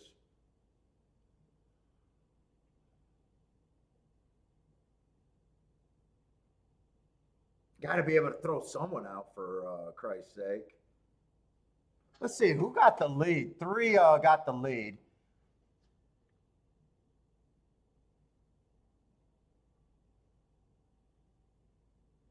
And 6 went down from 6-1 to 8-1. So even that wasn't really getting that ahead of the math there. I would have wanted to get every bit of that 8-1 on the 6.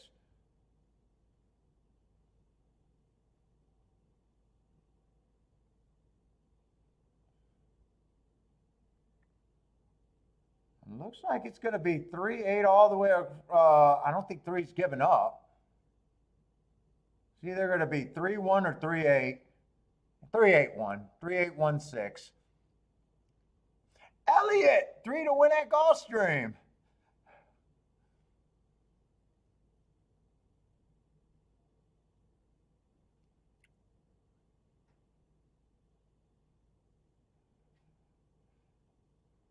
Woo, 300 and oh, did not have it though. But a nice exact over there at Mahoney Valley. 330 to 1.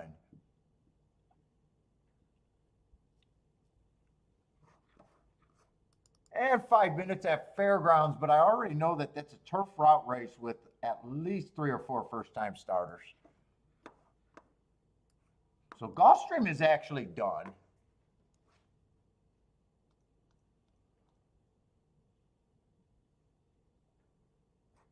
Gulfstream, I mostly did a good job sitting out. Could have had this exacta, but playing it that way wouldn't have been great. A great hit. It would have been either a push or a very little profit. No bet. Yeah, I sat on the fence a lot at Gulfstream. Yeah, only played 2 races there. Okay. So not too much action. Didn't really get hurt there. 7 was a bigger price in the race before. Maybe I could have done a win bet. Let's see, it's today the 15th. I just want to save this and get over to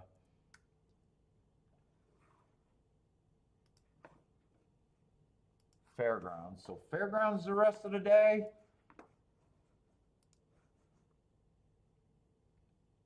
Going into 6th race there. And Fairgrounds has not been bad. In fact, Fairgrounds could have been great. It actually is great. I think I hit 2 out of 3. 2 out of 3.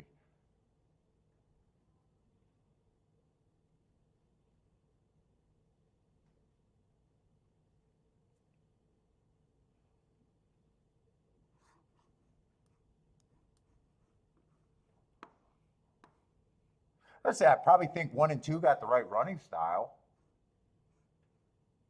2 might have hidden form because I think he ran against a bias every race. I'm just not sure what he is, but he's definitely slow early. He would have to take to the turf though. 1, I think that's the right running style for a turf route at the very least.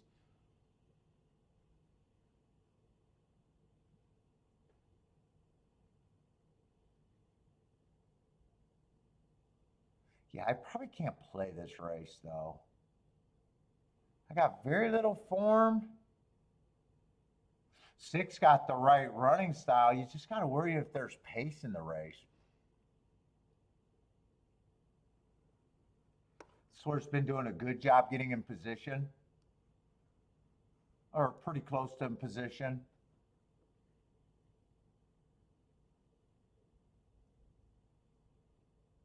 I'd be in a spot where I'm definitely would have to fade the first time starters. Let's see, the most I can do is a poke bet here. 6 I'm probably interested in. 5 to 1, that might actually feel like a little bit of value.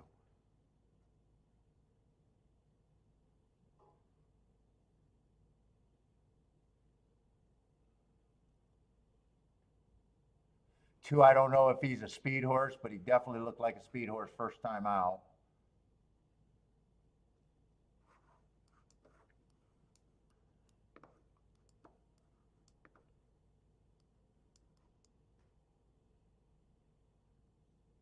Do I want that? I might want that.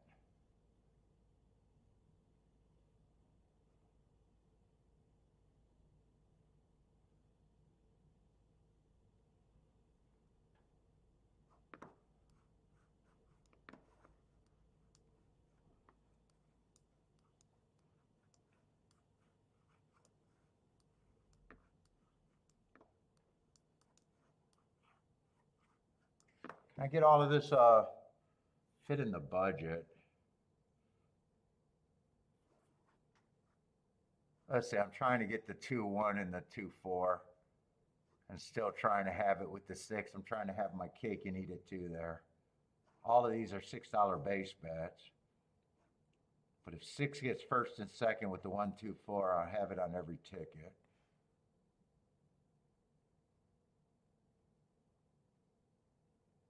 I want the 6 to win here. 6 is now 9-2. I'm not sure I want the 6 to win ticket. Dude, I think I'd go with the 2 as the win ticket there.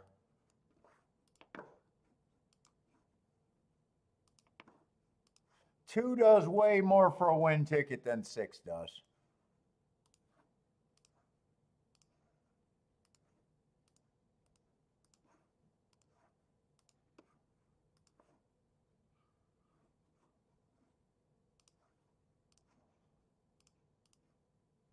This is kind of loose call right here.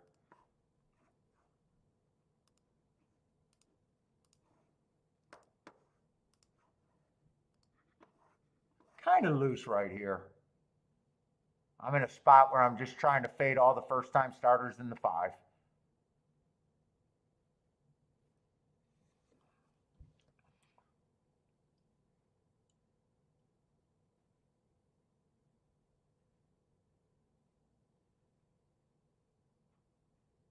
Oh, well, yeah, Attila, I always think that Gulfstream's Tapeta is favoring speed and stalkers.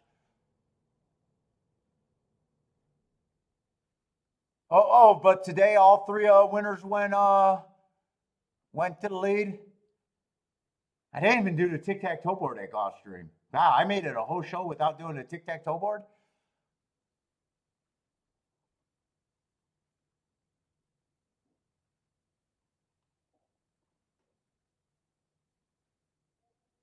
Five got the lead. I just need this to be a fast pace.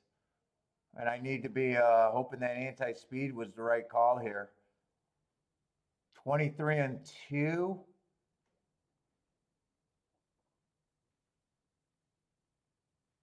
Like where the 1 is. I like where the 6 is.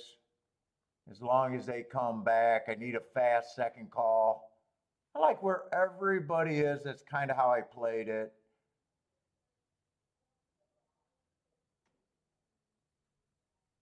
Keep this 1, 6, and 4 all active for me.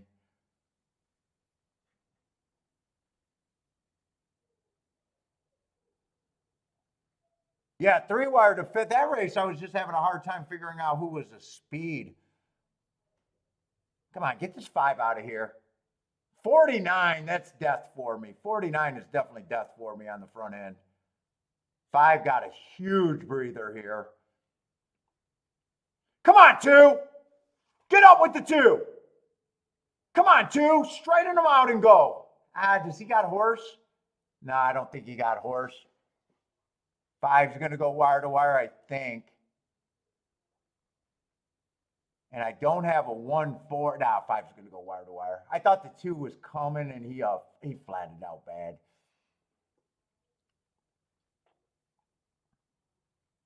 Five, 1, 4, 5, 1, 4. Maybe 6 got third. Maybe someone else did.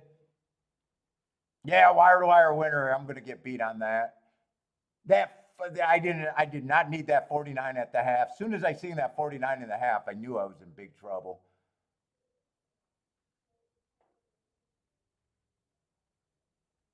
Ain't no one. It's going to be hard to close at that pace.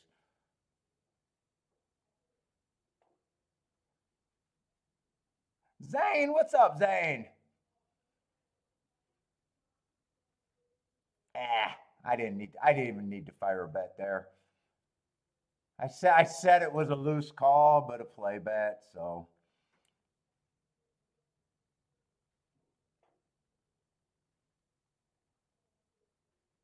Five, 1, 4, 6.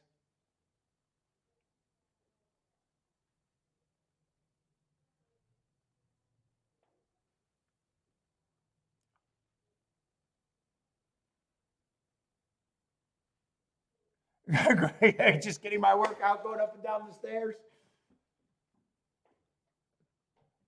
Well, I am walking my ass off in this neighborhood. Walking my ass off, still doing my late workout. Fucking eating like a bird, starving myself.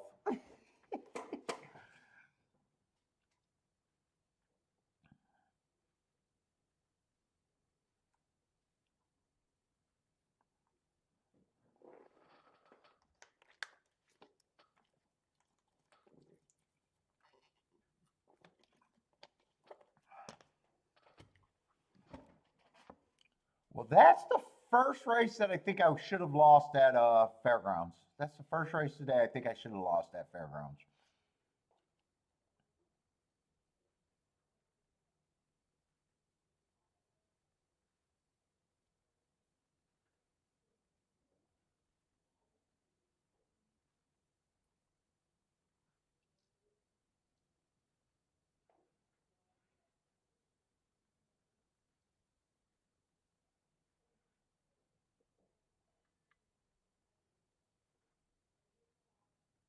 5-1's paying 13 to 1. Trifecta, what, $25 for 50 cents? Pick three should be great. Yeah, pick three, 600 for 650 almost for 50 cents.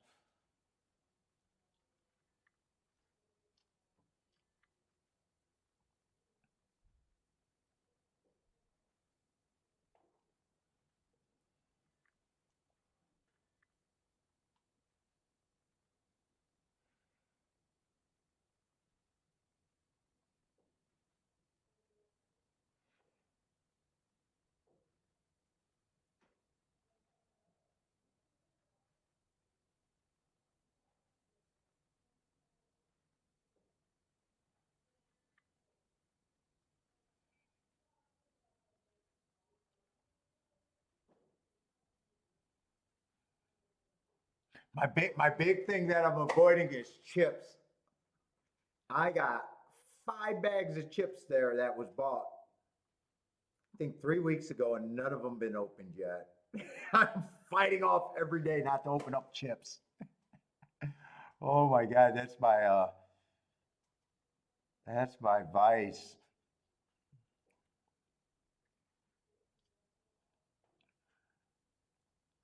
I think they're 3 weeks old. They're gonna go stale, hopefully.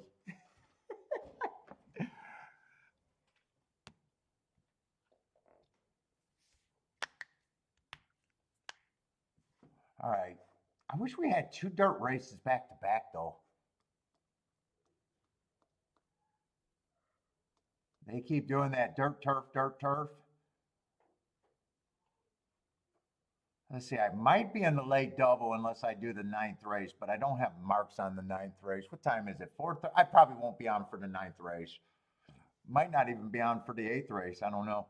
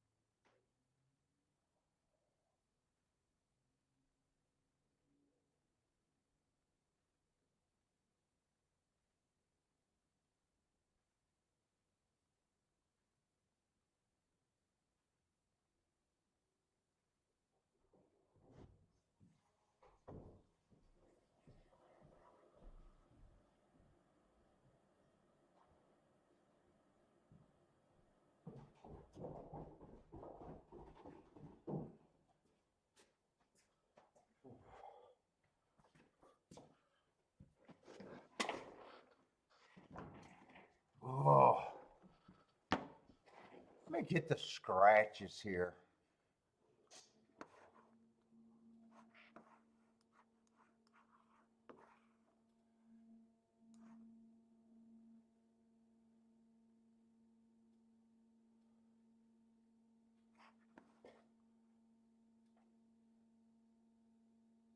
Let's see, is this the seventh race we're going into?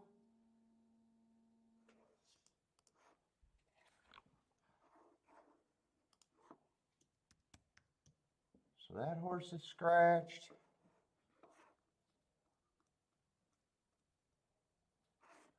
What does the 8th race look like? Big field in the 8th race.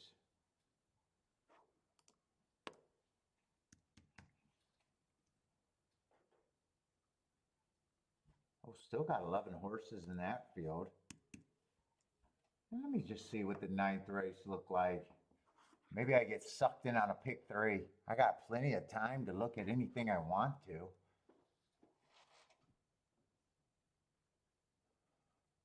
And that'd just be me looking inside. I don't even know if I got to look up horses if I want to play a pick 3, really.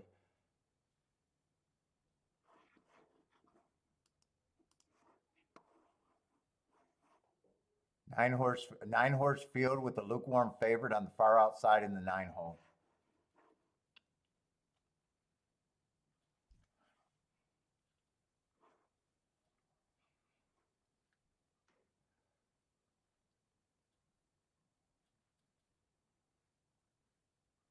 Let me look at the 9th race. Do I want to mess around with pick 3s?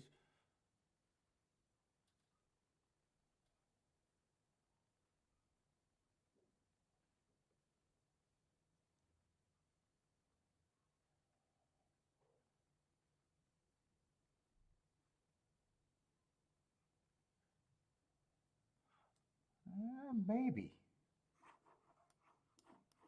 Who scratched in this race? Let's see. These 2 guys are out. And the 1 is out. Those got to be squiggly line or X's, one or the other. Okay, all of them are out. There's a lot of speed in this race. I might be interested in a pick 3. I'd have a dirt bookends.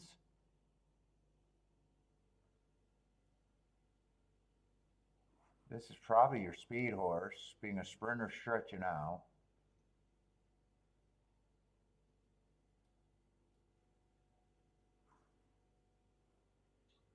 Fort definitely looks like he fits.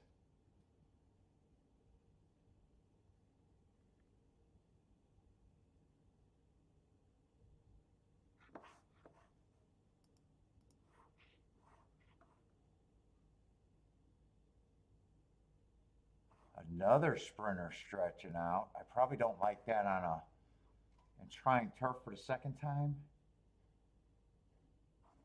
Another horse stretching out.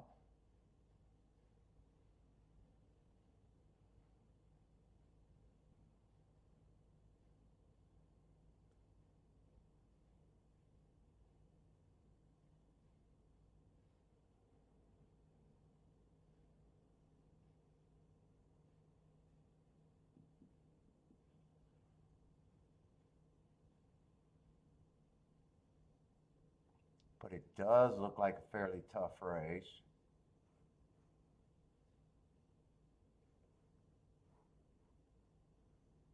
10 I'd be interested in.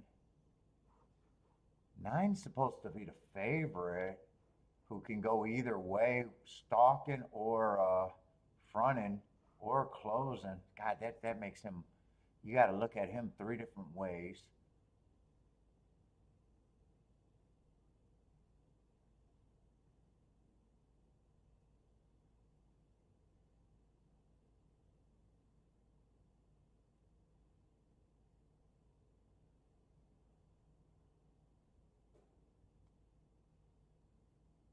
Five's 15 to 1 morning line. Hold up. There might be, I might want to fuck around in this. Let's see, my double's in pick 3, so even though I'm wasting time,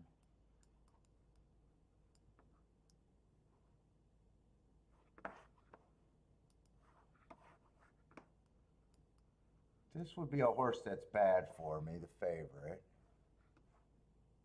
Although he's lukewarm. This horse would be neutral at 9 to 2.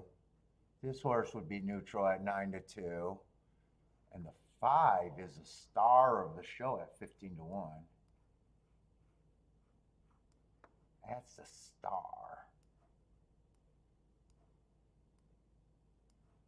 So 9 could win, he'd be bad. Not bad. He's 7-2 morning line, 4-1. 7-2 morning line, just depending on what I got in the other legs.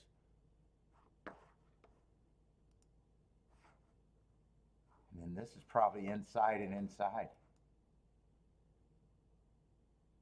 Let's see what that looks like. I'll start doing this race first because it's also the double.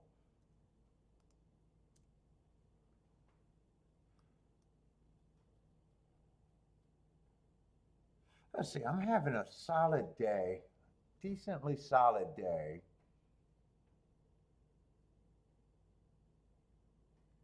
But not so far out of reach. If I take some bad stands and go after him aggressive, I could still mess up today. I could definitely still mess up today. Pick threes would be the cheapest way I could play without even risking anything, really.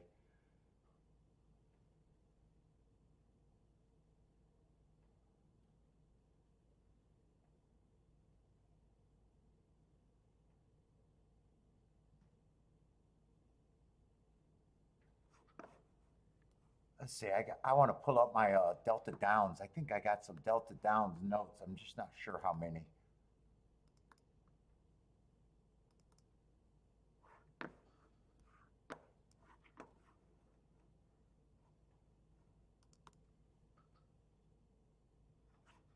Not sure how many I got here.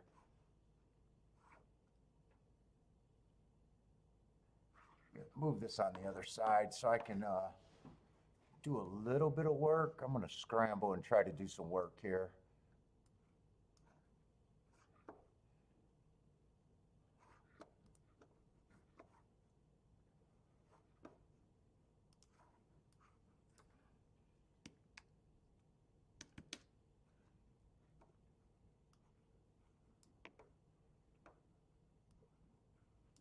He would be good for me. At that price, he would be good for me.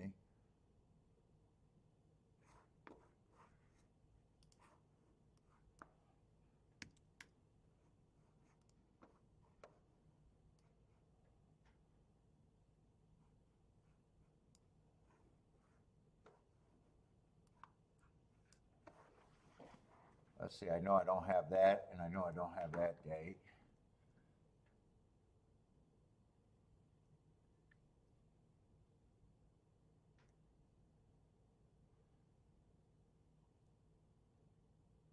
Man, a lot of horses look good here. Let me look at the last race. Let's see, 8's the favorite. I'd definitely be trying to beat the 8, but I want to see what this race was. Oh shit, I think that's the same race that one's coming out of. And one would have been running against the bias, and he would have been running with the bias. One was going too fast. I'm pretty sure that's the same race.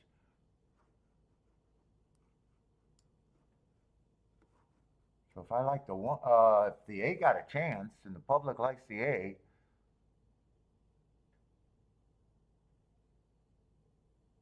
let's see, January 12th, Knox.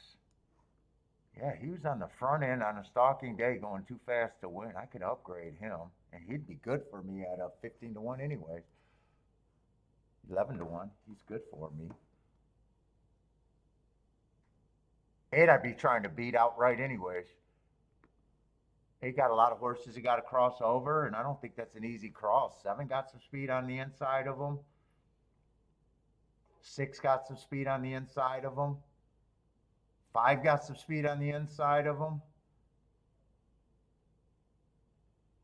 And 1 definitely got some speed and even capable of rating possibly. You look at that last race. I don't think I got to spend a lot of time handicapping that race. 1 would be good for me.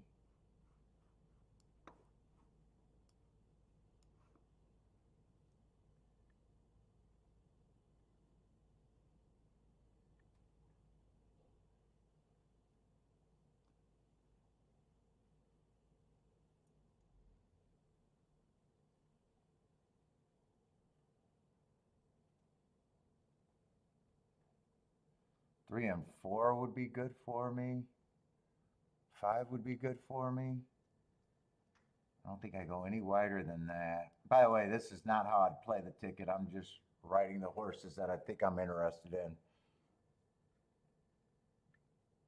All of these horses are actually better than neutral for me.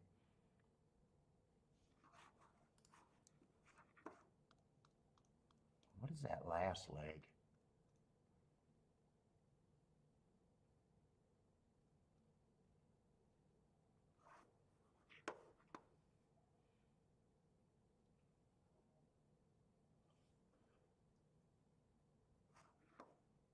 Shit, this is a one race sample.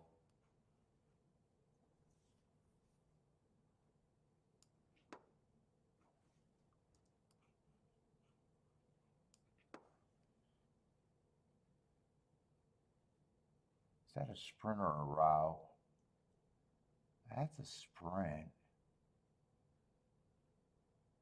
This horse got speed on the inside, but the long layoff is a problem. First time start. Fuck, it's going to be hard to have an opinion here.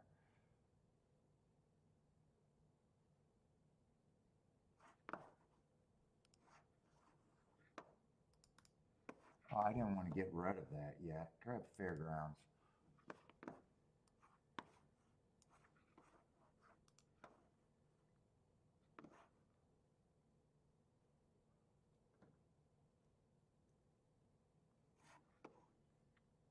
Oh,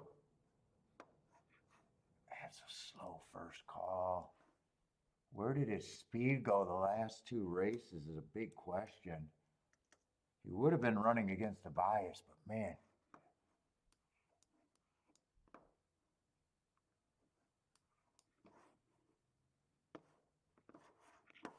I knew I still needed that.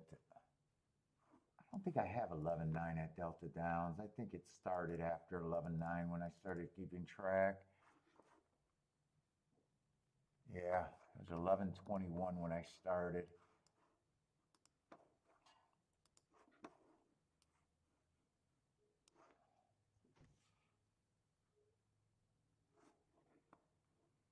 God, these are route races.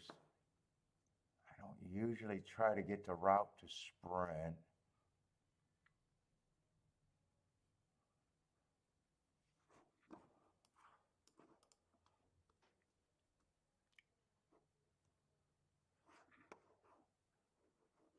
Yeah, at least went fast though. For the first two calls before getting tired. 12/30th. That would have been stalking closing day.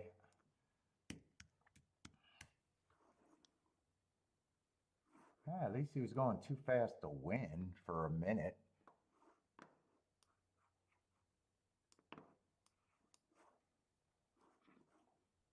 12/30th. That's a one race sample that no, that's two back. That's the same race that someone's coming out of. The three horses coming out of.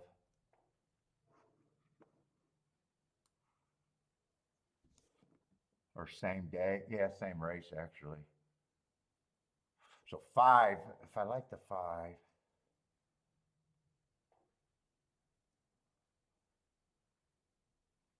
God, the better horses do look like they're coming from wide, but man, I'd be anti wide there.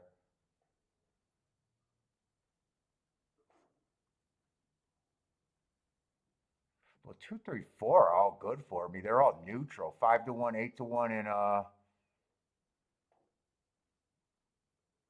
6-1. They're all definitely neutral.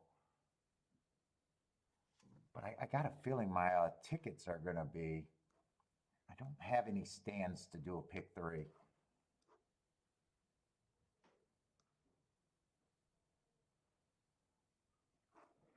They're all good. I don't have any stands. All right, I got to look at the doubles. Might not be able to do a pick 3 in this situation. Let's see, did I just close out the chat room? No, there it is.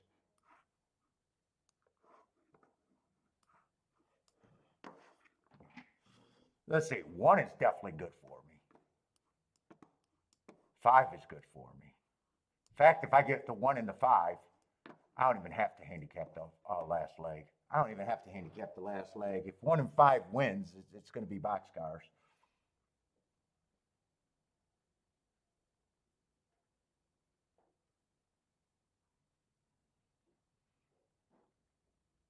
There's actually a ton. I don't like Gorilla Caveman tickets, but this Caveman ticket is actually not bad. I don't think I got anything lower but the 4. The only tickets that I would avoid here is actually the 4-9 starting anything off. 4 in the first leg and 9. I guess 4 ends up being not great for me here.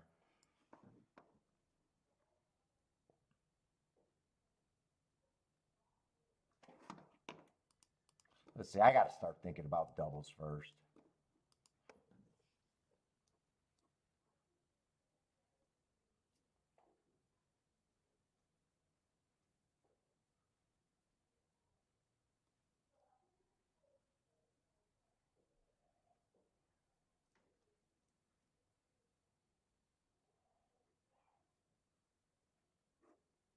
Dude, I like the entire inside here. I really do.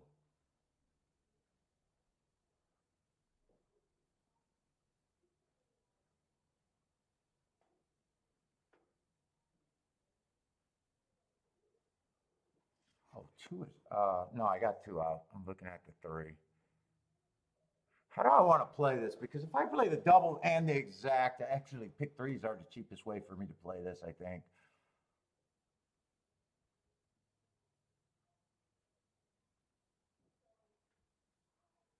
If I start going doubles and exactas, I think it's going to get friggin' pricey. Because I think this, I actually think, I actually think this 4x4 ticket is pretty much all good, and I don't like doing $16 base exact doubles.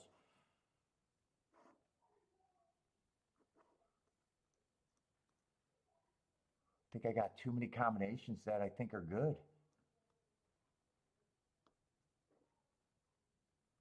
4 I definitely like. 5 is just so good for me.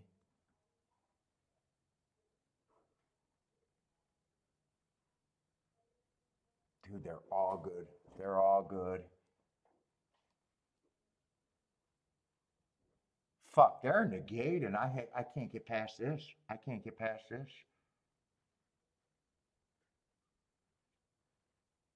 Oh no, they're not in the gate. They're pretty damn close to the gate. I don't think I'm going to be able to decide to do anything here.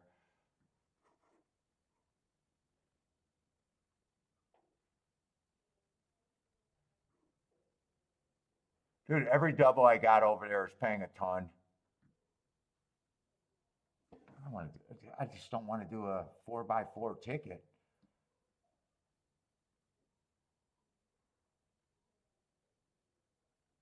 And I don't want to do a pick 3 that's going to be 4x4x3.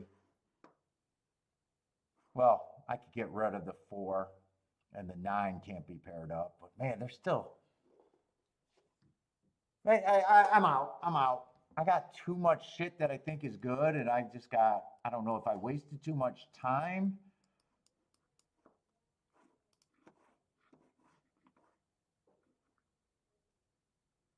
I don't know if I wasted too much time thinking I could do a pick. I could do a pick 3. Let's see. 8 actually outbroke the everybody that I thought he couldn't outbroke, and he got the rail. Hopefully he worked too hard to get the rail though.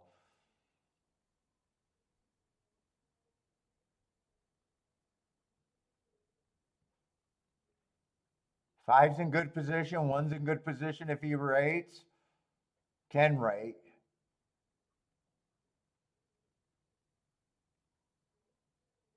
Well, if 8 just wins, I know I did the right thing sitting out. if if 8 just wins, I definitely did the right thing sitting out. I think the 5 got him, and I think the 1 still has run.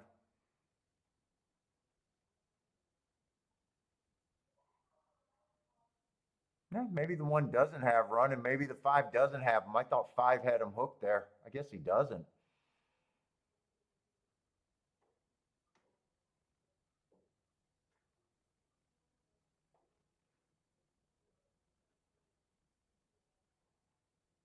No, I think the five's going to wear him down, but I don't. Well, I don't know how eight got to the rail in here, but nice job. And I guess I'm glad I sat out because I would have been trying to beat him the whole time. Other than that, it's eight on top of the. Put eight on top of that, and that's the super. That might even be the high five. Eight, I thought there was no way that he could cross over.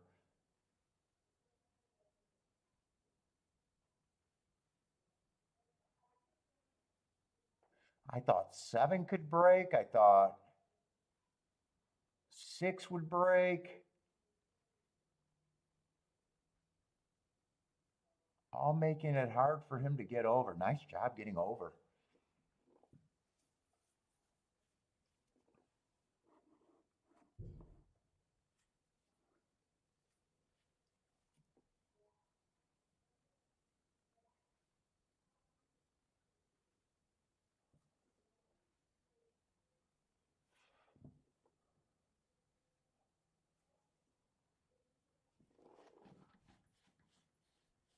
Eight over 5-1-4, and I wouldn't be shocked if three got fifth.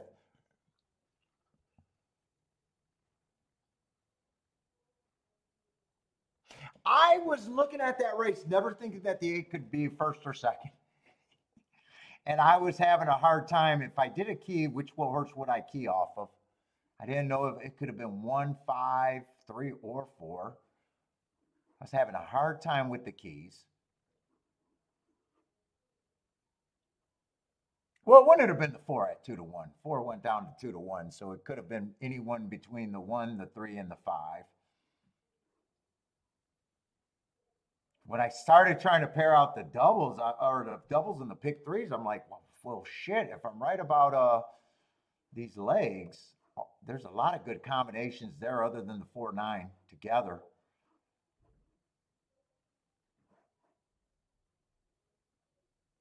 Yes, the 8-1, 8-5-1-4, 8-5-1-4.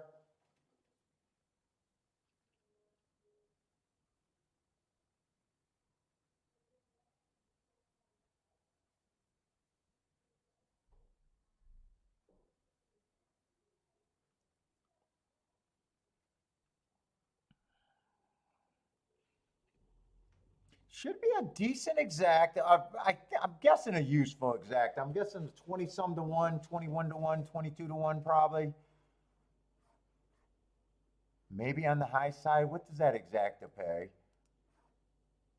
Is that the seventh race? Did they already put that up? Oh, 21 to 1 exacta, 42 to 1. Try paid good for 50 cents.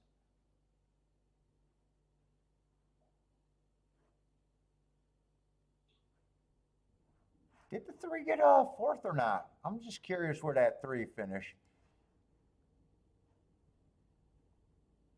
They don't do a high five there, so I don't know if three got fourth or not, or fifth or not.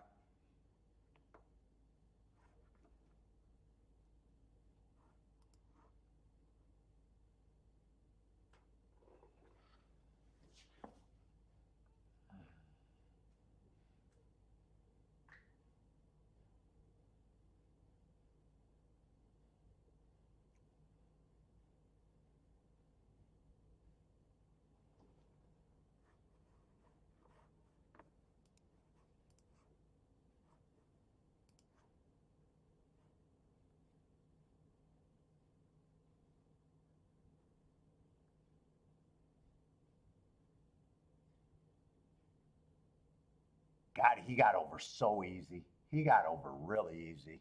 I'm watching it break again. He really got over.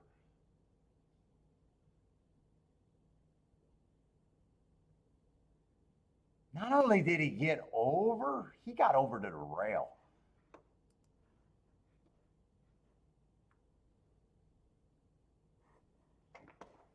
Oh, hopefully this is the last one.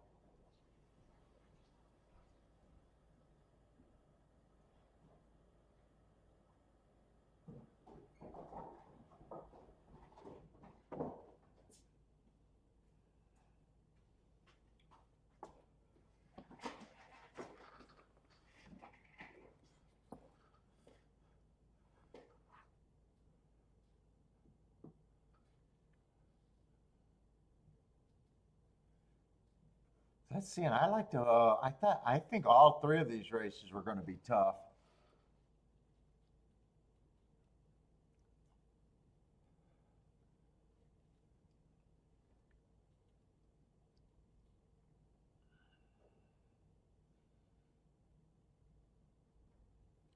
Naughty big boy, what's up? 8514, 8514 at the fairgrounds.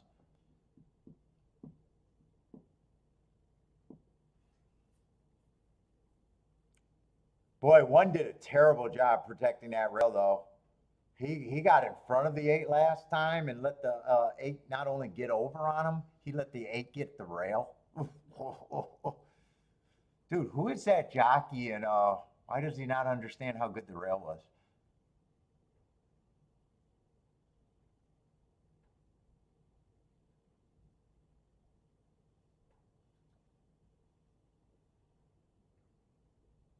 Boy, he had no understanding from that. Eight definitely understands how that track's playing, I think. Or at least off of that race.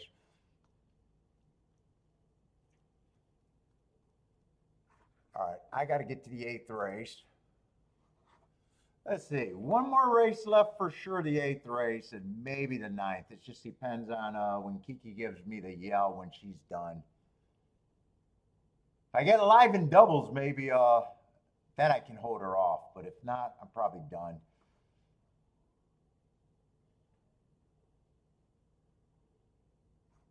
Let's see, so this leg, I would have lost. And last race, I don't have marks. I just convinced that the inside's great today. Let's see, I want to do a tic-tac-toe board here just for my notes later, so I don't have to do it when I'm doing reviews.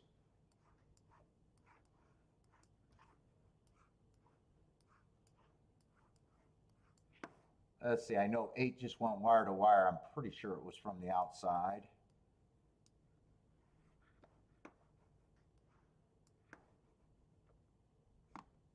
Ah, you got the winner.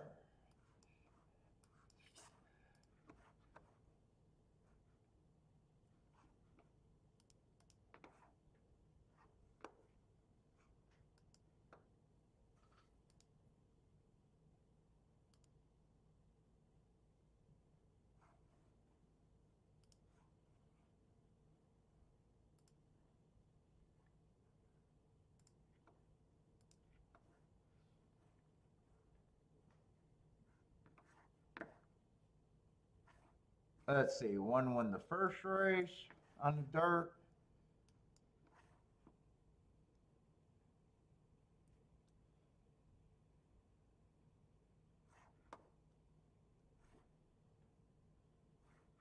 Turf race, the 5-horse closed, 4-1.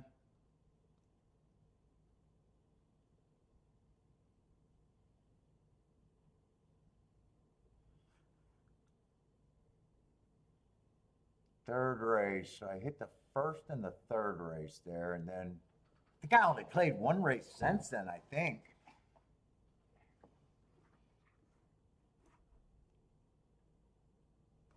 3 stalked on the inside.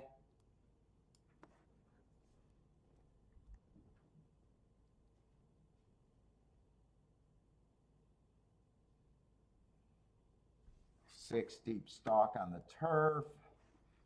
Nice price. Is that you, Kiki? I got at least one more race. I said last race depends on if you're done or not. But are you still working for the walk or not?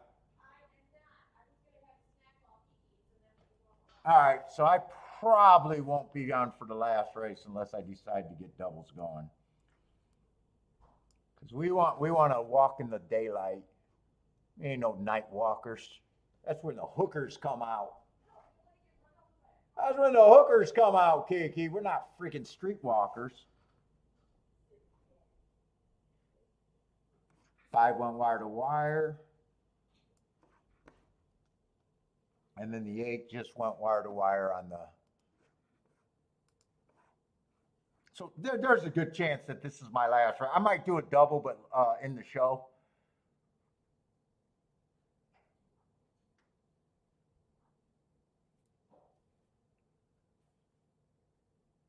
Before seeing the second half. Although shit, I can't walk. I'll pee myself.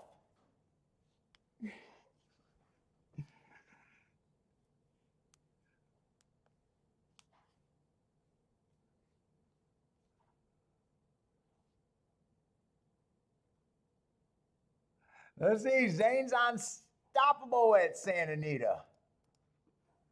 Unstoppable. Who you got in this race? Or do you have anyone? You like the one at, oh, nice price. The one at Santa Anita. Take it easy. Yeah, tomorrow we'll have Gulfstream and Oaklawn. Gulfstream and Oaklawn. Take it easy, Steven. Steve.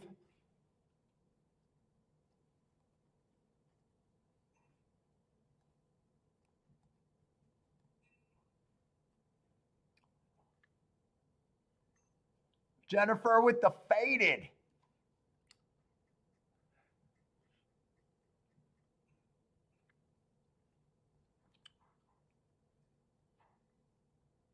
I'm going to watch that race because I already got where I'm at. I just got to do a betting board and decide what I'm going to do, if I'm going to do anything here.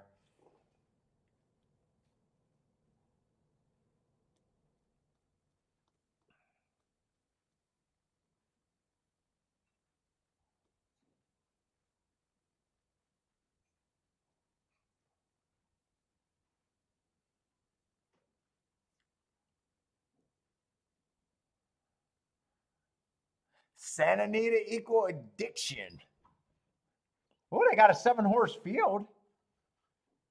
I don't know where they borrowed the extra saddle cloth from. Where did they get that orange 7 saddle cloth? That must have been an accident.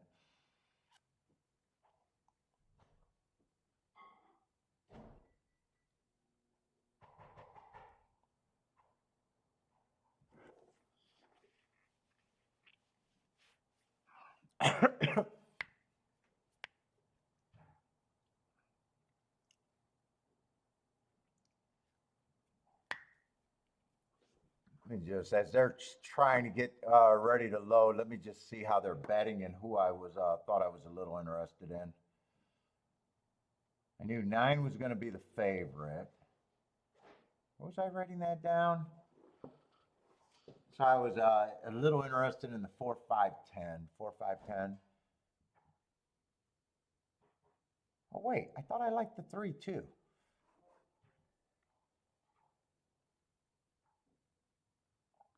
Wait a minute. Oh, no, wait a minute. That's not a dirt race. That's not a dirt race. Last race is a dirt race. That's a turf race. No, I didn't like the 2. And 3, I was willing to get beat by. So 4 is still good for me at that price. 5 was always going to be great for me. Then I like the 8 and the 9 and the 10 after that. 4, 5, 9, and 10.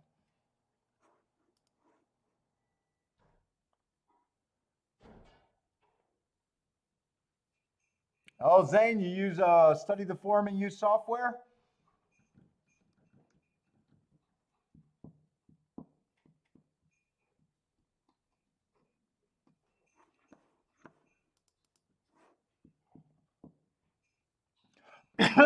Santa Anita's off.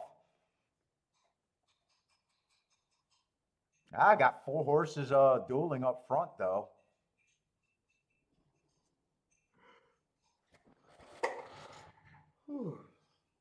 Why is Bentley eating so early? Man, now he's going to be all about my dinner. Spaghetti tonight? Oh yeah, that's right. You made that. We had filet last night. That was shaped like a heart. Oh boy. And I didn't even notice. Did you cut that like a heart or did it come like that? Oh my God, you cut it as a heart. No, you didn't. No, you didn't. You're so whipped. Kiki's whipped.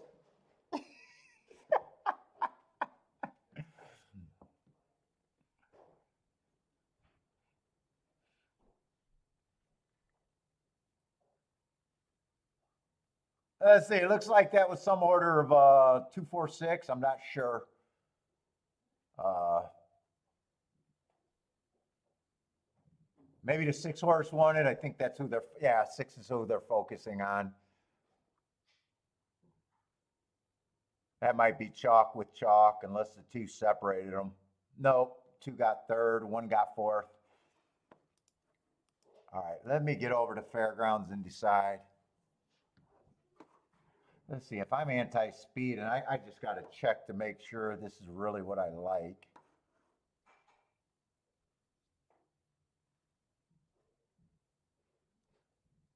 Yeah, I'm still going to be anti-speed, even though they wired once on the turf. I think he got away with a slow pace. 3, I just can't get to the 3 myself. 1, I don't like the 1. I think 1's over, or not the 1, the 2's over bet at that price. 4, I definitely like, as long as I get the pace to run at. 5's definitely going to be an overlay for me.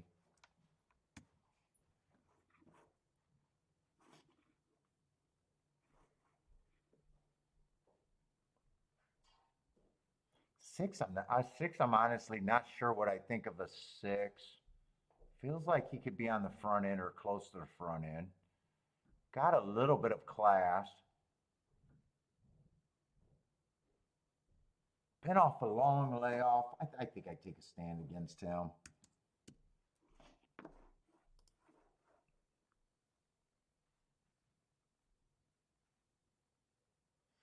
7's lightly raced. Sprinter stretching out, trying turf, route for the first time.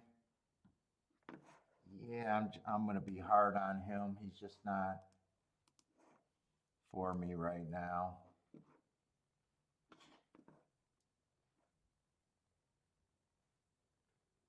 8, I probably think is priced right at the best.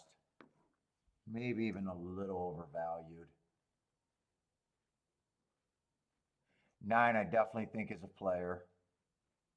10, I think is a player.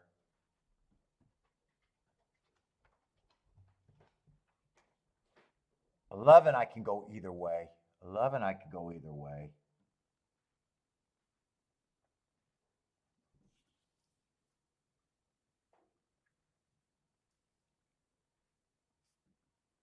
And 12, I'm just going to say I'm not interested in this horse. Probably not interested in this horse. I do think those are the main 3.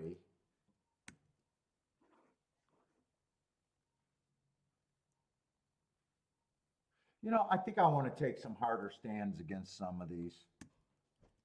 I want a harder stand on him, harder stand on him,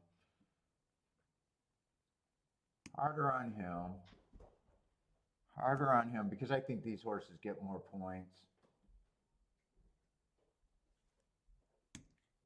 I just adjust every one of them down a little bit.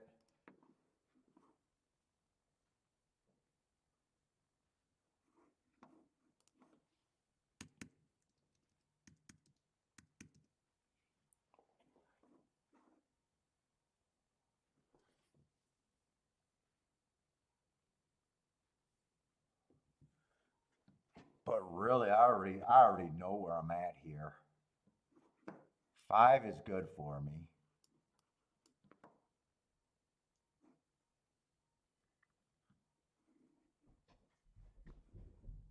4 is definitely good for me. Those are probably my 2 keys right there. 4, I may or may not be interested in a win bet. 5, I'm probably priced into a win bet.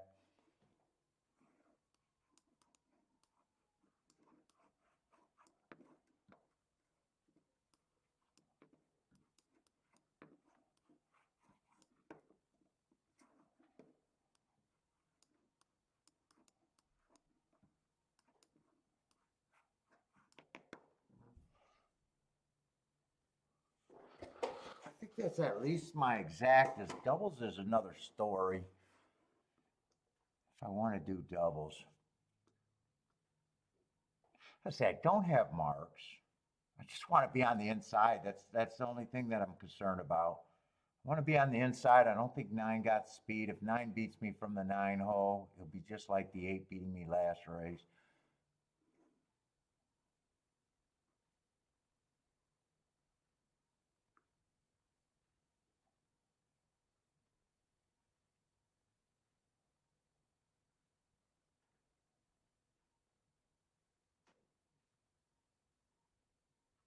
I probably feel the most comfortable with the 5.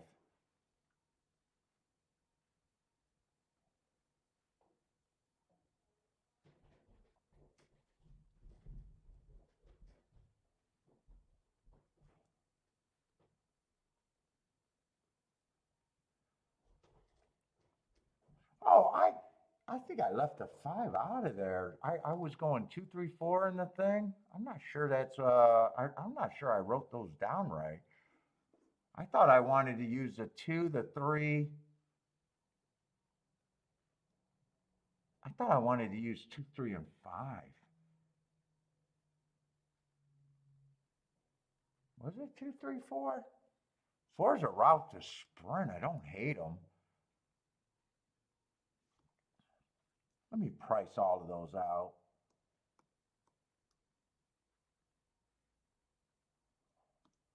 Where was I writing my tickets down?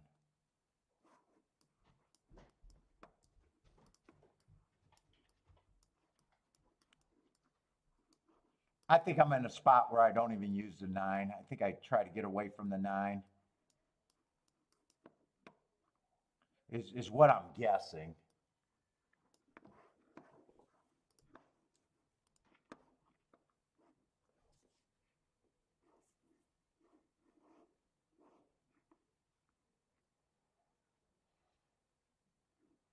Although 9-2 and 9-5 aren't bad, 32 to 1. 9-3 is even better. So it's only 9-4 that I wouldn't want. I don't like that big of a spread, especially if I'm doing doubles and exactas. I'm not sure I want to do this. Boom, get rid of him. 10 to 2 is 31 to 1, 89 to 1. 10 to 4 I don't want either. 10 would only be played to those horses anyways. I think 4 and 5 are 4, you're not getting that much of a bump. Let's see. 27 to 1 is the lowest, 62 to 1 and a couple 30 plus to 1s. 5 is the home run. 5's obviously the best thing I got there.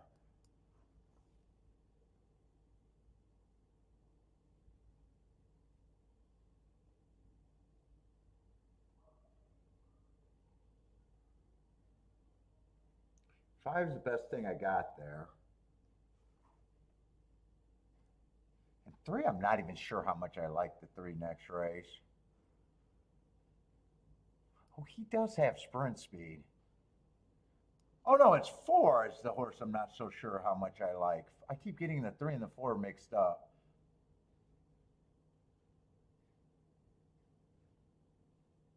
Shit, 1 can even beat me if he has speed on the inside.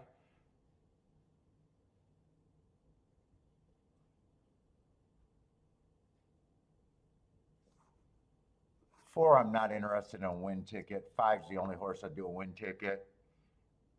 I think I like the exactas. I think I definitely do the exactas. And I might just do a cut down version of the win ticket, or not the win ticket, the doubles.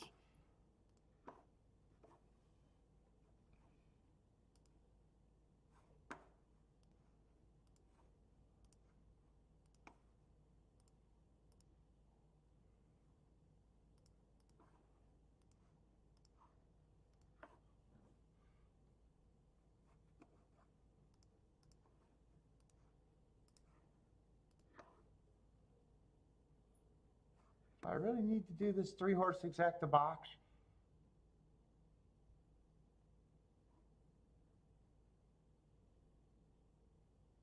You know, I don't really need to do this because I played the 5-4 enough. And the 5 with the 9 and 10 enough. Let me try to keep the exact as cheaper. So the only thing I want, wait a minute, do I even want a 10-4 anymore? Hold up, I got to check these exactas again. 10-4, I got enough. I don't think I do the 3-horse exacta box. I think I cut that down. If I want to press anything, it'd be pressing the 5-4 or 4-5. In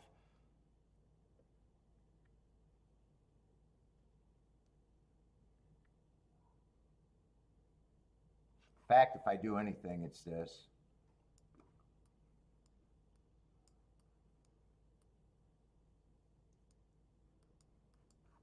I think I'll do that. Fuck that. I want that a little bit more, I guess.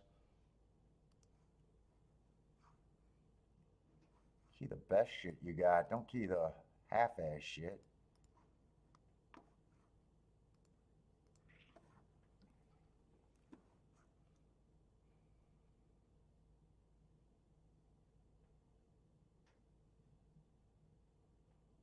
I think I play.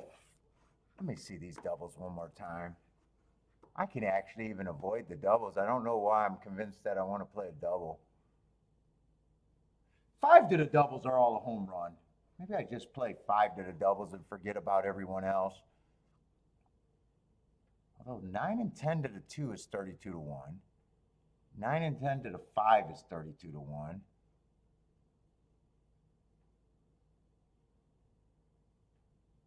Do I want to do this or not?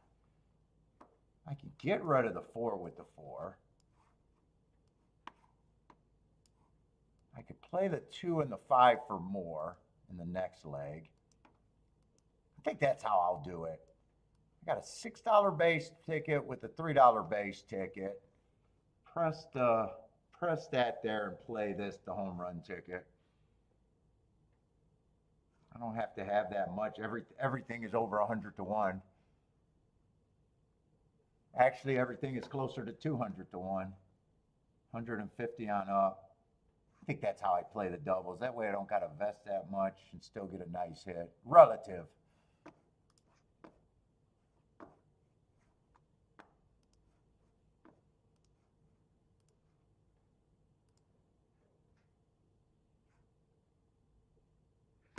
In fact, with this 5, I even pay for the 1. I pay for everyone on the inside. If 5 wins, I want to be alive to everyone on the inside. I'll just cut that bet down. And it'd still be the easiest. It'd be the easiest ticket for me to have a home run.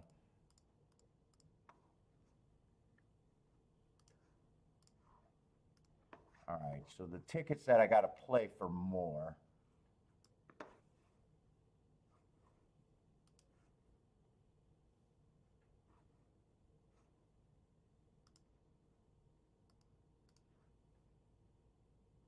Let's see, pressing the 2 and the 5 next leg.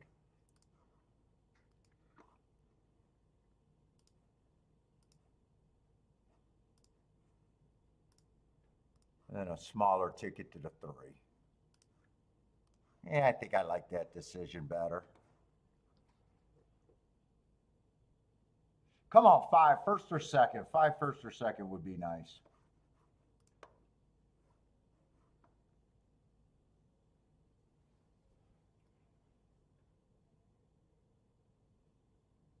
And if I lose this bet, I still have an okay, decent day.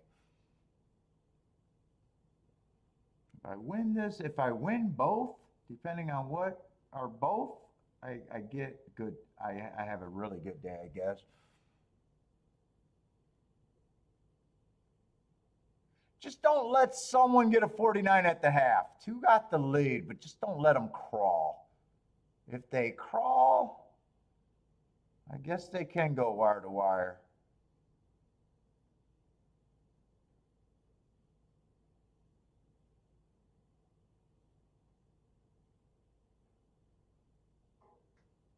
$23 and 2. I need them to kind of crawl to keep the 5 in action.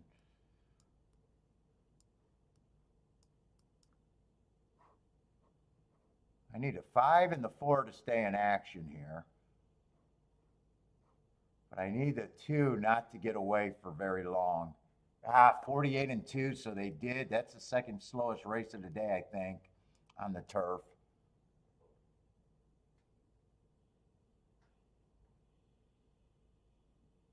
Come on, 5. Take a run at this. Take a run with this 5 and 9.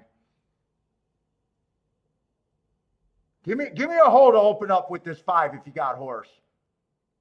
If not, bring the 4-9.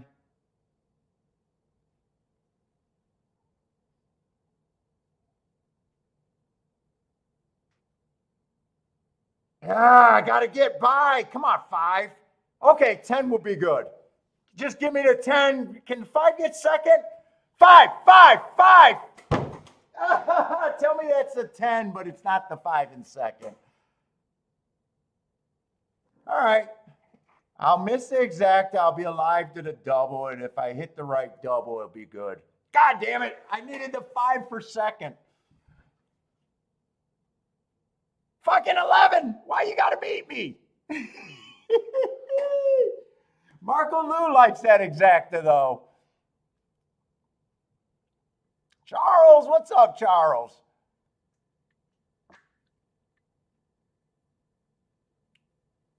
Give me the 5 for second. He was in such good position. I just needed to get by the 11. Thankfully, the 10 gets home, though. I'm a long head from a nice hit.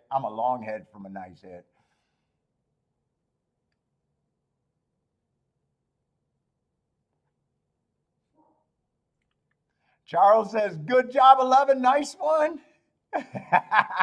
I didn't even see Charles. Nice call, Charles. Nice call, Charles. Oh, Deshaun Parker, best turf jockey. I can still improve on my day if I hit the double. 10-5 would have been a great exacta, though. Charles got to be able to win some money sometimes. Charles doesn't win enough.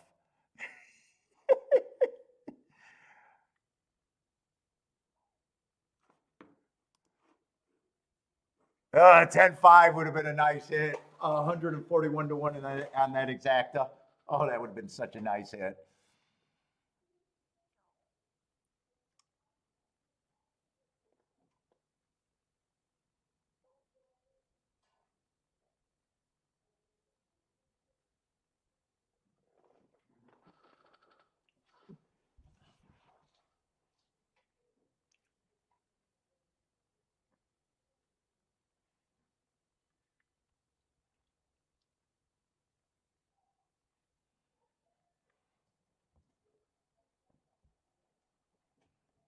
Jennifer said Deshaun wasn't even riding.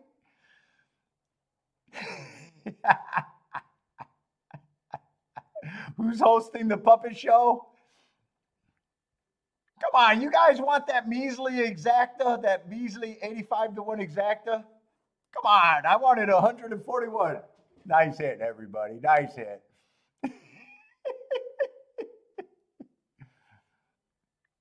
Yeah, at least I'm not embarrassed by that bet or anything there, really.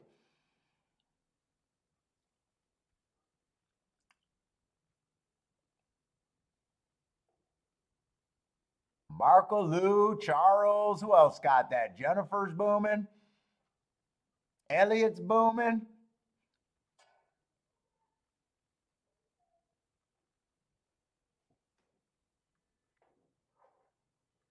Yeah, Try's going to pay huge without a doubt. Try's going to be $4.91 for 50 cents. Boy, that would have been a great race to do the power box with the 5-10 everybody. Or even getting it better. 5 or 10 has to win. With everybody separating it because I'll have the exacta. And the 5 and the 10 in third makes it even a little bit cheaper. I never think of, I'm not that creative.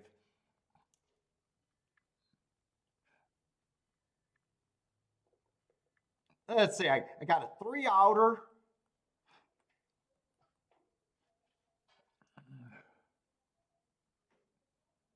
Although I doubted if I'll be able to hang out for that race. I think Kiki already said it's time, and it is 5:30. I think we're going to try to get the walk before it gets dark.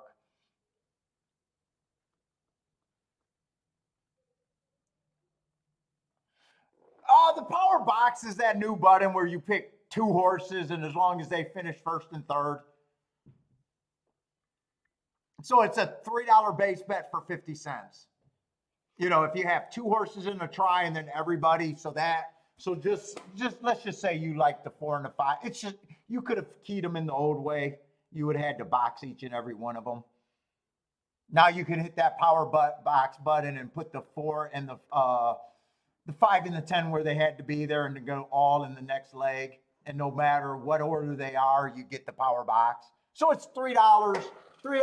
It's $3 for 50 cents with each horse you add. So for instance, in that race, how many horses were there? Let's just say you did it.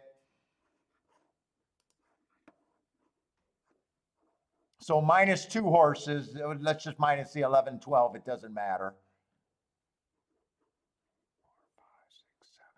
So on a 9, there's 9 horses that could be in there. So it's 9 times 3 for 50 cents. So you could do a 50-cent one and then play the horses that you know, pressing that way.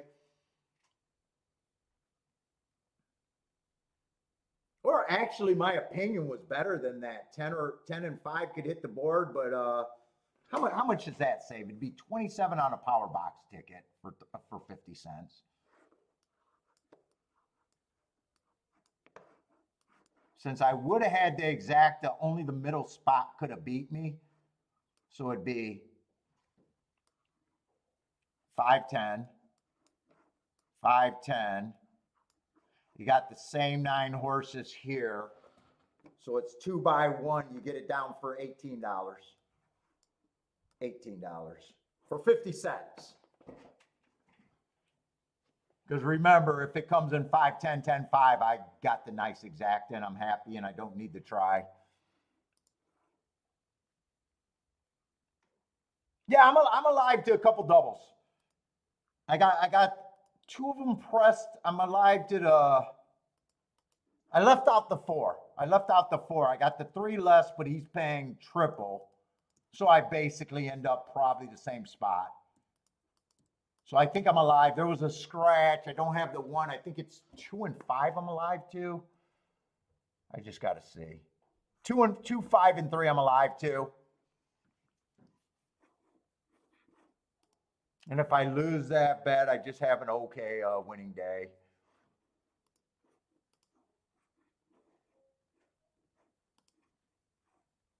If I win the bet, I definitely improve. Let's see, what am I alive to? Oh, shit, the doubles went up. Wait a minute, is that the wheel pace for the doubles? Wait a minute.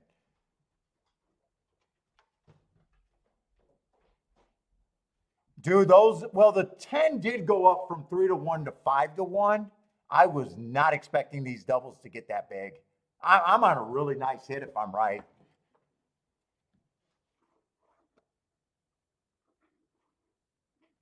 I was still right to leave the 4 off the ticket. They ended up overplaying the 4, $17. Yeah, the 3 went up to $150. The 2 went up to 46 to 1. I think it was like 30 to 1 when I played it. And the 5 went up to 67 to 1. So I'm actually on a really nice hit and didn't even realize it. And 4 was the right one just to say I'm willing to lose.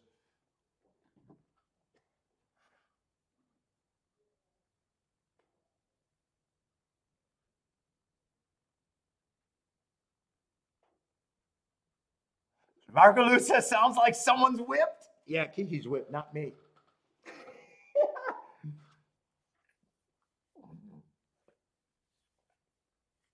Lo, we do Me and Bentley, on the days off, we do three 2.5 mile walks, 3 times, 7.5 miles.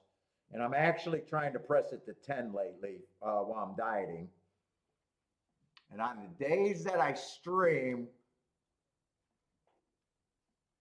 as long as I don't have a day like this, where I wake up early, do my work early, and then go back to sleep, we get 2.5 mile walks. But Bentley got robbed this morning. We only did a mile because I woke up, went back to sleep at 9 o'clock, and only had a time for a little walk for the start of the show. Dude, we had nice weather for the last 2 weeks here in Michigan, and then today it snowed, so it definitely got colder today.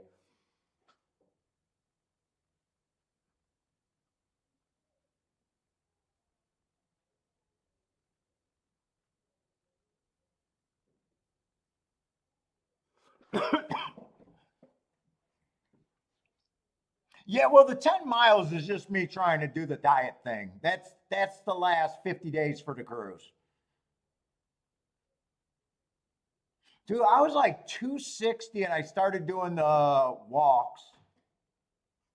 And I held at 240 for about a year and a half after starting the walks.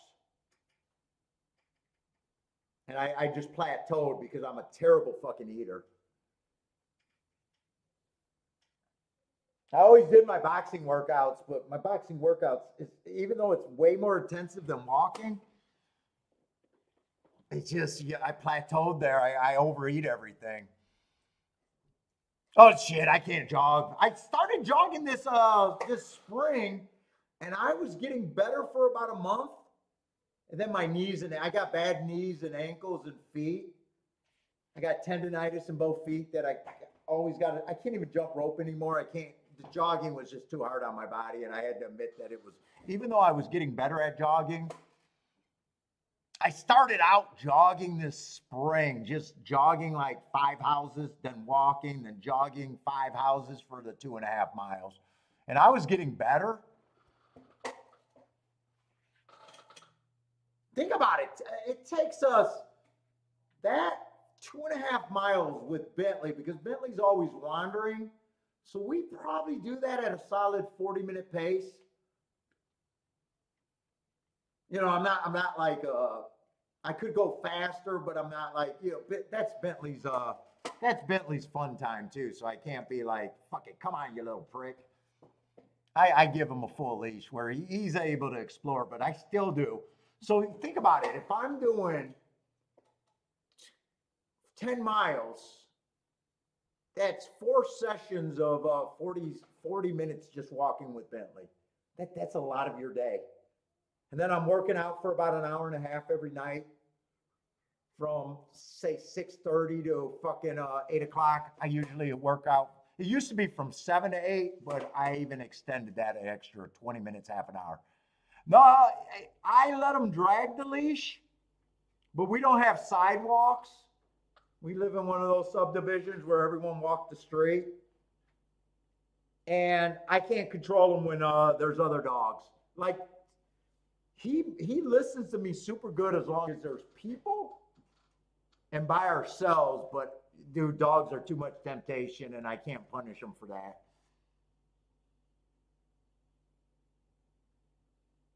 But yeah, I mean, fuck it. I mean, even for me just to do 5 miles a day, you're talking about 80 minutes. That's what, an hour, 20 minutes of just fucking pounding this, just walking like an idiot. But it's an hour and 20 minutes that I'm not putting food in my mouth. I don't know how intense the walking is. It's not really, but at least, you're out of, because if not, I'm just laying around relaxing, eating.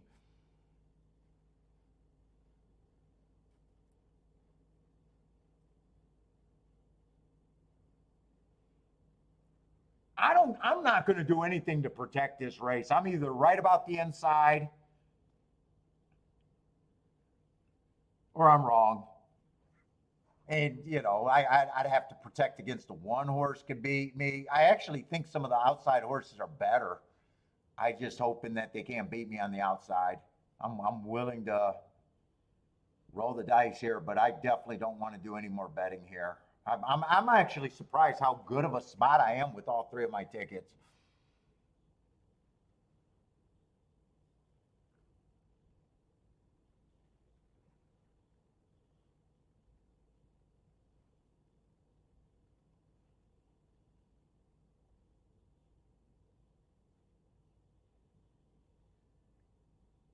And shit on the lawn, man. I just let Bentley. We got a huge front yard and a tiny backyard. We're a corner lot on like a wavy kind of street. That's why we got such a small backyard, but a huge. We got a huge front yard and a huge side yard.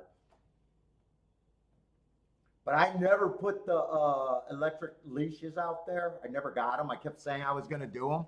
But fucking Bentley's trained to just stay on our lawn almost no matter what, unless one of his buddies are walking by.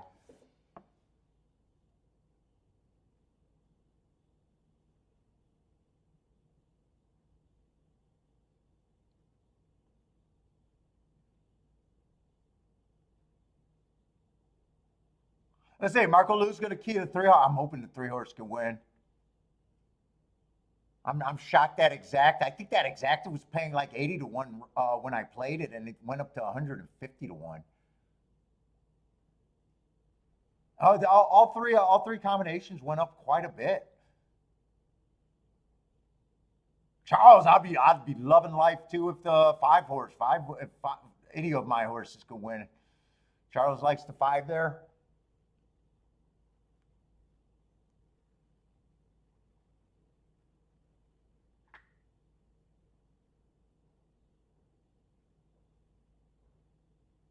And man, today I love the handicapping at fairgrounds. You know, if that 5 gets second, that would have been a huge hit. And then the 2 races back to back that I didn't play with that 2 horse. I said 3 with first and second with that group. Didn't have time to do that bet. And then we were working on a good betting board, and I was like, 5's a value, and I think I should have hit that exacta, but neither of those races I was willing, or not willing to play, able to play. So I even think fairgrounds could have been great. I even think if I hit all of those, or session of that, I'm looking at probably a solid, pretty close to half a Rolex, if not better.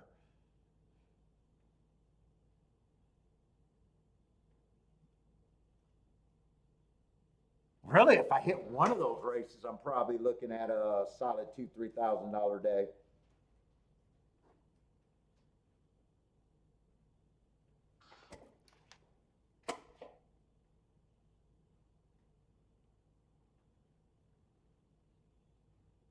Man, 4's taking a lot of action, but I'm still glad I don't have that 17 to 1 exacta. 4, I got no problem if he beats me. It's just gonna feel unlucky. That's all.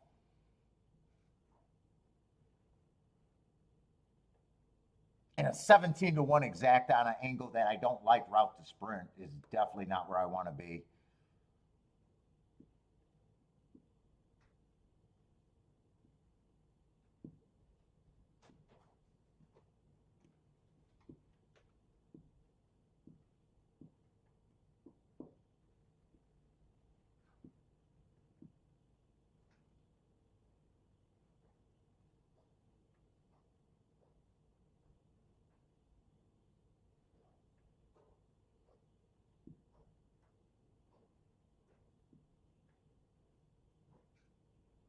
Let's see, Jennifer said, how did you red board and lose?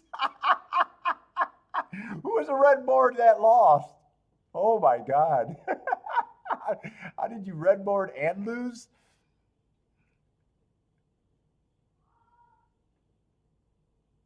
All right, I'm going to sign off now then. Kiki's ready and we still got sunlight, so I don't have to hang out here. I'm not going to do anything else. If I hit this double, it's a better day than it already is. But everybody, good luck tonight if you guys are playing Turfway. Good luck on your guys' bets. Hope to see everyone tomorrow. It'll be Gulfstream and Oaklawn tomorrow, but I'm going to sign off right now. So everybody stay safe. Good luck. Hope to see everyone.